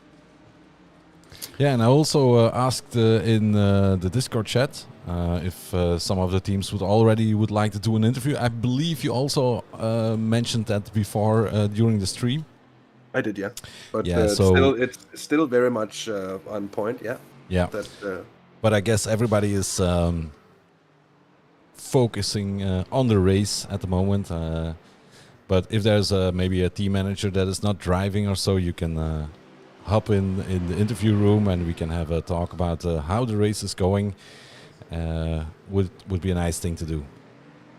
Yeah, and also because it's the last race of the season, so it'll be some catching up to do over the action of the last 9-10 months of time, something like that. It's been a long year. It's been a long season. It's been a good season as well. We've had some very good races and some new ones as well. Some both tracks that were newly added to iRacing that actually fits in with the real life Belcar schedule. But also the race at Mount Panorama was certainly interesting, Ronald, to say the very least. I'm hoping for that one to come back in the future. It'll please me, to say the very least. Look at this, though. The gap between the 2 leaders down to half a second. Very good job by Thomas Cuvillier. I have to say, very, very good drive by the Frenchman. Claw back. It's been about 4 seconds. I'm thinking Ricardo Ferreira must have had some bad luck in traffic for that gap to sort of just disappear like it's done. He's Yeah, now in a but position where he can. Cuvier Yeah. is actually indeed also slightly faster still. And I've looked at the pit stop again, and also Andy, and I think that they do no longer have that issue actually, because they again had a pit stop with the same amount of time. Yeah. And Yeah, I looked I at that don't as well, think and we they. checked it live. So it may be a weird bug. Yeah, probably maybe because it's the first stop, and then the two cars are in the same session. I don't know, but yeah, it looks like those worries have disappeared, and that's a good thing to know. Definitely something that'll be worth probably mentioning to the devs in some of the iRacing Yeah. forums. I know that's a thing that some of you guys do and help out with in that regard as well, because not the nicest thing, you know. No. Like, considering that it's a net loss of 20 seconds to a car that's sitting on the tail of the race leaders, going a little bit quicker, at least seemingly having the potential to go a little bit quicker. They would be having a field day out there right now had it not been for those last 20 seconds. Could also just be iRacing doing its bit to keep it interesting for us. Maybe, yeah. But certainly not a fair way of doing that. They will feel hard done by with this, of course.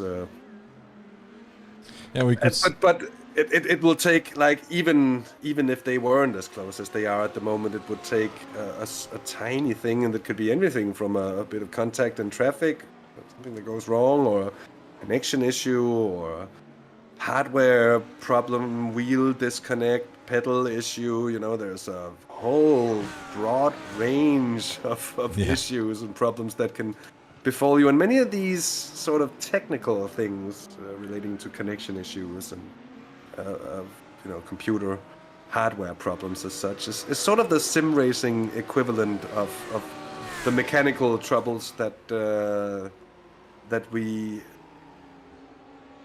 we don't really have that much of in iRacing anymore. I have to be honest, in a lot of races, both those I've done myself in the GTP cars, but also in what I've watched and commentated upon. It's been a long time since I've seen an engine blow in iRacing.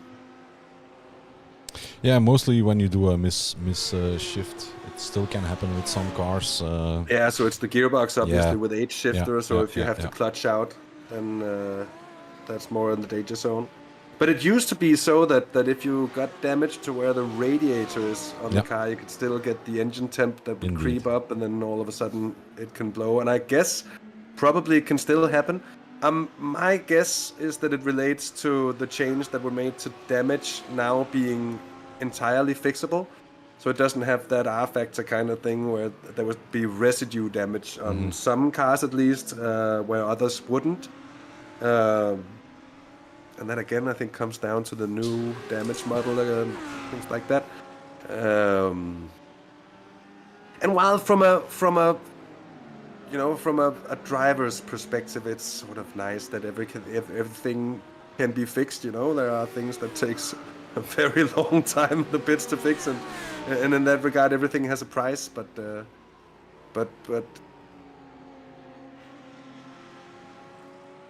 I'm not saying that I'm calling for more engine failures, although sort of I am. But and at the same time, it shouldn't be just like a randomized thing where just out of nowhere, poof, and the engine goes, because that would not be nice. You can't really have that in something that also has a 24-hour race or 10 of them a year, basically, that are held at absolute top level, eSports level as well. You know, that's just wouldn't be compatible with one another. Then it should be a thing about if you could adjust air intake size and all of that, then I would be all for bringing it in, because then less air coming in means more top speed, but do you get enough coolant then? And striking that whole balance, that would be interesting. I think Project Cars 2 had it. Whether it really worked, I remember Project Cars 2 as being very good when it was good, but also very weird and many sort of how it felt to drive in the wheel. There was a reason it never really caught up. And then yeah, we don't even have to mention Project Cars 3.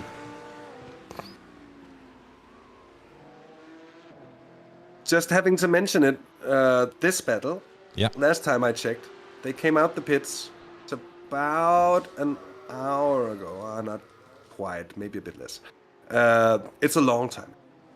And mind you, these cars had another stint before that, and they just about managed to change positions on the pit stop. And they're still within a second of one another.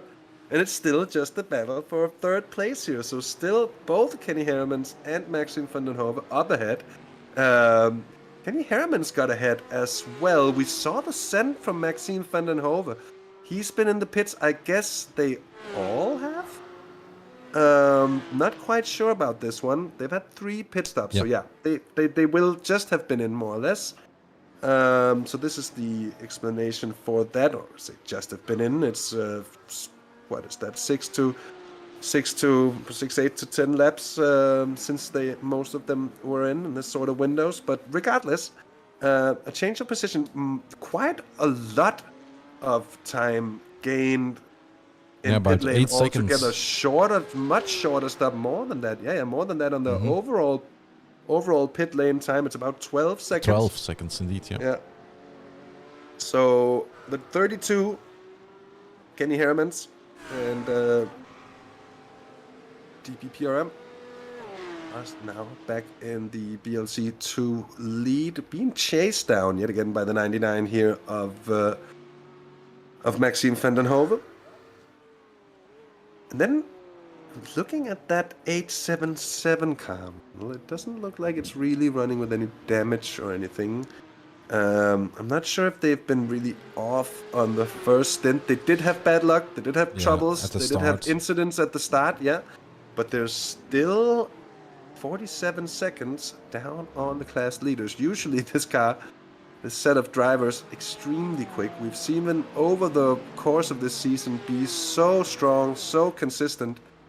And it's not often that we've seen a car that, at least to my knowledge, having sealed off the title before this race. How many points would you be able to gain here if you scored max points? I actually don't remember. If you maximum points, that would mean 50 plus 1 for the qualifying fastest qualifying time and 1 for the fastest lap time. But the fastest lap time, you can also get half a point because it's the double of the point. So it would be 52.5 actually you can gain, if I'm not mistaken. Yeah. Okay, so the 877 on 113. Yeah, they're quite short. Anage competition pink on 61 with ART Sim Racing there as well. So if the Anage pink car, that's the 10 car, or the ART Sim Racing 2, they're down in 6th now. But if they get the win, and somehow Valkyrie doesn't score at all, they could actually, in theory, if they take all the points, win it by half a point. Although, who took pole? That's DBRPM, right? Yeah, they did. So, already there, I think it would sort of fall apart a little bit in the seams. So, from what I can see, they are safe, and they are already champions at this point, regardless of what's going to be scored. But of course, do they make it to 6 hours and score any form of points there, then that's going to seal the title for Valkyrie X-Type 877 in BLC 2. Yeah.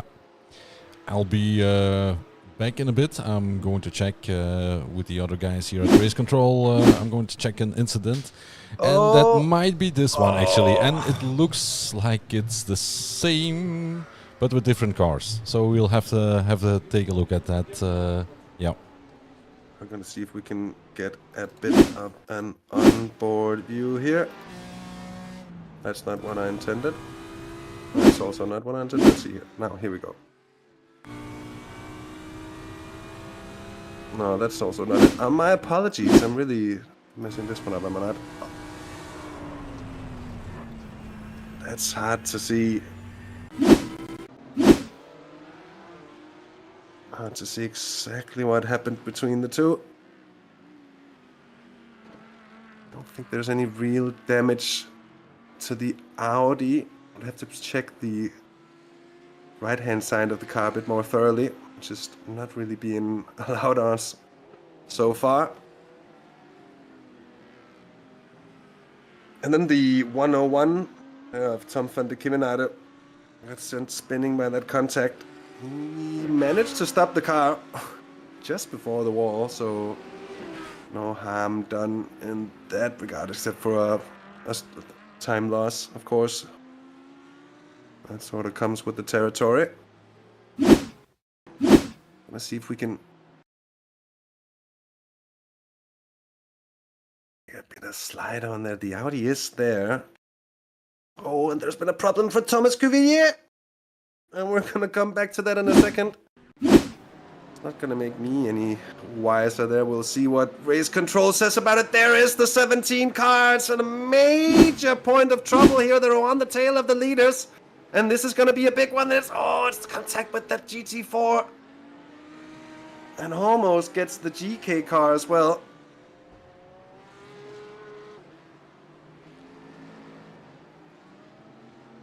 And then...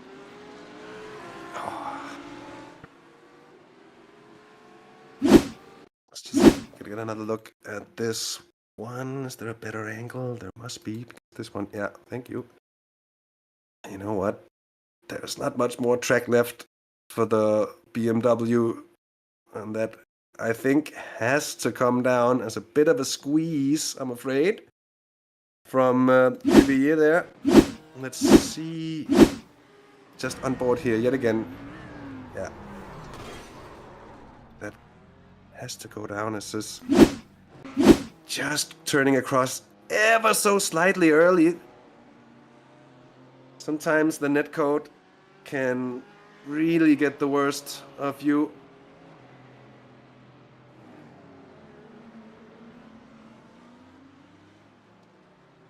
Some heck with the point. Good point there. Gaffer tape after repairs. Love to see it. You'd love to see it. And they could actually have two kinds of body panels, you know, the replaceable ones and the ones that aren't. And the ones that where you would see the gaffer.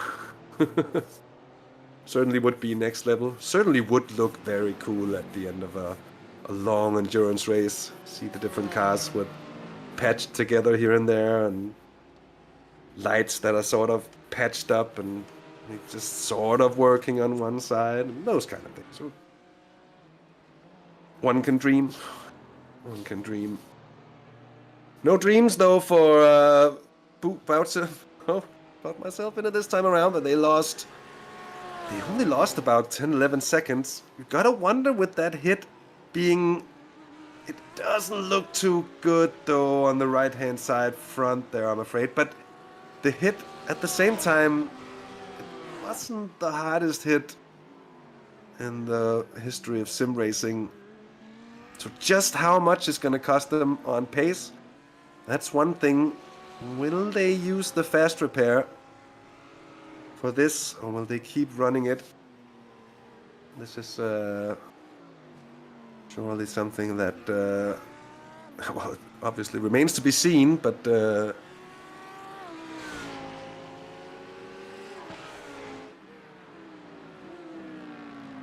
is in the thick of it though with traffic, Jonas Hahn. It's all three classes at once to figure things out.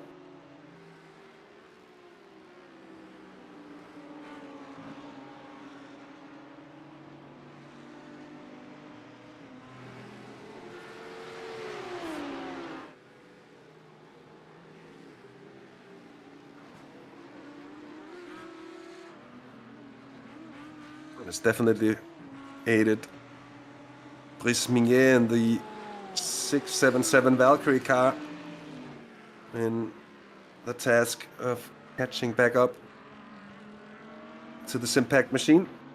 A little bit of a helping hand there, of course, on with the incident. Wouldn't have cost that much time.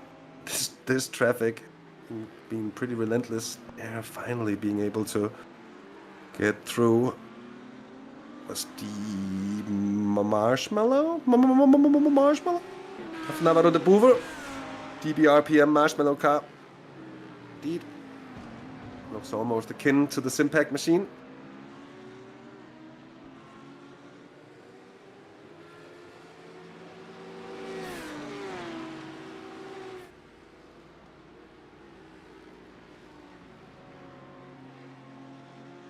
Like a distant cousin or something to one another. The problem though, this time around, it seems... Or is he coming into the pits? Oh, he's just coming in. Sorry, my bad. I hadn't scrolled down to be able to see both Cuvier and Oscar Wilkins as well coming into the pits. A little bit early, but of course they will be able to do this. We've seen Bouts and VDS by undercut able to go pretty long in the stints when they need to, so for them to come in early now shouldn't be a problem. Though it will help them also in terms of getting the car fixed. We'll see if it's time spent on the pit stop or if it is indeed the fast repair. Actually, there's very much a big safety truck in the way of things here. Let's see if we can get that. That's not the best angle either. So no fast repair, that much is sure. And we'll see if it's going to be, how to say, just repairs or what it's going to be. This is going to be for position.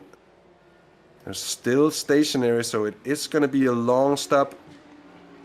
So seemingly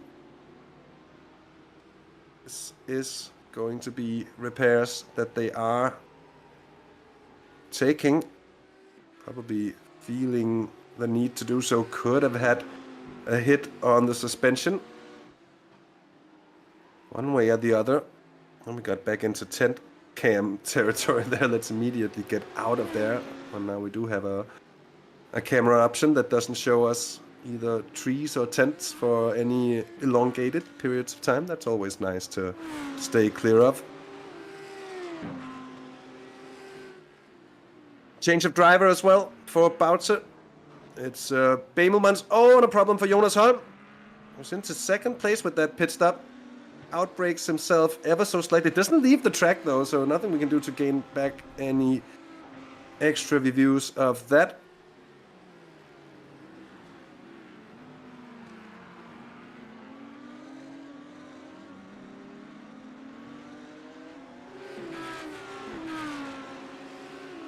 He's going to be at the final moments of his stint, I think, as well. He's coming in now, yeah. Jonas Holm. And his opening stint.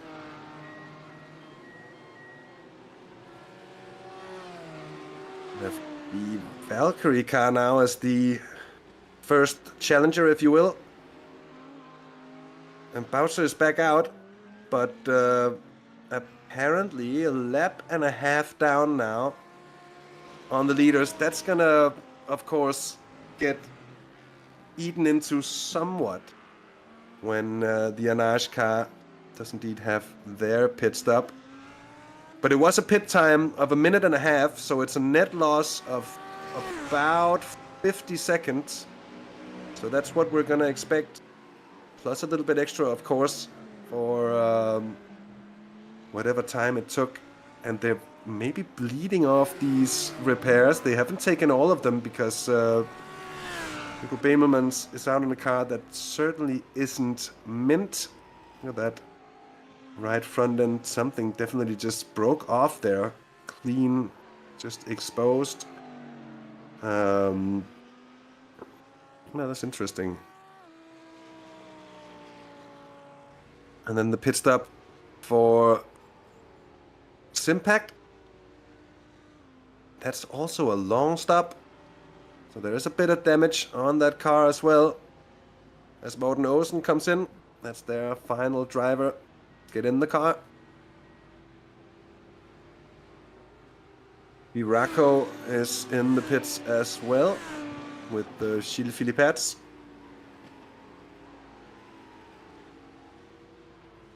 Michael Holsters, that's the 114 car, the SimWorld.be Rapid machine.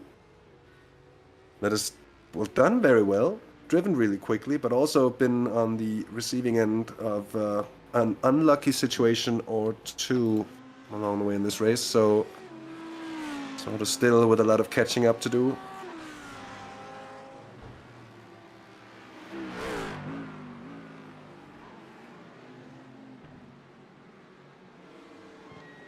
And Bavo fallen into the pits as well. Actually, quite a bit of damage there. The same amount of time lost for Simpact. That's almost a minute lost in the pits. You wonder if that was a... I have to wonder if that was a... there a penalty given there? Or... yeah, stop and hold. So they were given a penalty for that incident. Maybe not the damage altogether. Just the penalty.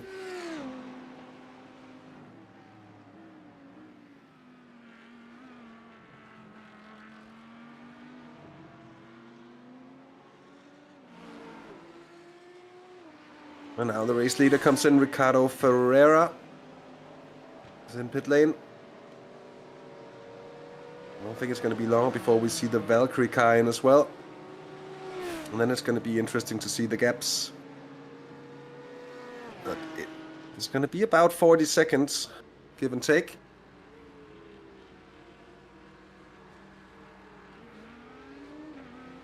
Got Sim Formula Europe. And the... is that the 188 car that's in the pit lane as well? Or they were in the pits. They're actually back out and running. 15 seconds. That's... look like 15 seconds to me. Maybe more like 9-10 seconds clear of Morten Olsen.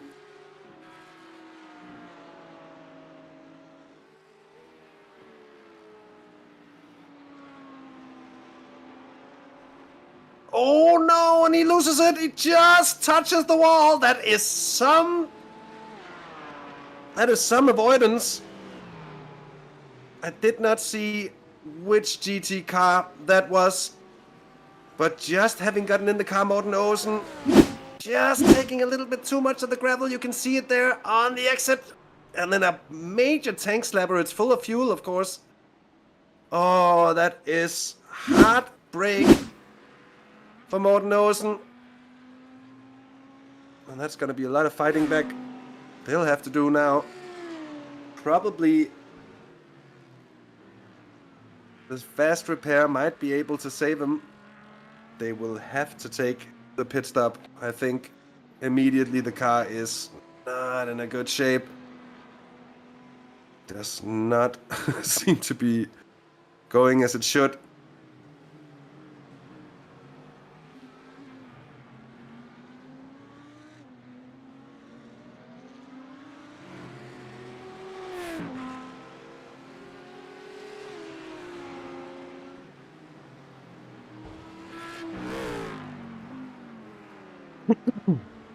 My apologies for sitting here coughing as Morten Olsen comes into the pits. Just to explain, the 32 car of Kenny Hedderman's had a shorter pit stop last time they were in. Actually quite a bit. There was 12 seconds of gain over that round of stops. So they were able to claw back the lead in BLC2. And they have... to their credit as well, held the advantage of about 7.5 seconds for a long time to this car. GTE Racing, Maxim van den Hove in the 99.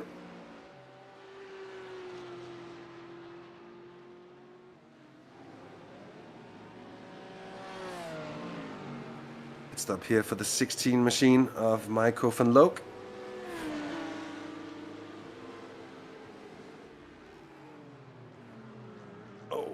Close battle between the Digitrax and 999 here and the 258 of Nils Teasters and RSD Sim Sports.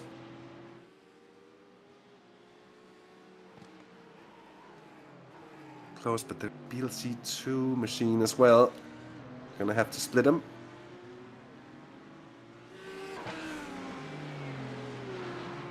Ryan Timmermans taking over now for Yoma Racing. Still in the pits. Morten Olsen back out after a very short pit stop. That was just fuel up, fast repair, and let's go. They have to keep it clean from now, and a lot of fighting back to do. Of course, the ultimate lead is going to be a fair way up the road now, but still not out of it for a top 5 or better than that. Still a very long race, just over 20 hours remaining on this one, which also means, and I think it is about time that I get just a little bit of food, but I'll maybe just wait till Ronald is back and available, and we'll just take a short break for my part there.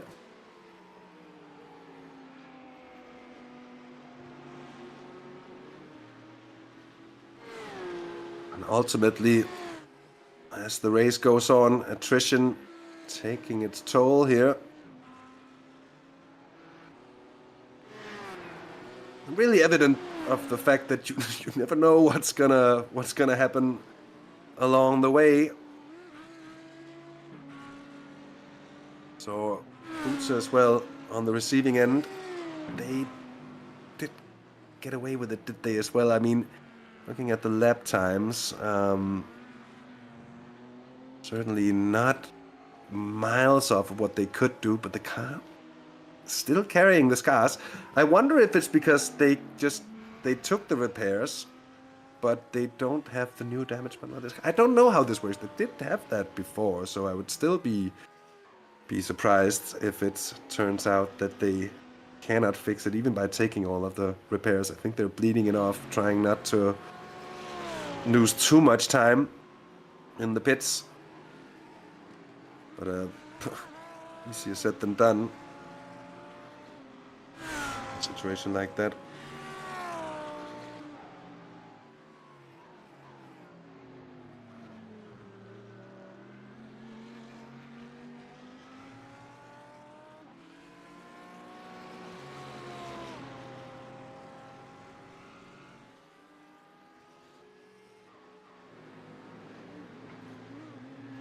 G-Trex car just having to let the 42 machine through there.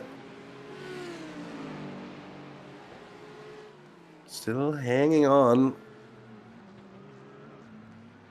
to the RD Sim Sports car up ahead. It's ahead by 1.5 seconds now, so yeah, we know how quickly sides can change.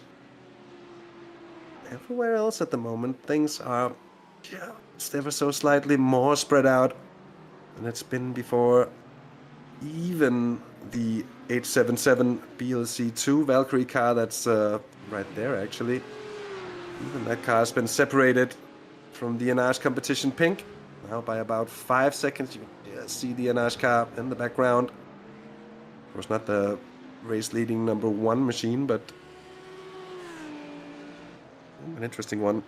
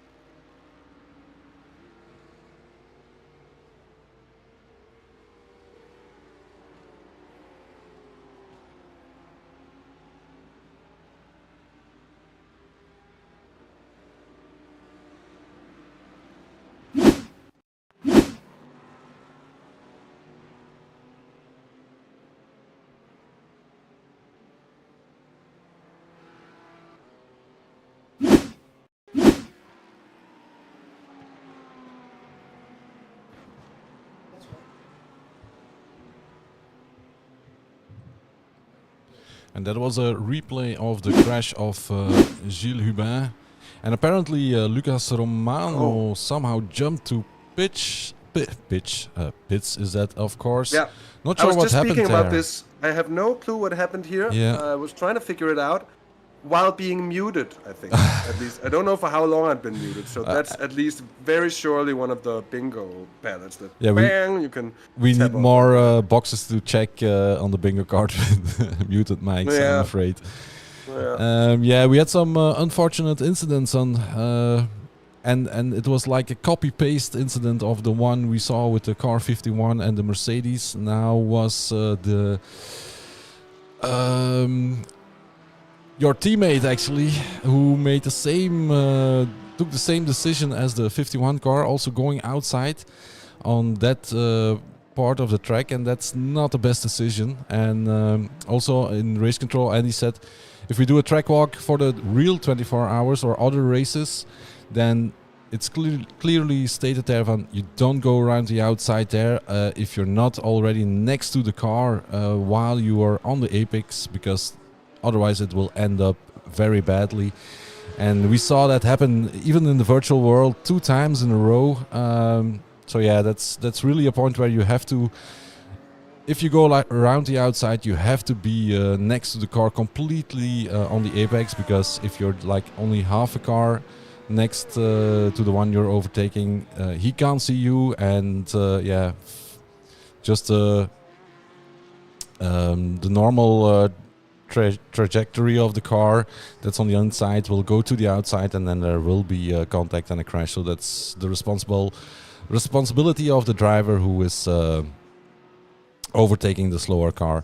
And then we also had the Boutsen car who made a mistake. While overtaking a slower car, went too far back or too close to the other car again, and then crashed, but was also a mistake, and also handed out a penalty for them.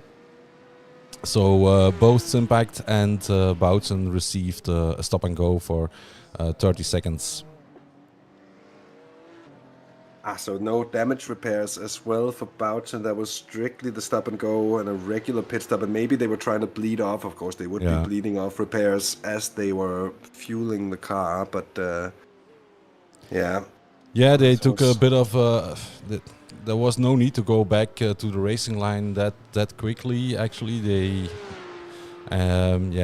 probably focusing too much on the Arnage car, trying to keep up, and then they touched one of the GT4 cars. So yeah. Also a misjudgment, unfortunately. Also the DBRPM car. 32 here now with Lucas Romano. Behind the wheel, they had something. But I don't know what they towed to the pits. I'm wondering, did they run out of fuel? But you didn't see... You saw Lucas Romano jump to pits, but that was just out of the blue, right? So that's... It's really hard to find if it just could be a small connection loss maybe, or a technical issue. Yeah, I mean, I did go out and check if there was any disconnects for Kenny Heremans, and I couldn't exactly see one, so I don't know what. But I could also I couldn't see Kenny Heremans jumping to the pits before that either. So there had to have been some loss. Maybe not a collection loss as such. Maybe the PC crashed, but that would give you a disconnection as well, wouldn't it? So yeah, maybe they will get back to us and let us know what happened exactly. At the moment, we can only guess. That is true indeed.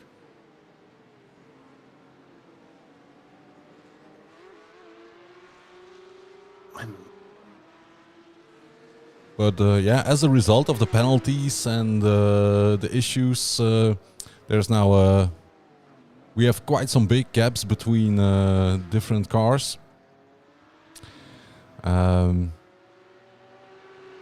So I guess all teams will start recalculating their strategy and see how they can manage the rest of the race.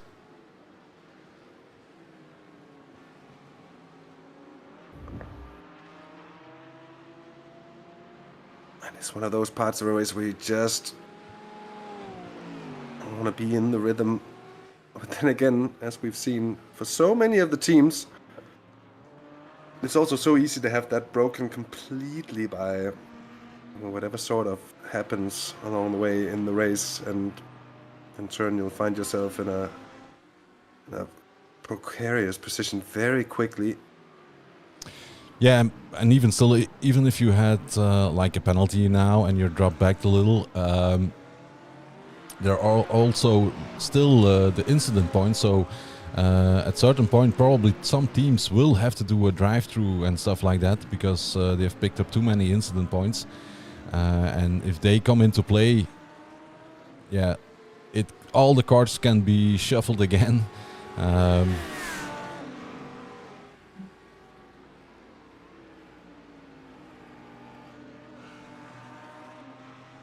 But as we can see, are they fighting for? No, the Simpact car is a little bit.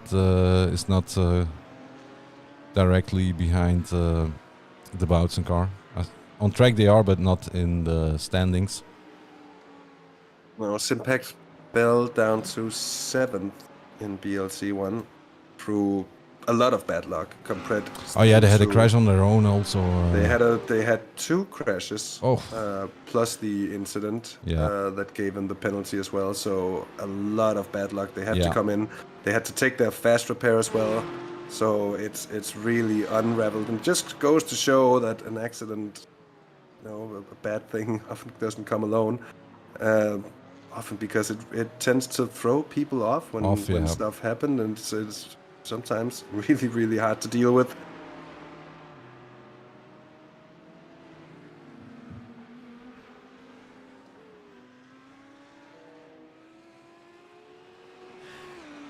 But they're on the same lap as the Firaco car.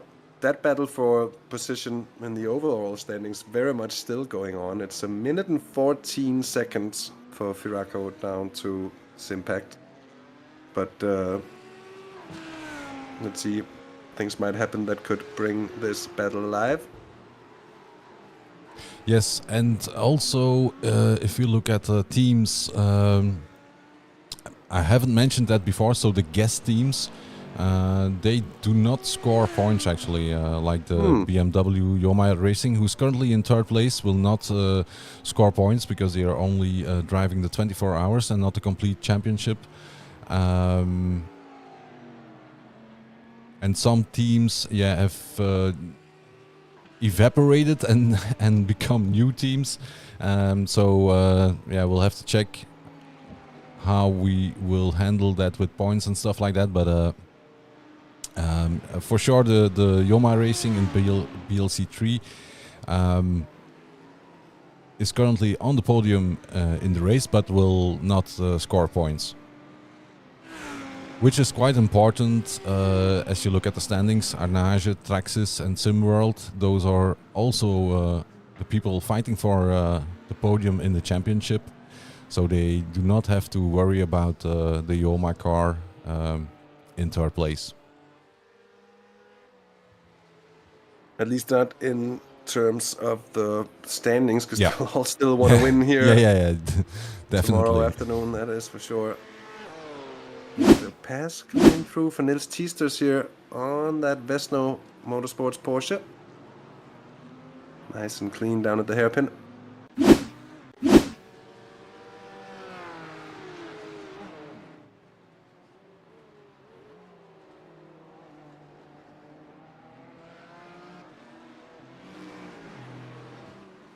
So the GK Motorsports cars catching up to the 42. Yeah, that is the 42 Bravo here.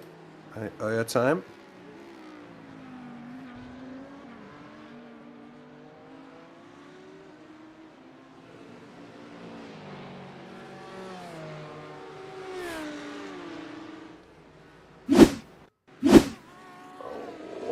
Big bounce for Morten Hazen, and he loses it onto the gravel trap, onto the grass. And keeps a hold of it. Held the brakes very good, but it was a big jump on the curb.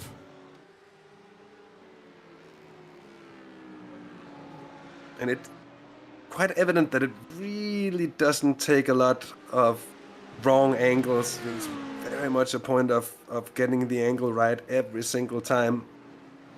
And maybe a little bit to do with the setup as well. I'm not quite sure about that. That's, of course, also a thing that I guess all the teams that have made the transition into the new Audi would have had to sort of, at the very least, revise whatever setup they were running. Although you would expect the two cars to be similar, but maybe not that similar. It's, No, I don't think you can transfer one setup from the old car to the new car. I don't think that would work. But I haven't driven the new Audi yet, so I have no idea. But I don't think you would be able to copy the setup from one to the other, actually. no. And that's probably also why, like the Boutsen team has decided to run with the old one. That's the one they know in this championship, and then. In the real world, you'd say it's a car they understand. Yeah. Right? Oh, close battle here still, though. Glenn Groendelaars and the... Is it currently Bruno Malis who is driving the other one? Yes. Well, those two know each other actually from the virtual Belcar Skylimit Sprint Cup. They have been racing last Thursday. Glenn Groendelaars in TCR, and then Bruno Malis also in the Porsche in the Sprint Cup. So they know each other quite well. Oh.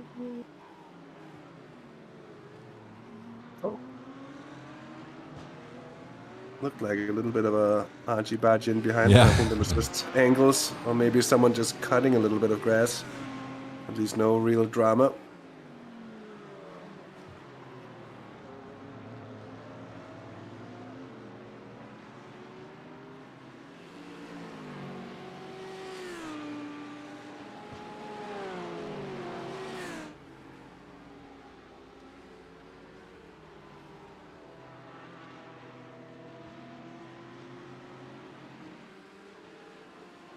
I don't know if you noticed, Hasse, but if I loaded driver overrides for the overlay for the timing, there were 188 drivers listed, actually.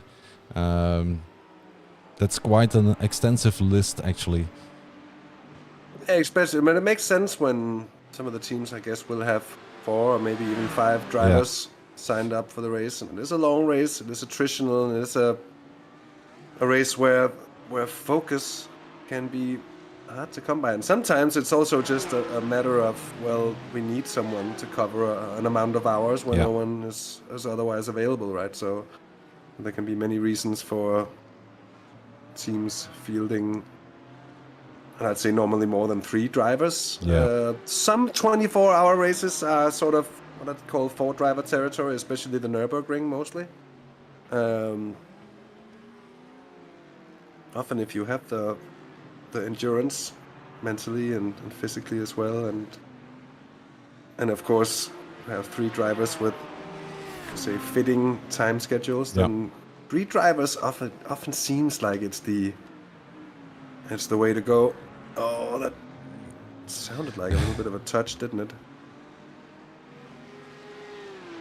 Quite sure about that. Could just have been a small bounce on the curbs also. Yeah, well, it was definitely close, that's for sure.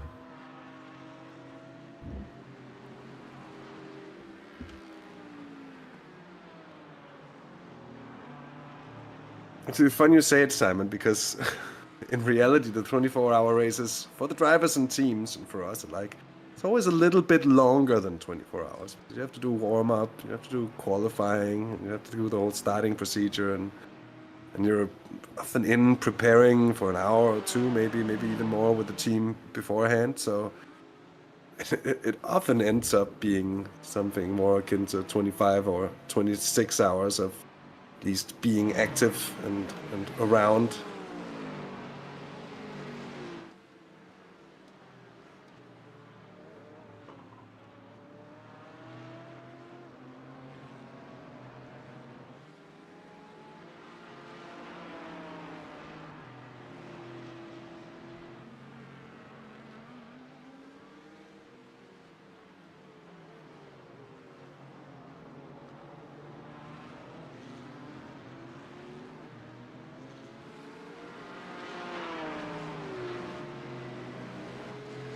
Anyhow, I'm gonna be going off just for 10 minutes or so, getting a little bit of food in the stomach. I'm hungry and it's dinner time. Yeah, and that's then, important. I'll be back, so do feel free to grab the camera controls if you need them. I can just hand over. Okay, one moment.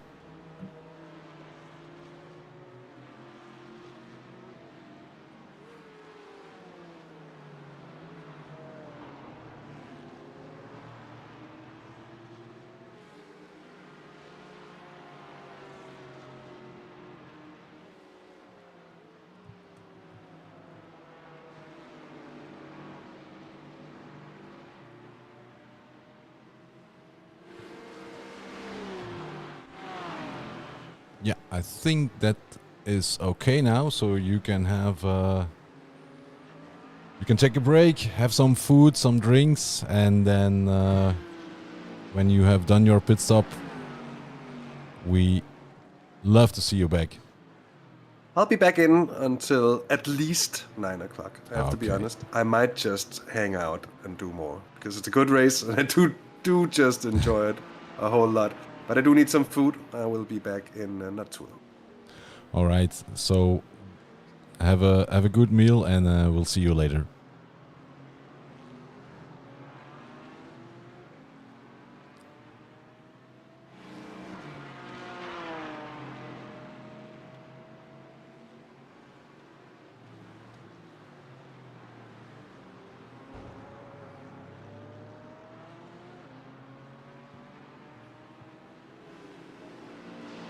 So that means that I will do some commentating by myself at the moment. I'll try to do my best, and while we wait for Hasse to return, we just follow the race as usual.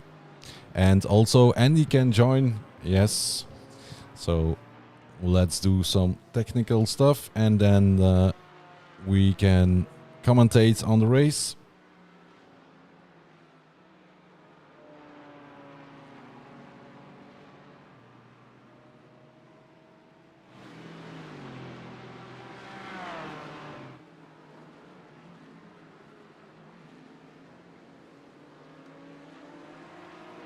Hello, good evening. Good evening, Andy. So far we have had already some drama, some penalties have been handed out, quite a lot actually. It's still a long way to go, but we have seen some nice battles as well, some nice maneuvers and some nice racing. So how do you analyze the race so far? Well, so far I think, most guys are are racing an endurance race. I see most teams are having the drivers in for 2 stints, what means that when you have to drive 2 hours in your sim, it's getting a little bit physical. So it should, make the aggressivity a bit less than in a shorter race. But what we also see is that there's quite some miscommunication on the track between some of the drivers. I'm doing here together with Rudy and Ronald also the race control. I saw some critics about the race control already, but to inform you, I was also the one who was doing all the judgment on the driving skills and the driving standards during the real 24 hours of Zolder. And I think some of the drivers should more visualize how it is in a real race. That's how we are doing it. And there are 2 things what we had to punish a few times already. One thing is when you're getting past, you leave the door open, a car goes ahead of you, and he's a bit slower at the second part of the corner because of he was passing you and he was not on the real line. Makes no sense to give him a bump. It's always like if you leave the door open, the car goes ahead of you, and when you stay behind with the real car, you will never try to touch this guy again. And here it happens. And what we also saw is that turn 3, the long right-hander, If you go around the outside, make sure that halfway the corner you're completely door to door. If you still have to start your movement to pass this car while the slower car is coming from the inside already towards the outside, he will always expect you on the right side. So keep this in mind also for the rest of the race. The guy ahead, he will never reckon that he's on the limit, he's on full throttle. His car is maybe a bit slower, but he will also use the whole wide of the track.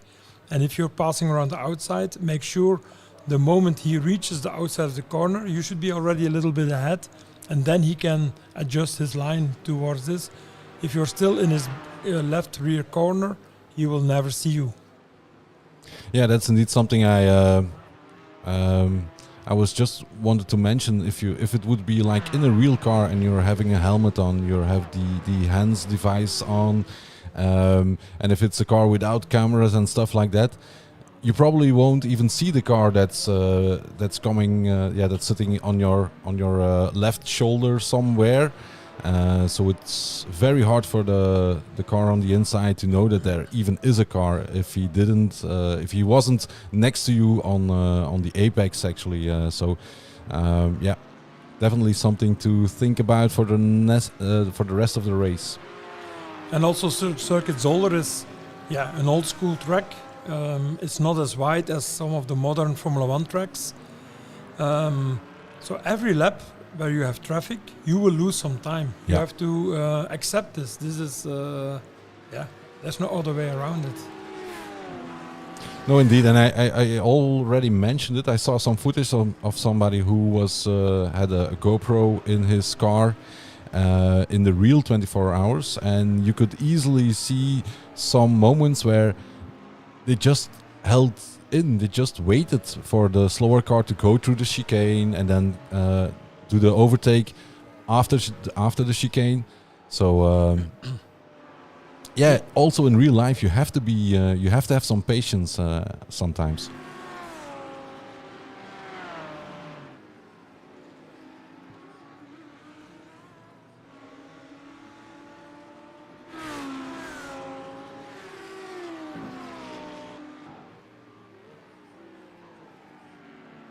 As we look at the Sim Formula Europe car, I do think they have updated their paint to match the new Audi, and I also think the sponsor on the side is now more in line with the Audi that is driving in the virtual Belcar as well. The colors are not the same; it's still the Belgian colors, but I think they did some updating as well to be more in line with the real life car. Yeah, Koen Bevers, one of the drivers, he's also an engineer on this car in the real Belcar, and he's doing this race together with two other engineers, Bavo and Wart, who are top engineers in the real Belcar Championship. Wart was working with Erdala Porsche last year. I don't know where Bavo was working, but they're all top engineers of the real Belcar Championship. Yeah, they know Zolder quite well, I presume. Yeah, also last year they had their best result in the 24 hours when they came third. And during the whole year, they are normally between P5 and 8 positioning. Like they are now at P5 already.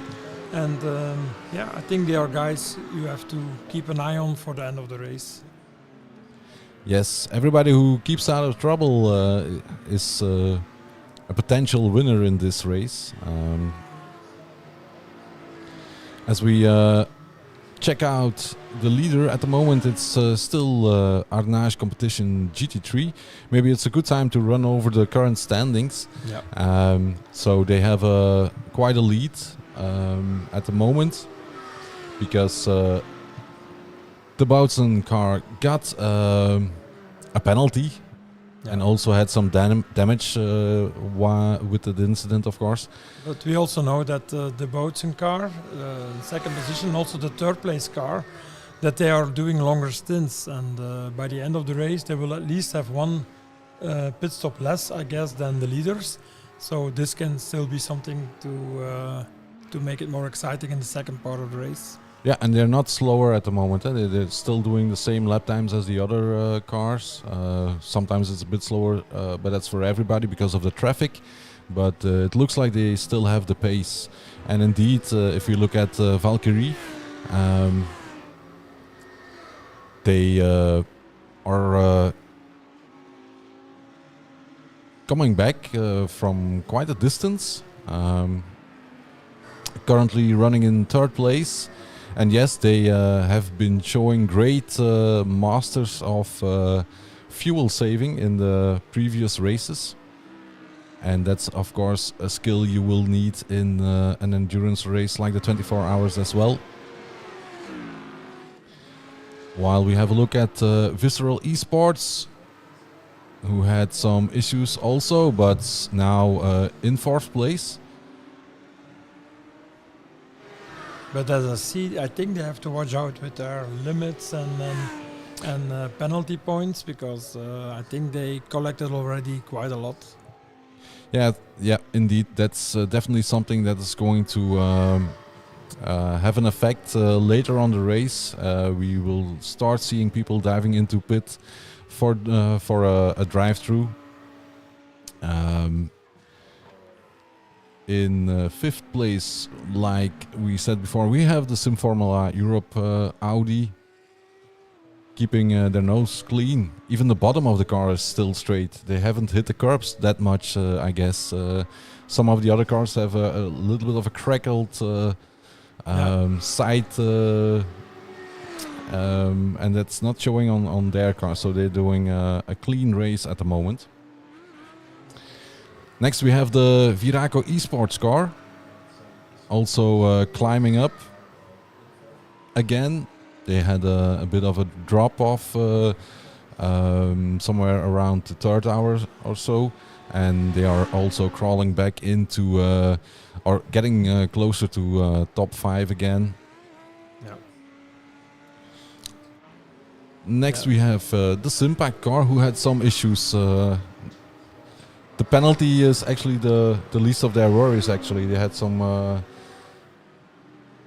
off moments. The laps before this was also close. Yeah, I think Morten had had a big off at the Bianchi corner, Yeah. turn 4. Yeah. Let's see if they can get back to the front. Yeah, they just need to keep their head cool, do their stuff. They have great pace. They have shown great pace. They just need to keep their head down and keep pushing, but push without taking too many risks.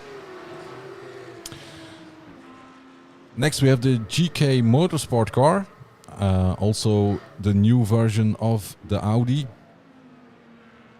They have had penalties also already. Two times for something in corner 3. Yeah. A corner where normally nothing happens during a normal race. Yeah. But twice with traffic where they misjudged the situation.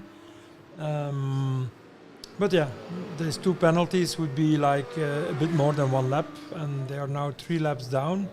So I guess they also had some other issues. Yeah, it's, we have said it before. They have great pace also, but they just need to manage their aggressiveness, like you said. Also, that it's very important to keep yourself in control, and also your teammates. And then we have the Braab car as well. Yep. They joined forces with the Braab Porsche drivers. Yeah. They haven't been into... I don't think they have had any issues actually. They are also doing a solid race at the moment. And as we jump to the pit lane where GTE Racing by Xenom is doing their pit stops, they're currently changing tires. They are leading the race at the moment, and in second place we have the Valkyrie X-Hype 877 car, who is having some issues, apparently some connection issues, because he's blinking quite a lot on my end at least. Yep. So I hope that will get solved and resolved because it's very dangerous. But also they are had some issues at the start and they are fighting back quite nicely. Yep. It was already in turn 2 where there were 4 cars side by side to hit each other. One car spins to the outside and collects the X-type car. Yeah. We had to go completely through the gravel and went back on track as the last Porsche, I guess. But yeah, they were strong the whole season, and we expect them to fight for the win still. Yeah. The Senna Lances is now in the leading Porsche. Yeah, let's have a look at them because they were in pit lane when we talked about them. Yeah, we had Maxime van den Hoven, who was racing the last 2 stints. He's our champion in the real Belcar in the touring car class and the TA class. He was very strong. He was doing the last 2 3-hour races he was doing on his own, or 2 hours and 5-minute races. He was on his own and had a couple of the last race he won. The race in Oschersleben, the team made a small mistake with the stint and with the obligatory pit stops, but they could fight back in the last race and get the championship, the overall championship in the touring car class. And as we have a look at Arnage Competition Pink in the Porsche, they were victim of a crash. They got a tap from behind and spun off. So also dropped back quite a lot. Probably had to take their fast repair as well, I'm guessing. But still in 3rd place. Yeah, and only 50 seconds from the lead. So from the lead in the class, 52 seconds. So everything is possible. Indeed. And then 4th place is Lucas Romano. Before him it was Kenny Hermans, one of the GT4 European top drivers in the real race world. But he had a problem in his one of his first laps when he went out. I think there was also a connection problem or something. But they are now pushing again. Yeah, and he's only 1 minute behind the leader in the class. So I think the Porsche Cup will be very exciting for the rest of the race.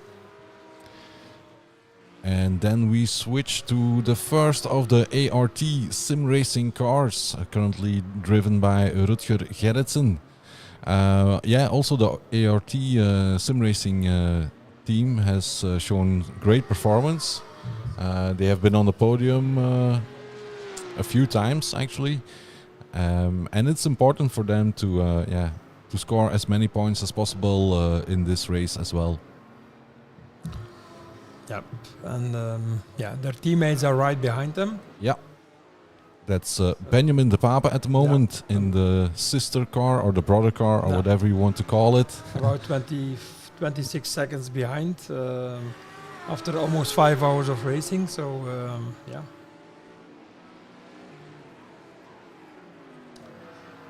Yeah, next we have Dirk Bouts, also one of the RPM cars. This time it is the DB RPM Tricolore. Also a different lineup actually, because Dirk normally drives the GT3 car. Yeah. So they have also joined forces for this race. Currently in 7th position in class. Also one of the guys who started when we started with organizing races already. Yeah, he's definitely one of the anciens, as they say in Belgium. Indeed. And I think he's also a bit the ancien within the team as well, actually. And then we have another DB RPM car. This time it's the Marshmallow version. James Laat is doing his job at the moment in that car and running in 8th place. And Abel Koert. Oh yeah, I made a mistake. Apparently he's still in the Porsche. I don't think he wants to drive the the hairdressers Lamborghini, as they call it within the team, something like that. He doesn't need a hairdresser. No, he's a bit like me indeed. Yeah. But also he had a problem, I think, when he went Yeah. out of the pit lane in his first stint. Then the car stopped on the side. I think he lost connection, or there was Yeah. a problem with one of. They had no fuel, I believe. Okay. I think they ran out of fuel, and then they decided to jump to pit lane instead of trying to limp the car back and be a dangerous object on track. So they have to fight back quite a lot now. Next, we go to the Belcar 3 class, where we have Arnage Competition Eau Rouge leading the race at the moment. Yeah, with Fabrice Cornelis, the marathon man. In the past 24-hour races, he was often doing doing a double stint, let another driver do 1 or 2 stints, then doing a double stint again, and he was doing 50% of the race at least at some races. He's very strong now. He has almost a lap lead to the second car in class, 1 minute 25 with their lap times of 1 minute 35. So if he makes up 10 more seconds to the number 6 of Stefan Verhofstadt, he will be leading with 1 lap.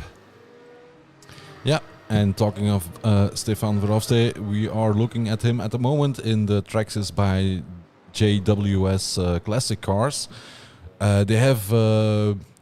They started the season very well with a win at Sebring, so they are very solid in their performance as well. But indeed, it's a tough competition out there, and currently they are in the standings in 2nd place. Yeah. But I saw somewhere on the Discord that Fabrice will only drive on Saturday because this is his birthday weekend. Oh yeah. And so the other drivers will do the rest of the race somehow. So let's see if this will make the BMW a bit slower towards the second part of the race. I'm not sure, because I think his teammates are also quite well. Yeah, I think Koen Klopman will take over as well. That's Koen did already a stint. Yeah. And the third one is Stockmans, or? Yeah, I think it's Stockman. So, but we can have a look. 1 moment.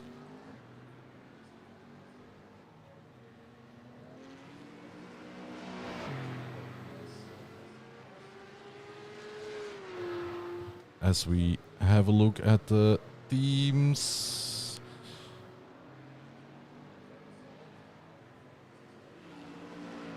Oh yeah, they have Kyle Boss and Thomas Stockmans also. Yeah, and they are Thomas has got 5,000 I rating. Kyle Boss has 6,800. So they have an average of above 5,000 I rating. So I don't think they will get slower during the race. In 3rd place, it's actually a guest team at the moment. Yoma Racing. They joined the first time driving the Porsche Cup. It was I don't know if you remember, it was the red Porsche, the previous 24 hours. Yeah. Yeah, they were quite new at the time, and this time they chose for the GT4, and they're doing a great job. I think last year they were also at one point they reached the maximum off-track points and everything. So definitely improving, and that's always nice to see. And also this time they have a livery and a paint done, so they are learning. And they're only, after 5 hours of racing, they're only just 1 lap and a few seconds behind the leader. Yeah. So that's quite cool. Next we have the yellow BMW. Yes. With Yannick van Overloop. They are fighting for podium positions also. Yeah, for sure. They definitely have the pace. Just a matter of keeping their nose clean and staying out of trouble, and then anything can happen in this race. And they are doing a good job at the moment. Like we said before, they will not lose points because I lose points. They will get points for 3rd place if we would finish them now, because Yoma Racing is a guest team and will not gain points for the championship. And the guys in 5th are only 13 seconds behind Van Overloop with the yellow BMW. Yeah. Also a team that can be quite quick at times. They had a fair of issues, ran into not this race, but they in previous races they sometimes had some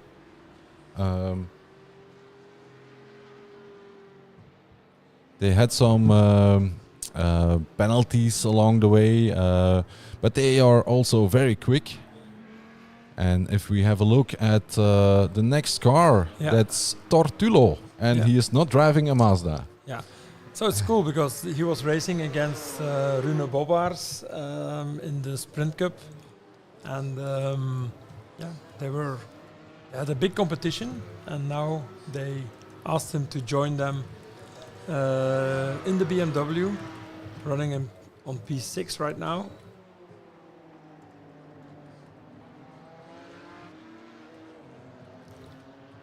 And he's followed by some more Sprint Cup drivers. Yes. Glenn Grondelaars is now in P7. Yeah, he's driving the TCR. We already mentioned that. He's driving the TCR in the Sprint Cup. And it's good to see people joining from the Sprint Cup into the virtual Belcar as well. And then we have the Squadra Veloce by Fastlane Motorsport, a BMW we already know as well, with the shiny green colors, and doing a great job. Also, next we have Bruno Malis, also somebody from the virtual Belcar Skylimit Sprint Cup, who is teaming up with Pierre-Yves de Soete and some other guys as well. Yeah, so real endurance drivers. De Soete, he's always there. Yeah. They're not the fastest, but they're always climbing up during the race. Yeah, they are definitely also learning and gaining momentum as well. They are now fighting for position with the car right behind them, Niels Tiesters. Yeah, of RD Sim Sports. And that's also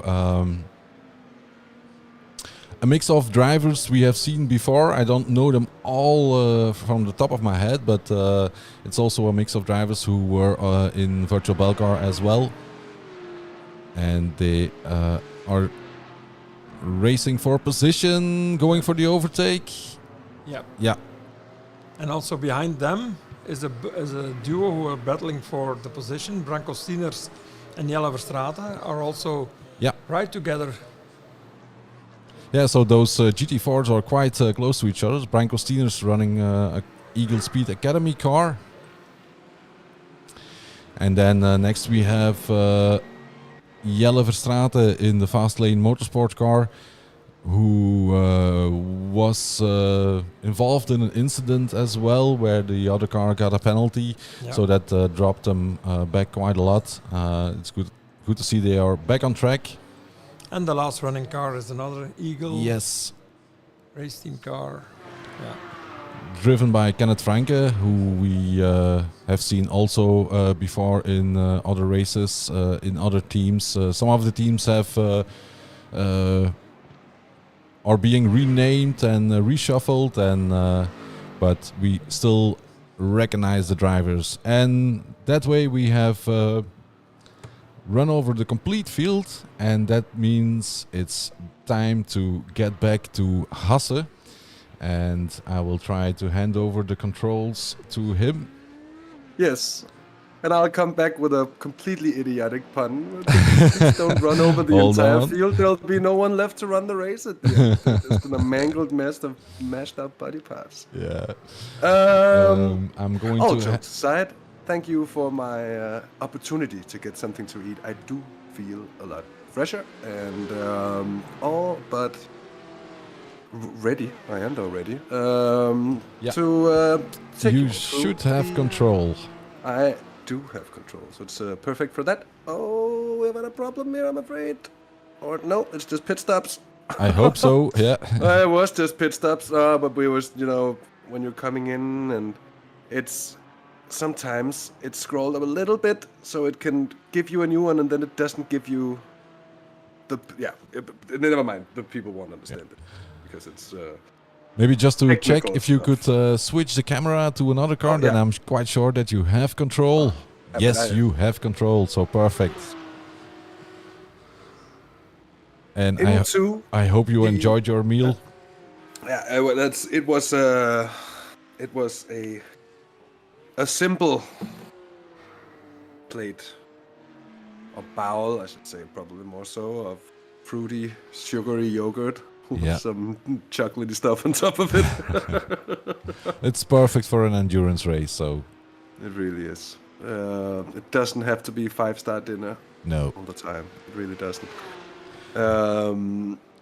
If you don't mind, I'm gonna grab a cup of coffee myself. Yes, that sounds like and then I'll very get good back to you plan. in like 10 minutes. So the floor the is need. all yours. I could understand the need for a cup of coffee. That's actually the one thing I didn't get to make. But I'm Oh. also probably not in the need of coffee at this relatively late stage. I am gonna have to get some sleep at some point. Yeah. And get bottom in the morning and be somewhat fresh. So it's probably the last. So I'll get. But anyways. I'll get back to you in a little, and you can take over now. So, thank you. So just coming back, I've been away for about half an hour or so, and it's was interesting to see there's been a bit of driver swaps. Otherwise, doesn't seem like there's been too much. Do a bit of a catch up here. Belcar had an issue. I think that is not as we've seen with so many others, the bounce. That is just coming in quick. The car going around. That nose definitely punched in. Seems a little bit stumped there at the front, I'm afraid.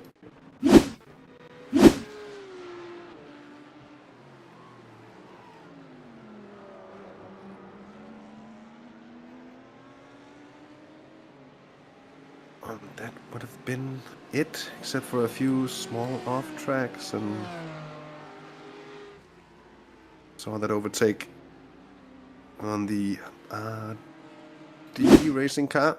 Oh, sorry, from the RD Sim Sports car, yeah, way around.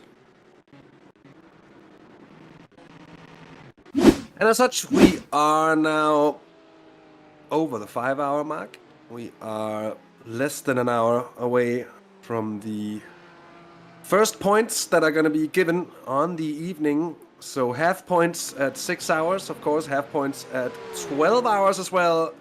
And then coming in, of course, with a full set of points on the line, checkered flag, at 24 hours.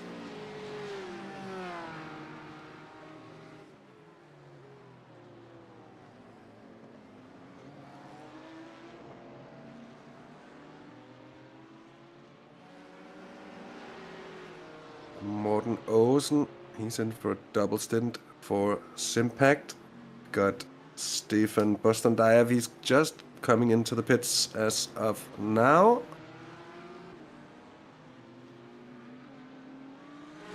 Hans Dieges still leads. It's ahead of Valkyrie now. They've had a pit stop less, so it's the situation from earlier that we've seen before. The strategy is slightly skewered on their behalf. They'll probably cede that position to Boots and VDS by undercut, although... Oh, they certainly will, actually, because it's about 27 seconds between the two. That car, I was about to say it looks fresher, but I saw the other side of it, and it was just a bit of an illusion, I suppose.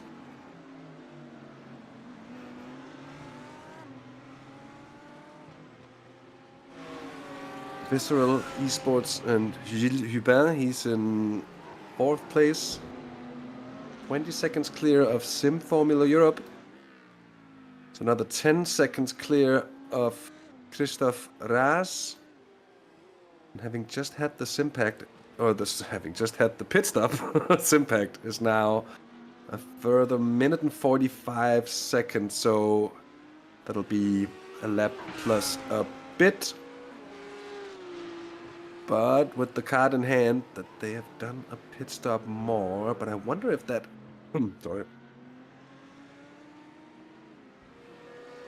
I wonder if that is just the... They did have a drive-through at some point as well, so that could just be it coming into count. I'm actually not quite sure of this. But they did also have a pit stop not too long ago.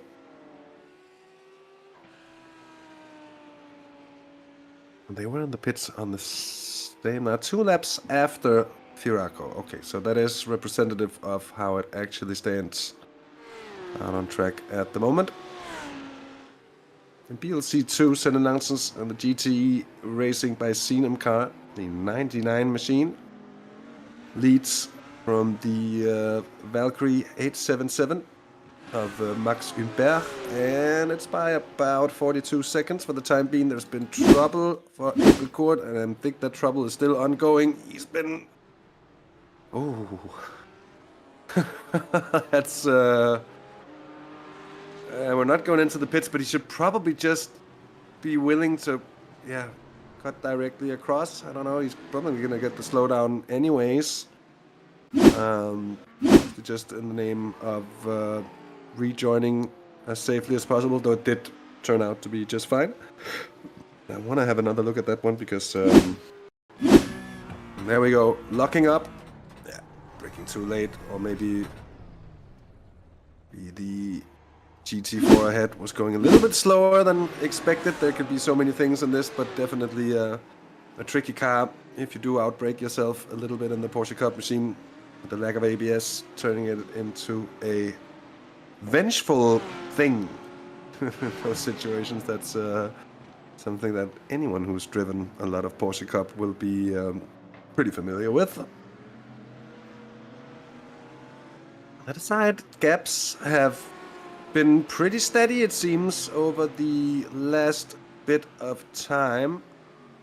Long pit stop, by the way, for GK Motorsports. I don't know if that's gonna be it or what. They've been in the pits for 3.5 minutes.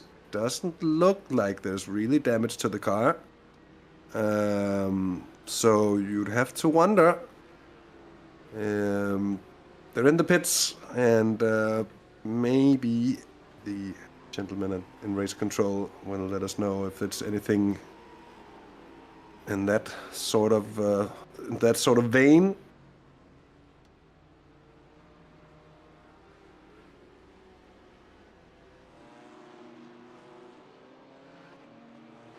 Look at this here, Fabrice Cornelis, and the 100 car with a 1:40 lead to the Traxxas by JWS Classic cars in second place, further 50 seconds down to the Valkyrie X-Type GT4 car in third. And further down the pack, see things like this, the 912 of Fastlane Motorsport, Jelle Verstraete. Franco Steeners in the 485 Eagle Speed Academy sports car. It is certainly seemingly heating up, but to the advantage of the Eagle car. So maybe there was actually just wasn't there a pass a moment ago? I am actually not quite sure. Doesn't seem like it, but it's sometimes hard to know.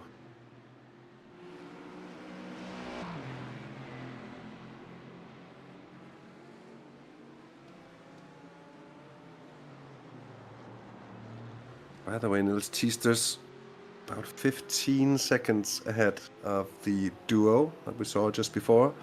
For the 7.5 seconds up to the Squadra Veloce by Fastlane Motorsports car of Stéphane Lequin, one of, 5 BMWs in the BLC3 field. As I've mentioned before, just a single Porsche run by Vesno Motorsport. And while in earlier years, the Cayman has been a popular car here at Zolder specifically, it seems to be not really that competitive under the current BOP regulations, and it's bit of a shame. A nice car, fun to drive, and really gives the GT4 class that little bit extra in terms of variety.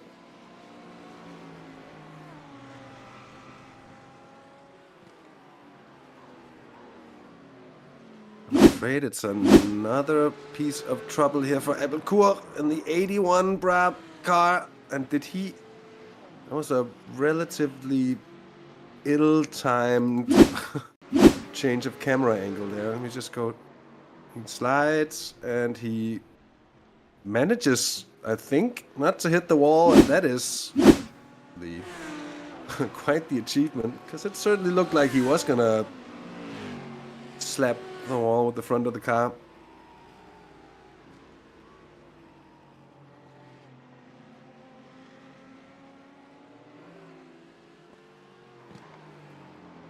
You can also see now the sun is beginning to set.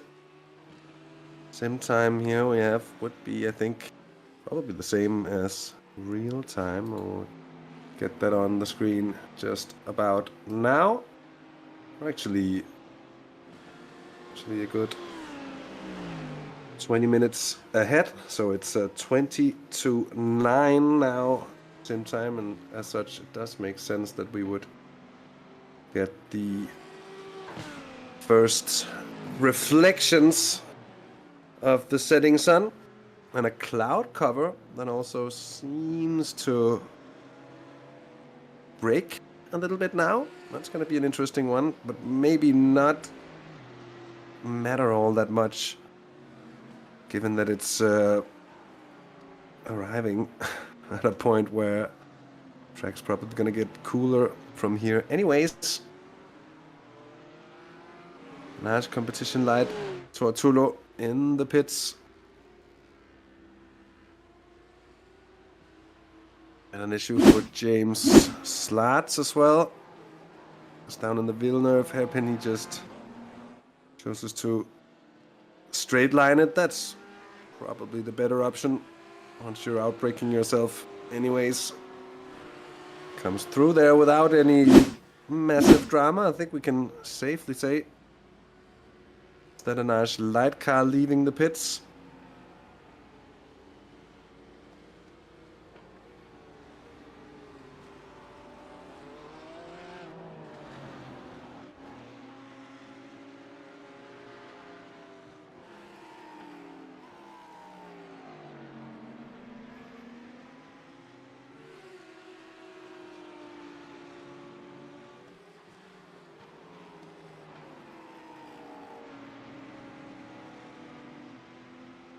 Christoph Ras, no, with Ward Mallets.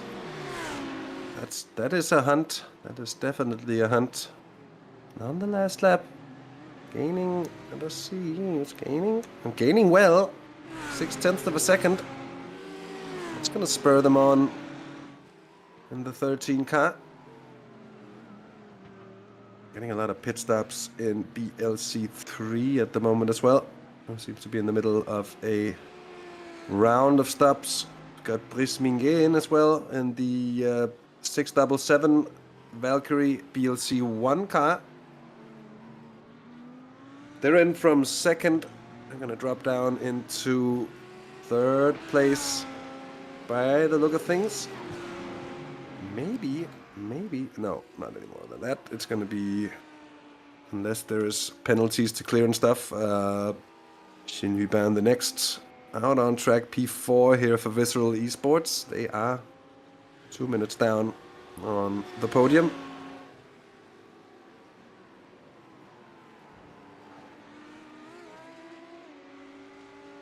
Driver change for Valkyrie as well. It's Paul Dastens who's in the car now. Now leaving the pit lane, back out on track. As I thought rejoins in third and immediately looks like a bit of a connection issue. When he pops back out there, that's never nice to see when you get those sort of connection dropouts all of a sudden, because sometimes at least it's it's a proper connection loss, and that is a rather bad thing to have happening for you, especially when you're just supposed to start your stint out.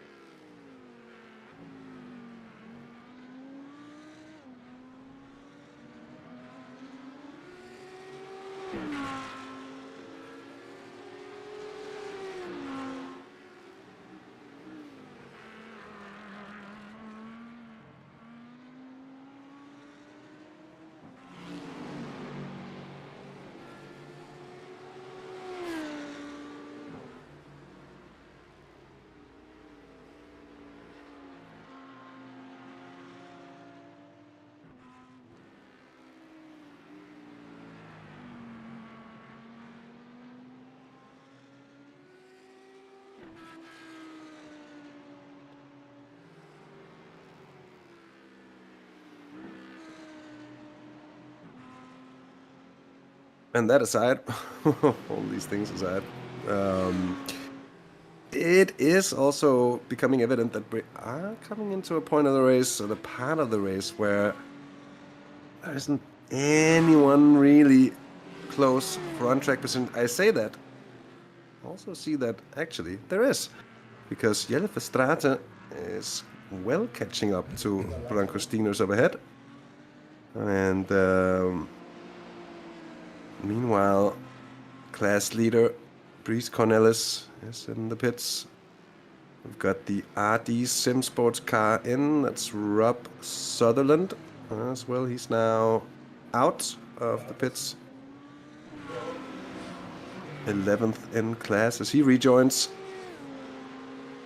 And I'm rejoining as well.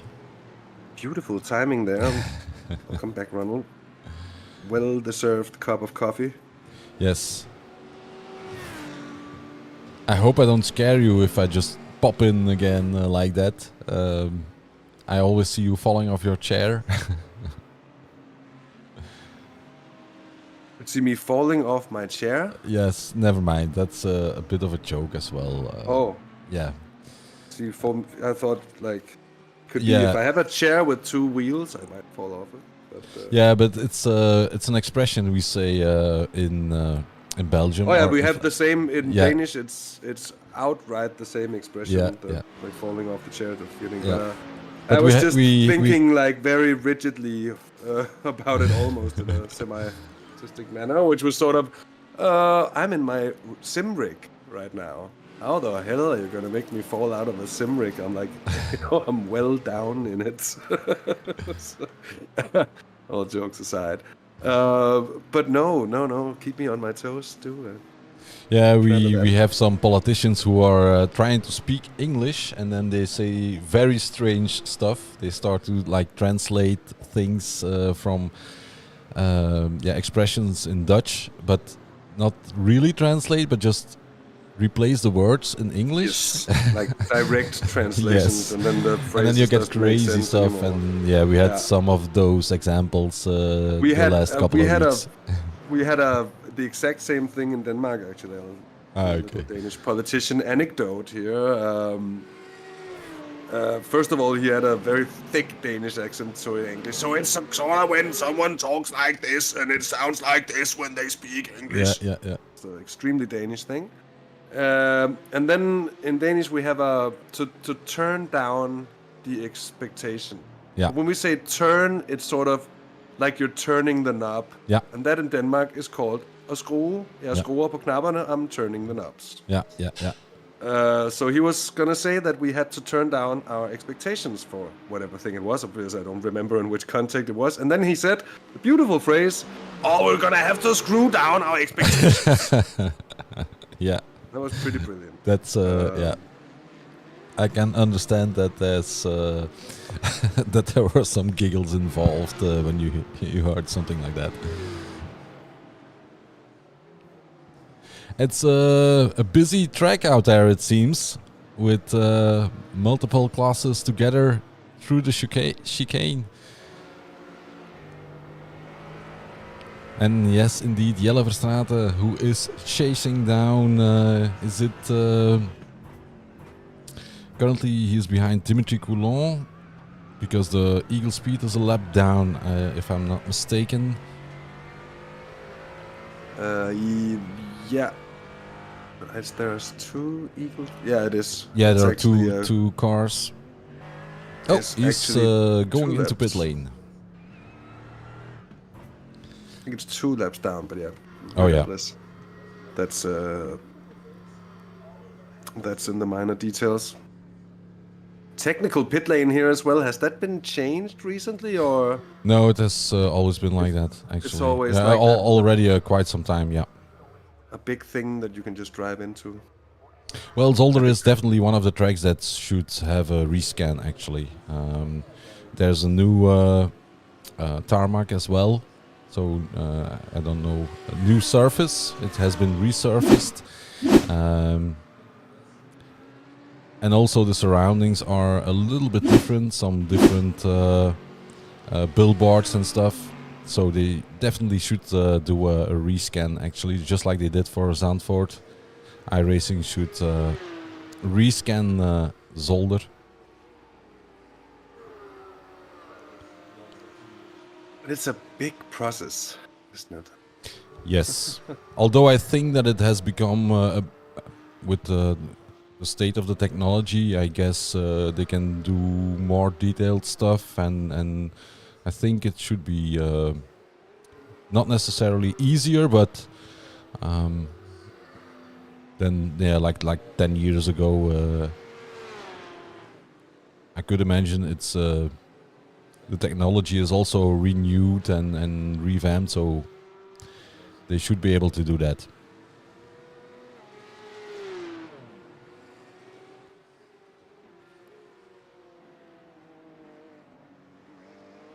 For instance, in this chicane, I think that the bump is less.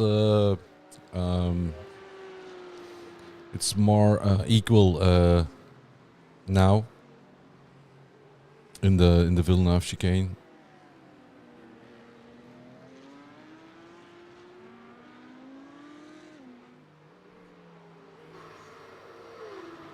And it looks like we're getting a beautiful sunset, at least to some directions. And looking here, you see a bit of blue sky, and then to some directions, it's still just a gray carpet. Yes. And laid out throughout the skybox. Though certainly not as cloudy as it was earlier. And that is actually that's gonna become quite interesting once we get out and around, let's say around 8:30, 9 o'clock, when it's slowly starts heating up once we get onto noon time in the final hours of the race.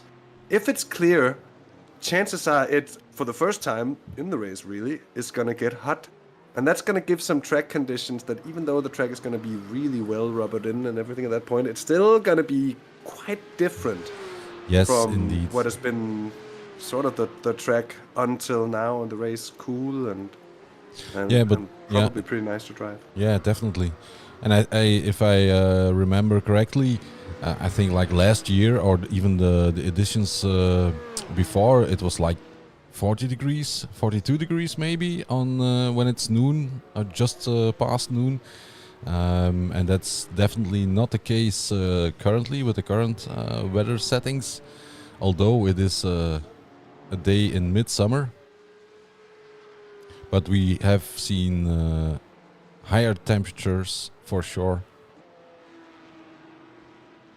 Let's take a look at the current weather again. Air temp 18 degrees, track temp 20. So sitting here in the relative depths of winter and imagining yourself that,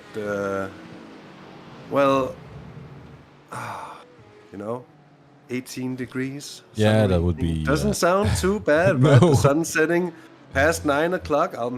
Sign me up. I'm here for it. Yeah. But it's gonna come back around, isn't it, with the seasons changing? But can't wait for myself. But yeah, surprisingly cool for the start of the race. Surprisingly cool, basically all through the opening afternoon. And then it'll be interesting to see whether it's still a cloud cover in the morning, or if it's if it's indeed clear skies. But again, we can only guess about those sort of things. At least I can only guess because I don't know what the weather settings are like on your part. Since iRacing can be set up in quite a different few ways. But of course, dynamic weather already, dynamic track state being a thing, but dynamic weather will certainly be coming, as we've mentioned earlier, that that whole those saga that is rain and iRacing. Yeah. And I was actually for quite some time thinking that it might just coincide with rain being added that in time for this race, and that would have made things, shall we say, interesting. But maybe also with less than a week to implement and practice and it would have all been that hard. stuff, very, very hard to implement. Not only for you organizers, but especially for the drivers and teams. Yeah, the setting currently in Sim is auto-generated weather, so we do not decide the weather. It's just generated based on the dates by iRacing, and sometimes it's hot, sometimes it's a little bit cooler. I have seen some wipers working. Rain, it's called a wiper. It's Windscreen wipers. Yeah, screen wipers. That's the complete word, indeed. During a few of the onboards, I saw that those were working already. We have seen that in the past. So the cars are ready for rain. That's for sure. That much is true, and I think I won't be speaking alone, saying that a lot of people are eagerly awaiting to, of course, both see, but definitely also feel what it's going to be like. And of course, I think most of you will be well aware of the more intricate details of what we know about rain coming to iRacing, and more specifically what we know about how it's been modeled. Because a lot of sims and racing games has had rain in one form or the other, whether it's been like you just select rain and then it's raining for the entire race, or whether it's a dynamic feature. But most of them has had the same thing in common, that it's sort of just turning down the grip by a set percentage. And I think it's relatively safe to say there hasn't really been a super realistic rain simulation yet. I think Project Cars 2 were first to the game in terms of rain with puddles and dynamic build-up and all that, but even that had its flaws as well, and that was pretty damn hard as well. I mean, that was hit a puddle and you would aquaplane and spin, and I guess if there is that much standing water on a track, that's what you get for hitting a puddle with tires that can't transport that amount of water away from the wheel. So it's going to make stuff very interesting. And it's a new dimension to open up for as well for drivers and teams. And then a lot of predictions have also been made in terms of rain being something that we won't actually see all that much, because chances are that it's gonna turn something that in many ways is hard enough already into something that, you know, I think a lot of people are maybe even slightly afraid of just how hard is this gonna be to, you know, consistently drive around in a car. But that's just how it is in real life. Of course, rain comes with a lot of added tactical decisions, when to pit for wets, all of these things that at some point will be something that drivers and teams in iRacing they're going to be considering as well. Yes, indeed. And then we're not even talking about hardware and stuff like that, because you have to render the rain as well. Well, that's a good point, actually. I hadn't really considered just how much heavier it was going to make things. There has been this build or the one before it, there has been some optimizations coming along as well. Yeah. From what I understood. And, yeah, indeed. They are changing or updating the engine. Bit by bit, actually. Not completely all at once, but just trying to improve the graphics and things like that. But yeah, just step by step. And you also have to give him credit for the fact that, given how old the base infrastructure of the game is, it does look very good. Yeah. And it has areas where I think it still looks better than so much else out there. Saying that, when I see pictures from, say, stuff like Gran Turismo 7, can't deny the fact that some of these newer titles are looking extremely good. Especially the still images, but when the car is really rolling and driving, then I still prefer the way iRacing does it.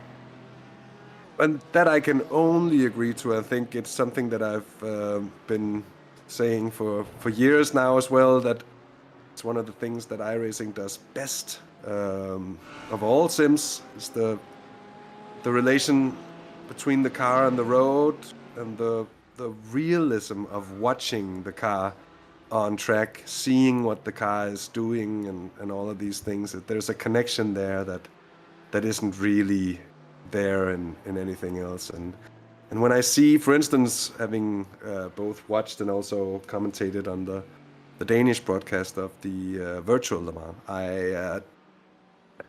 every time I see that R-Factor, it's sort of constantly reminding your brain that you're watching a video game sim, and I just don't get, at least not in that exact area. Maybe it's something else that'll do it sometimes in iRacing, but it's certainly not the cars and how they make contact with the tarmac and the whole connection with the road there.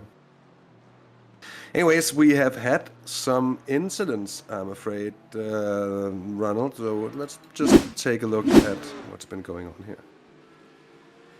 Oh, this is that's gonna be a big one. Oh, that's an Ash! And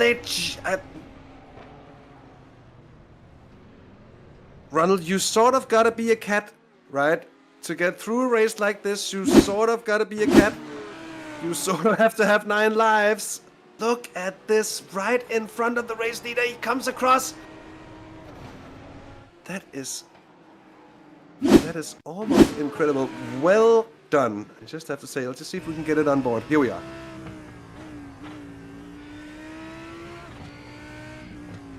There you have it. One of many reasons that Anash competition over the course of a season here this year has been the class of the field. Not only are they lightning quick, but it's those sort of reactions to what happens ahead. And without singing it, but just mentioning the title of a Bee Gees song. It is indeed all about staying alive. They're doing it brilliantly here. Carlos Dieguez with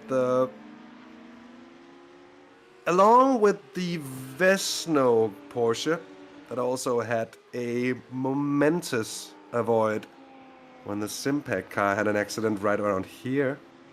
But that's going to be a contender too.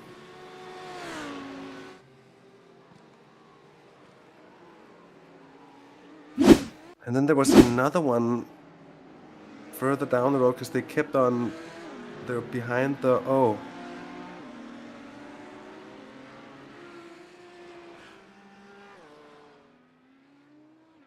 So that wasn't really the most useful camera angle that I've ever seen, but it is what it is sometimes. From one thing to another. An on-track battle here. Lucas Romano up ahead. I think clawing back positions. Getting past Benjamin De Papa in the ART Sim Racing 2 car. I don't know, with the Bowser 17 Audi. The old Audi. And then the Visceral eSports Lamborghini.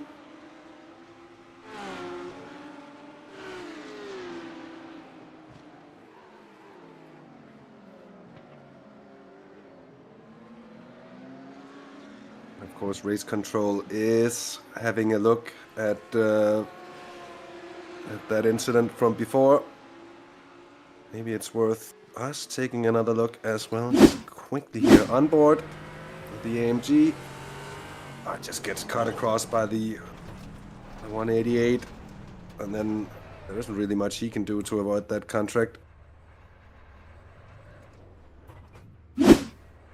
Dietrich Thiern, I think, without too much blame in that situation, at least judging by the onboards from his car.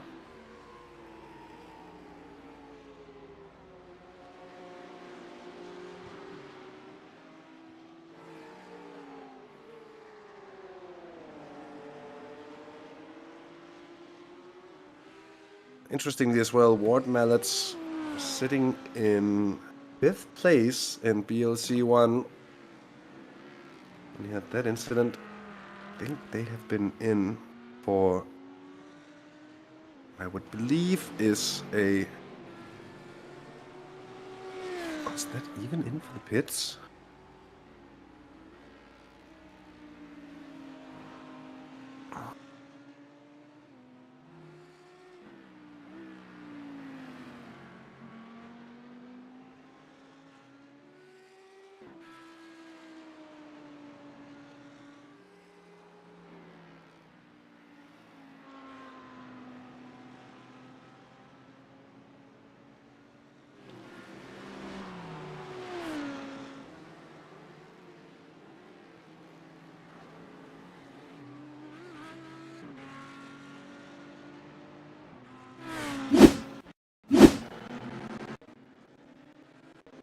Well, you see, it's just...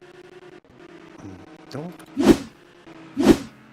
I just think the 188 there was quite lucky in getting away more or less with that whole debacle in terms of damage. Now I'm fairly confident there will be a penalty coming their way.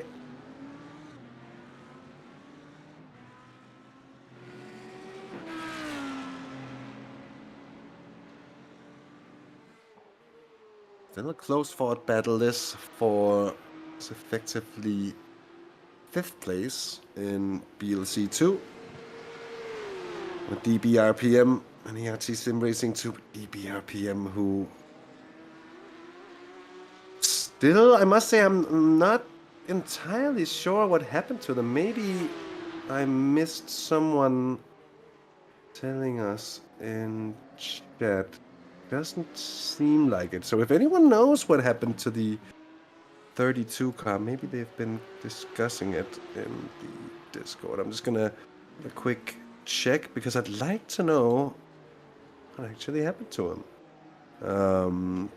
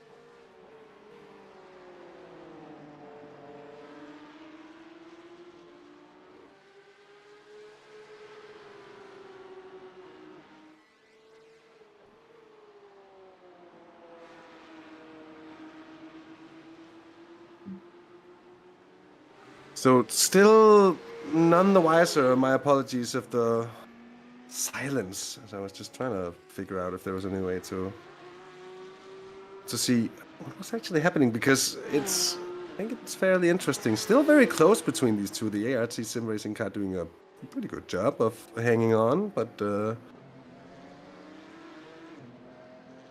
also both of them clawing back the gap on the ART Sim Racing sister car. About 5-6 seconds up ahead. But Lucas Romano and that 32 car, remind you, was very much battling for the race lead, and as such, having this sort of fate fall upon them is, shall we say, unlucky. I think we've seen some pit stops here, or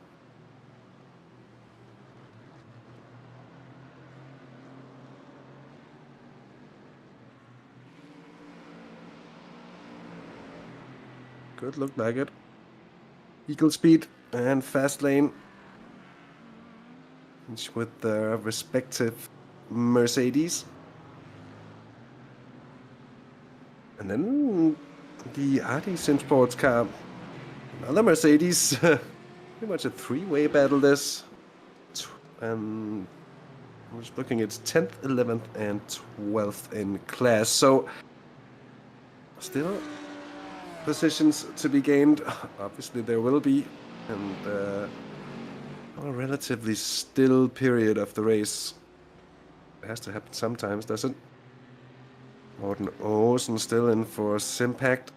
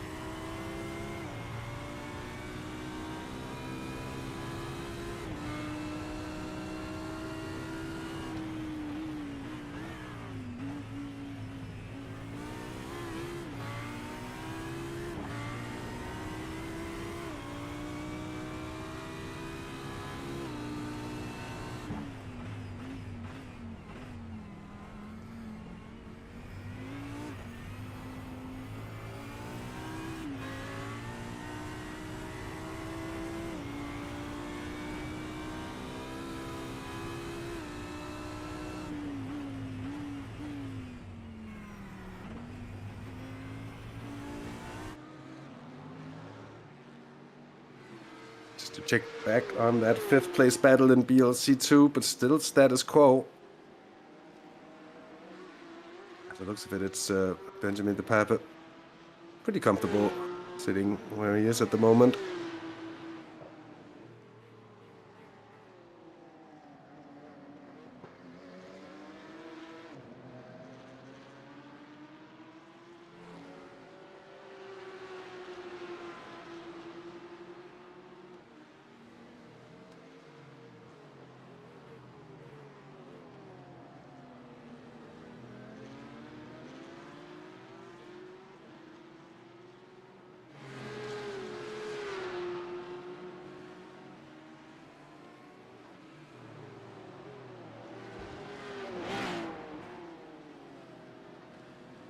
Now what seems like a round of pit stops, at least for a few of the BLC2 cars. We got DBRPM. The Marshmallow car is in. So is the ART Sim Racing 2 car, which leaves Lucas Romano with a bit of a chance to get the gap on the 12 car here. And then still that nice little three-way battle with the Mercedes here. Rob Sutherland, Jens Rosens, who now goes up ahead and up into 10th place there for the 485.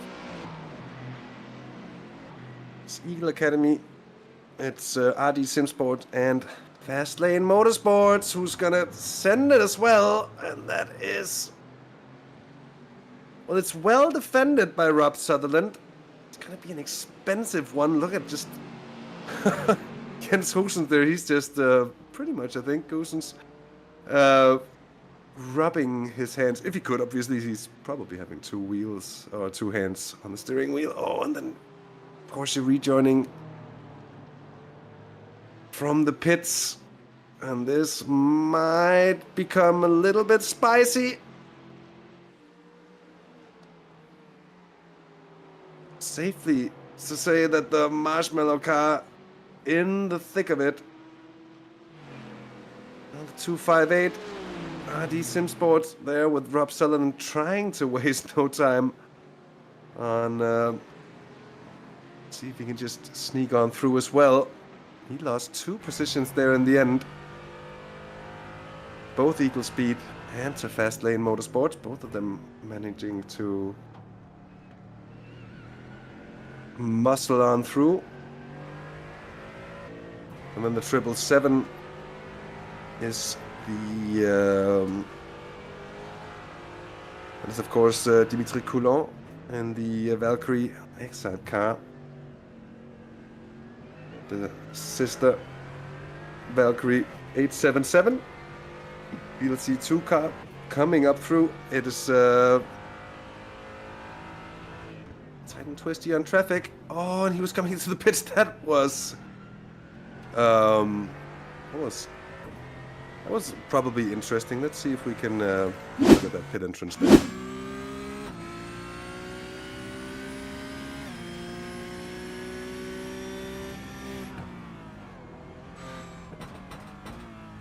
Holy moly! I'm not quite sure that was what he intended to do with it, but that was quite the situation for Max Humbert. Manages to bring it into the pits. Oh, and there's contact! And both of the BLC for Mercedes, that's Jelle Verstraeten and Dimitri Coulon, both of them off into the gravel. And Ward Mallets is maybe just coming into the pits. I was afraid that he was involved in some kind of problem with cars rejoining here. Oh, Dimitri Coulon is facing the wrong way. That's a very bad place to have to do that. But he, of course, does have the help of both being able to see and then also with both teammates and the relative as well. We'll be able to get fair warning of the track being either clear or not. That played right into the hands of Rob Sutherland again. No real damage there, I think, between the 2 cars. It was a relatively soft touch. There was no big collision with the walls or anything, so I think they will live to fight another day, but I want to avoid those sort of incidents. There's probably going to be a penalty for it as well. Let's just see. It's hard to see from this angle, at least, whether it's the car on the inside going wide or whether it's the car on the outside turning across.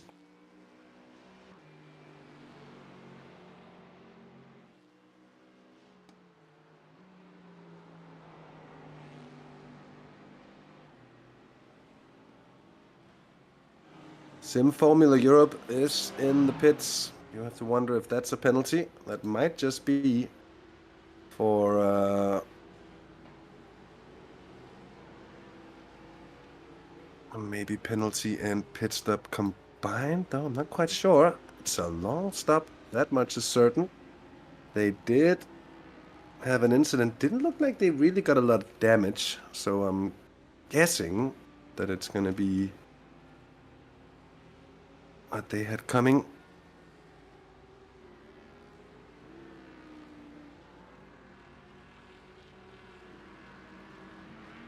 That was 1:30 stationary.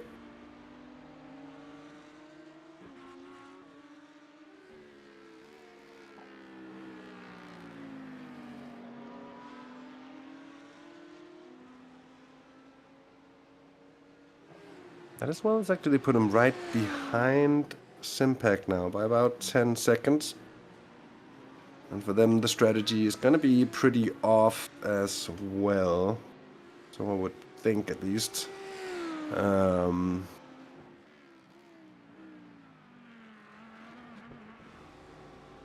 This release eSports is in the pit's weird sort of double pit stop, I think, for them, because it was counting and it sort of stopped. But they're getting a driver change as well, with Oscar Wilkins getting into the car.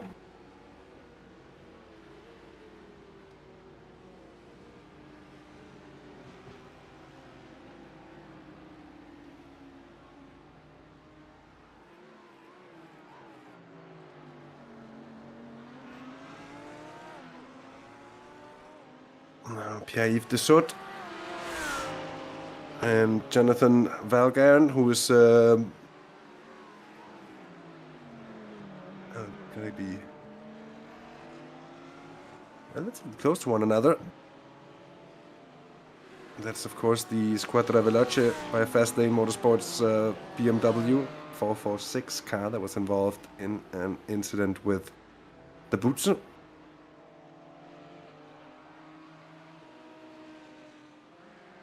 A lengthy off track as well for Dietrich Dien. That's going to be a carbon copy of something that we have never seen before at this point.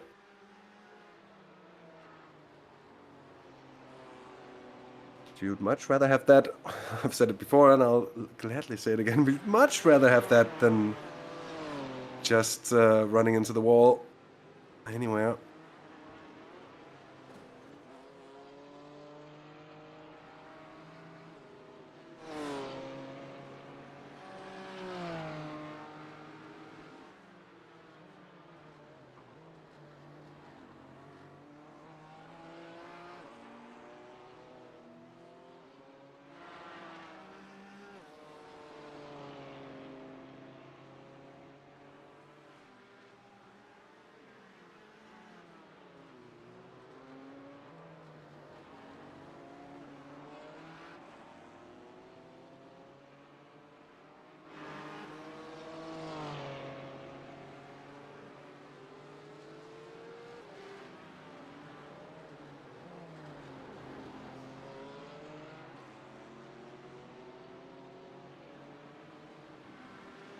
And I'm just checking something real quick, because I think we are about to change onto part 2 of the stream.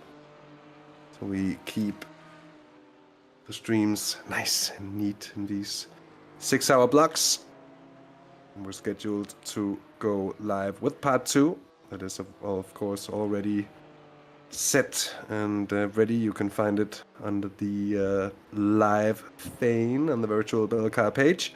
We're set to go live in 14 minutes, so at 9:15 we'll make the change.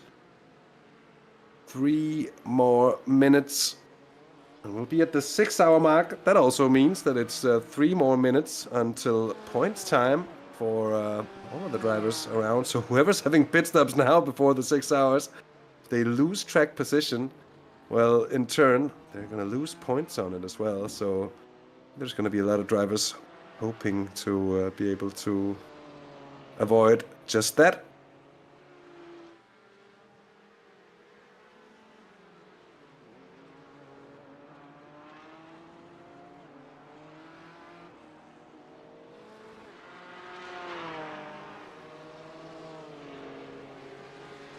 It is currently BLC 3 that is offering up the closest fights. I do wonder what happened to the battle between the Anash competition car and the Valkyrie Excite 877 machine. And the 877, of course, has had a pit stop. Maybe that's just about it.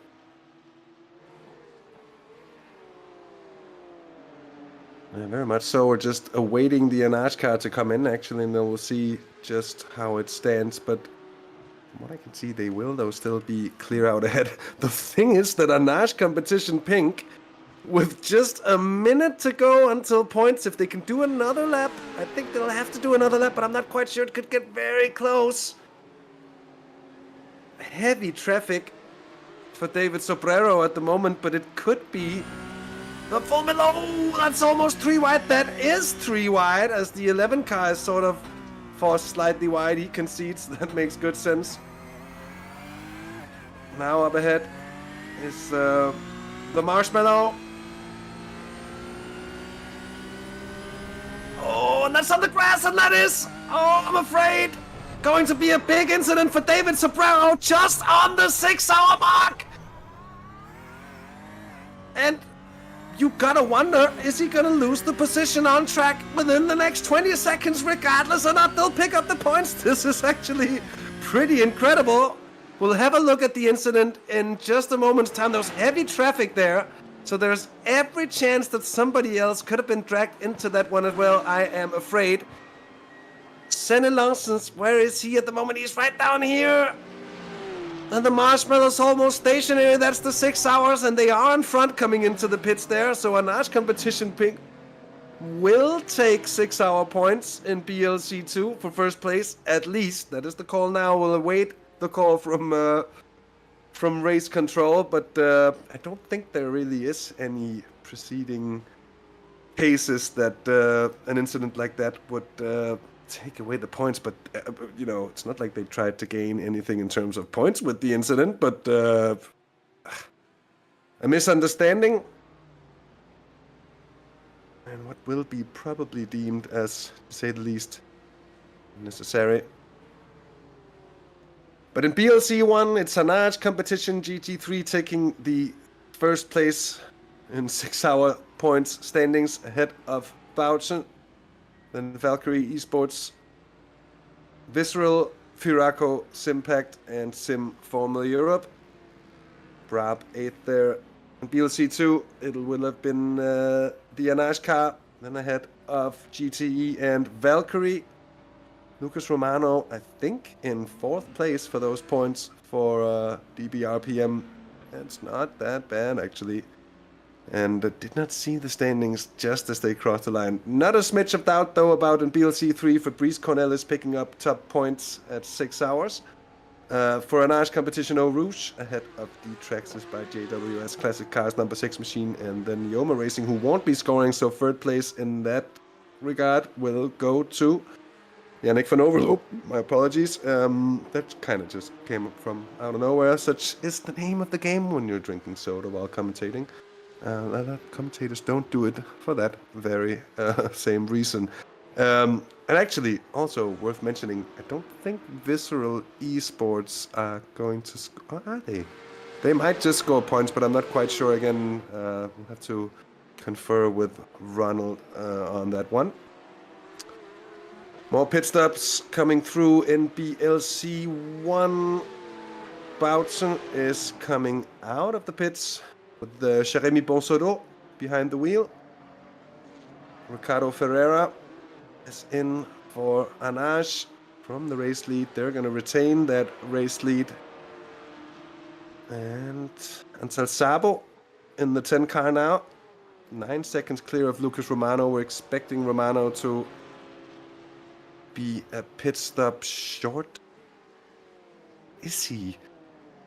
Actually, I don't think it's that long since he was in. It's about 20-some laps. So it is fair bit of time. It's half an hour or so. It's not like he's coming into the pits immediately, though. And with that said, I think we should probably go and have a look at whatever happened before there. It was a pretty hefty incident. Senator Larsens was in there. Tim de Hont. That's at least something that's gone on. I wonder if that was it. That was actually not it. That's the 99 car who smacks the 81 on the tail. And I guess it was no pun intended, or no punt intended, but just look at this one. That is all on the 99, and I'm afraid with the contact and the ensuing incident, that could very well be a penalty. to really throw off the race leaders in BLC2. They're currently ahead by, I believe, it's about 40 seconds. And they're on strategy, 40 seconds clear of Max Humbert and the Valkyrie 877 car. This could change things up, however. We're gonna have to see about that. So actually, I was expecting that to be the incident that we saw before that, but it actually wasn't. That's gonna come up now. For the first time, we're gonna see that from the outside as well. I'd like to see it from a bit earlier, though, if possible.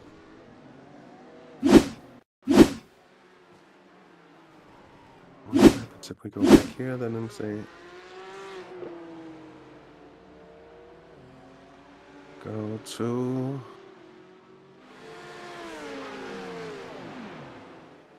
we're gonna have to just sit through a few moments of racing.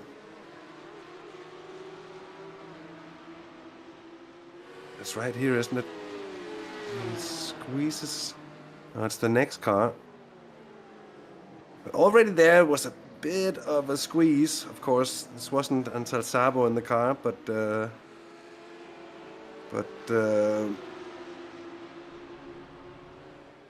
I've just lost it. David Sobrero, of course. There it was. Oh, that is not a good look. It's a major hit for the 10 car as well. Major hit for the 3 who had to crawl to the pits. And I think that's another pretty sure, certain case of an incoming penalty. That means it's all going the way it would seem, at least. Going back in towards the 877 car. Who for the time being seems to be just going around, which is just basically what you want. And Jeroen Vatlet in the pits as well in the 114 BMW for SimWorld.be Rapid.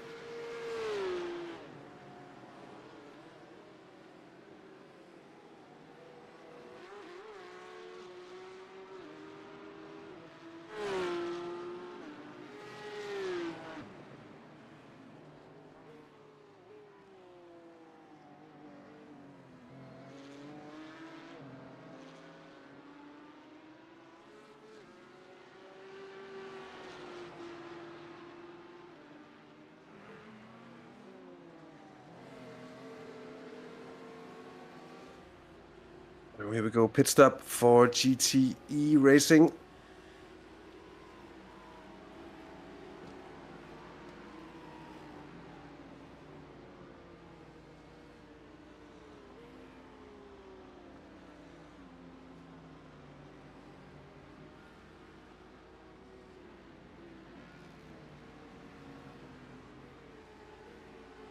Or the lights turn on automatically, but at which sort of light level or darkness level, if you will, it's I think different at least. And I don't know if it's from car to car or it's from class to class that it varies a bit, which is why some of the cars are running with the lights on and some of the cars aren't.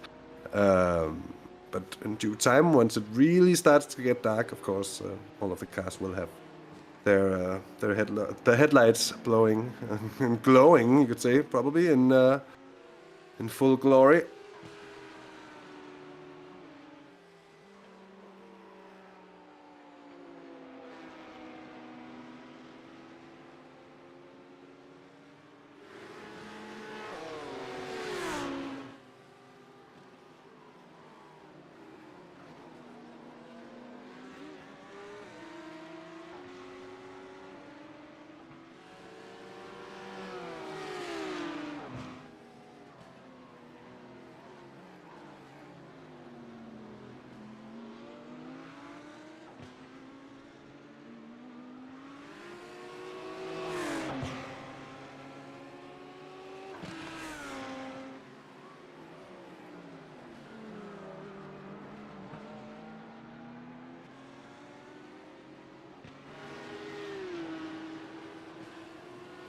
That situation before could have major implications. This Anash car isn't far off the lead of the race, mind you. And GTE had that 30-second stop and go. They're back out, but just after a pit stop. So Valkyrie is now in the lead. 20 seconds clear of the 99 GTE car, and then 11 seconds further down to the Anage competition pink car. I, however, think would expect at least to see a penalty rolling in for the 10 car as well, unless I don't think they already took it. They've also just been into the pits as well, so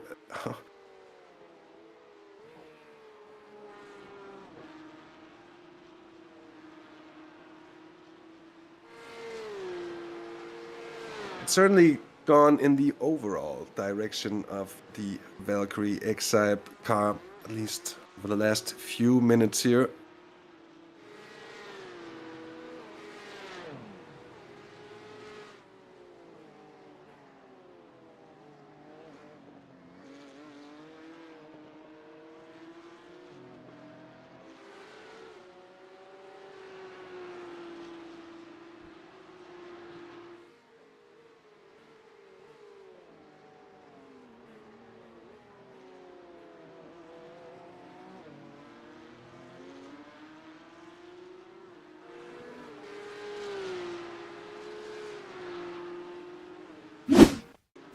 I'm gonna ask for precision here. Jelle Verstraeten. This snuck under the nose that there was this battle in the 912 of Fastlane Motorsports past Rob Sutherland of RD Sim Sports and their 258 Mercedes.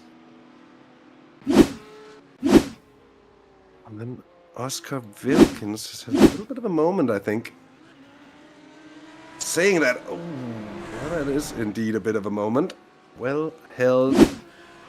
That very quickly turns into a tank slapper that throws you right off into the wall. That could have been a huge moment as well for Visceral Esports.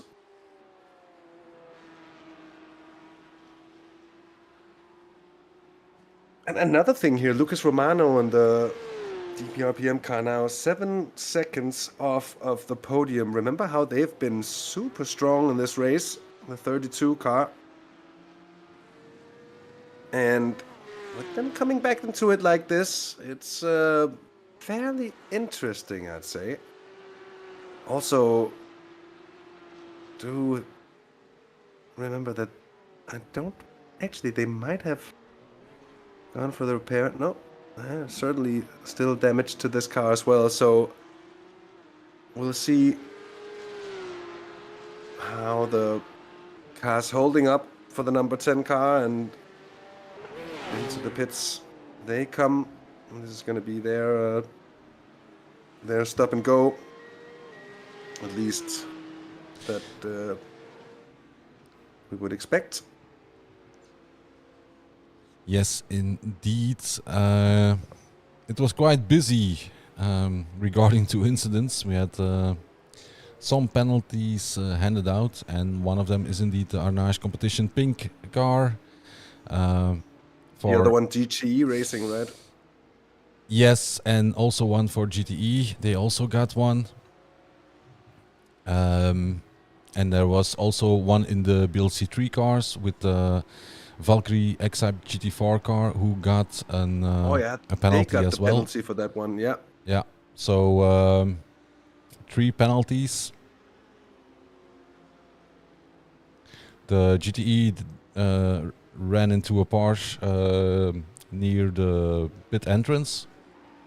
So on the it's the Jackie X chicane. And then the incident with the Valkyrie was in the Bianchi, and the one with the Arnage competition was after the Villeneuve chicane into the right-hander, going over the tunnel. Yeah, that's true. At the moment, we are past the 6-hour time. And I need to change the stream, actually. Yep. So I did prepare the viewership for the fact that we were going to change Okay, streams at about perfect. 21:15, so that's a Yeah. little bit past that now. yeah, that's already done. But because we had some issues at the start, I would like to reboot my PC because OBS was also playing up a little bit. And I think it would be wise to reboot the PC and then set up a new stream, and then we can continue. So Yeah, that's probably going to be me signing off for yeah, tonight as yeah. well. I need to take the sweet little Stella down for an evening walk, and then do feel like I'm ready to get a little bit of rest as well. But Yes. it's been a eventful opening 6 hours of this race. And then what's always sort of interesting here about going to bed is What will I find? what will I wake up to? Yes, indeed. And you just don't know. No. And I always say to myself that come in at least half an hour, if not a bit before, getting on, because it's just you have to have that buffer. You have to be able to get a good idea of the things that have been happening throughout the night. But thank you so much for joining in with us here on the opening 6 hours of the race. It's been a blast, and I shall sign off for tonight. Say I'll see you tomorrow. Yes, have a good night rest, Hasse. We will see you tomorrow morning. As for now, we are continuing the broadcast, but like I mentioned before, we're gonna have a short break to set up everything again for the next part, and then we'll be right back with you, and we will guide you through the night, as they say. So grab something to drink, something to eat, and then we'll see you in about 10 minutes.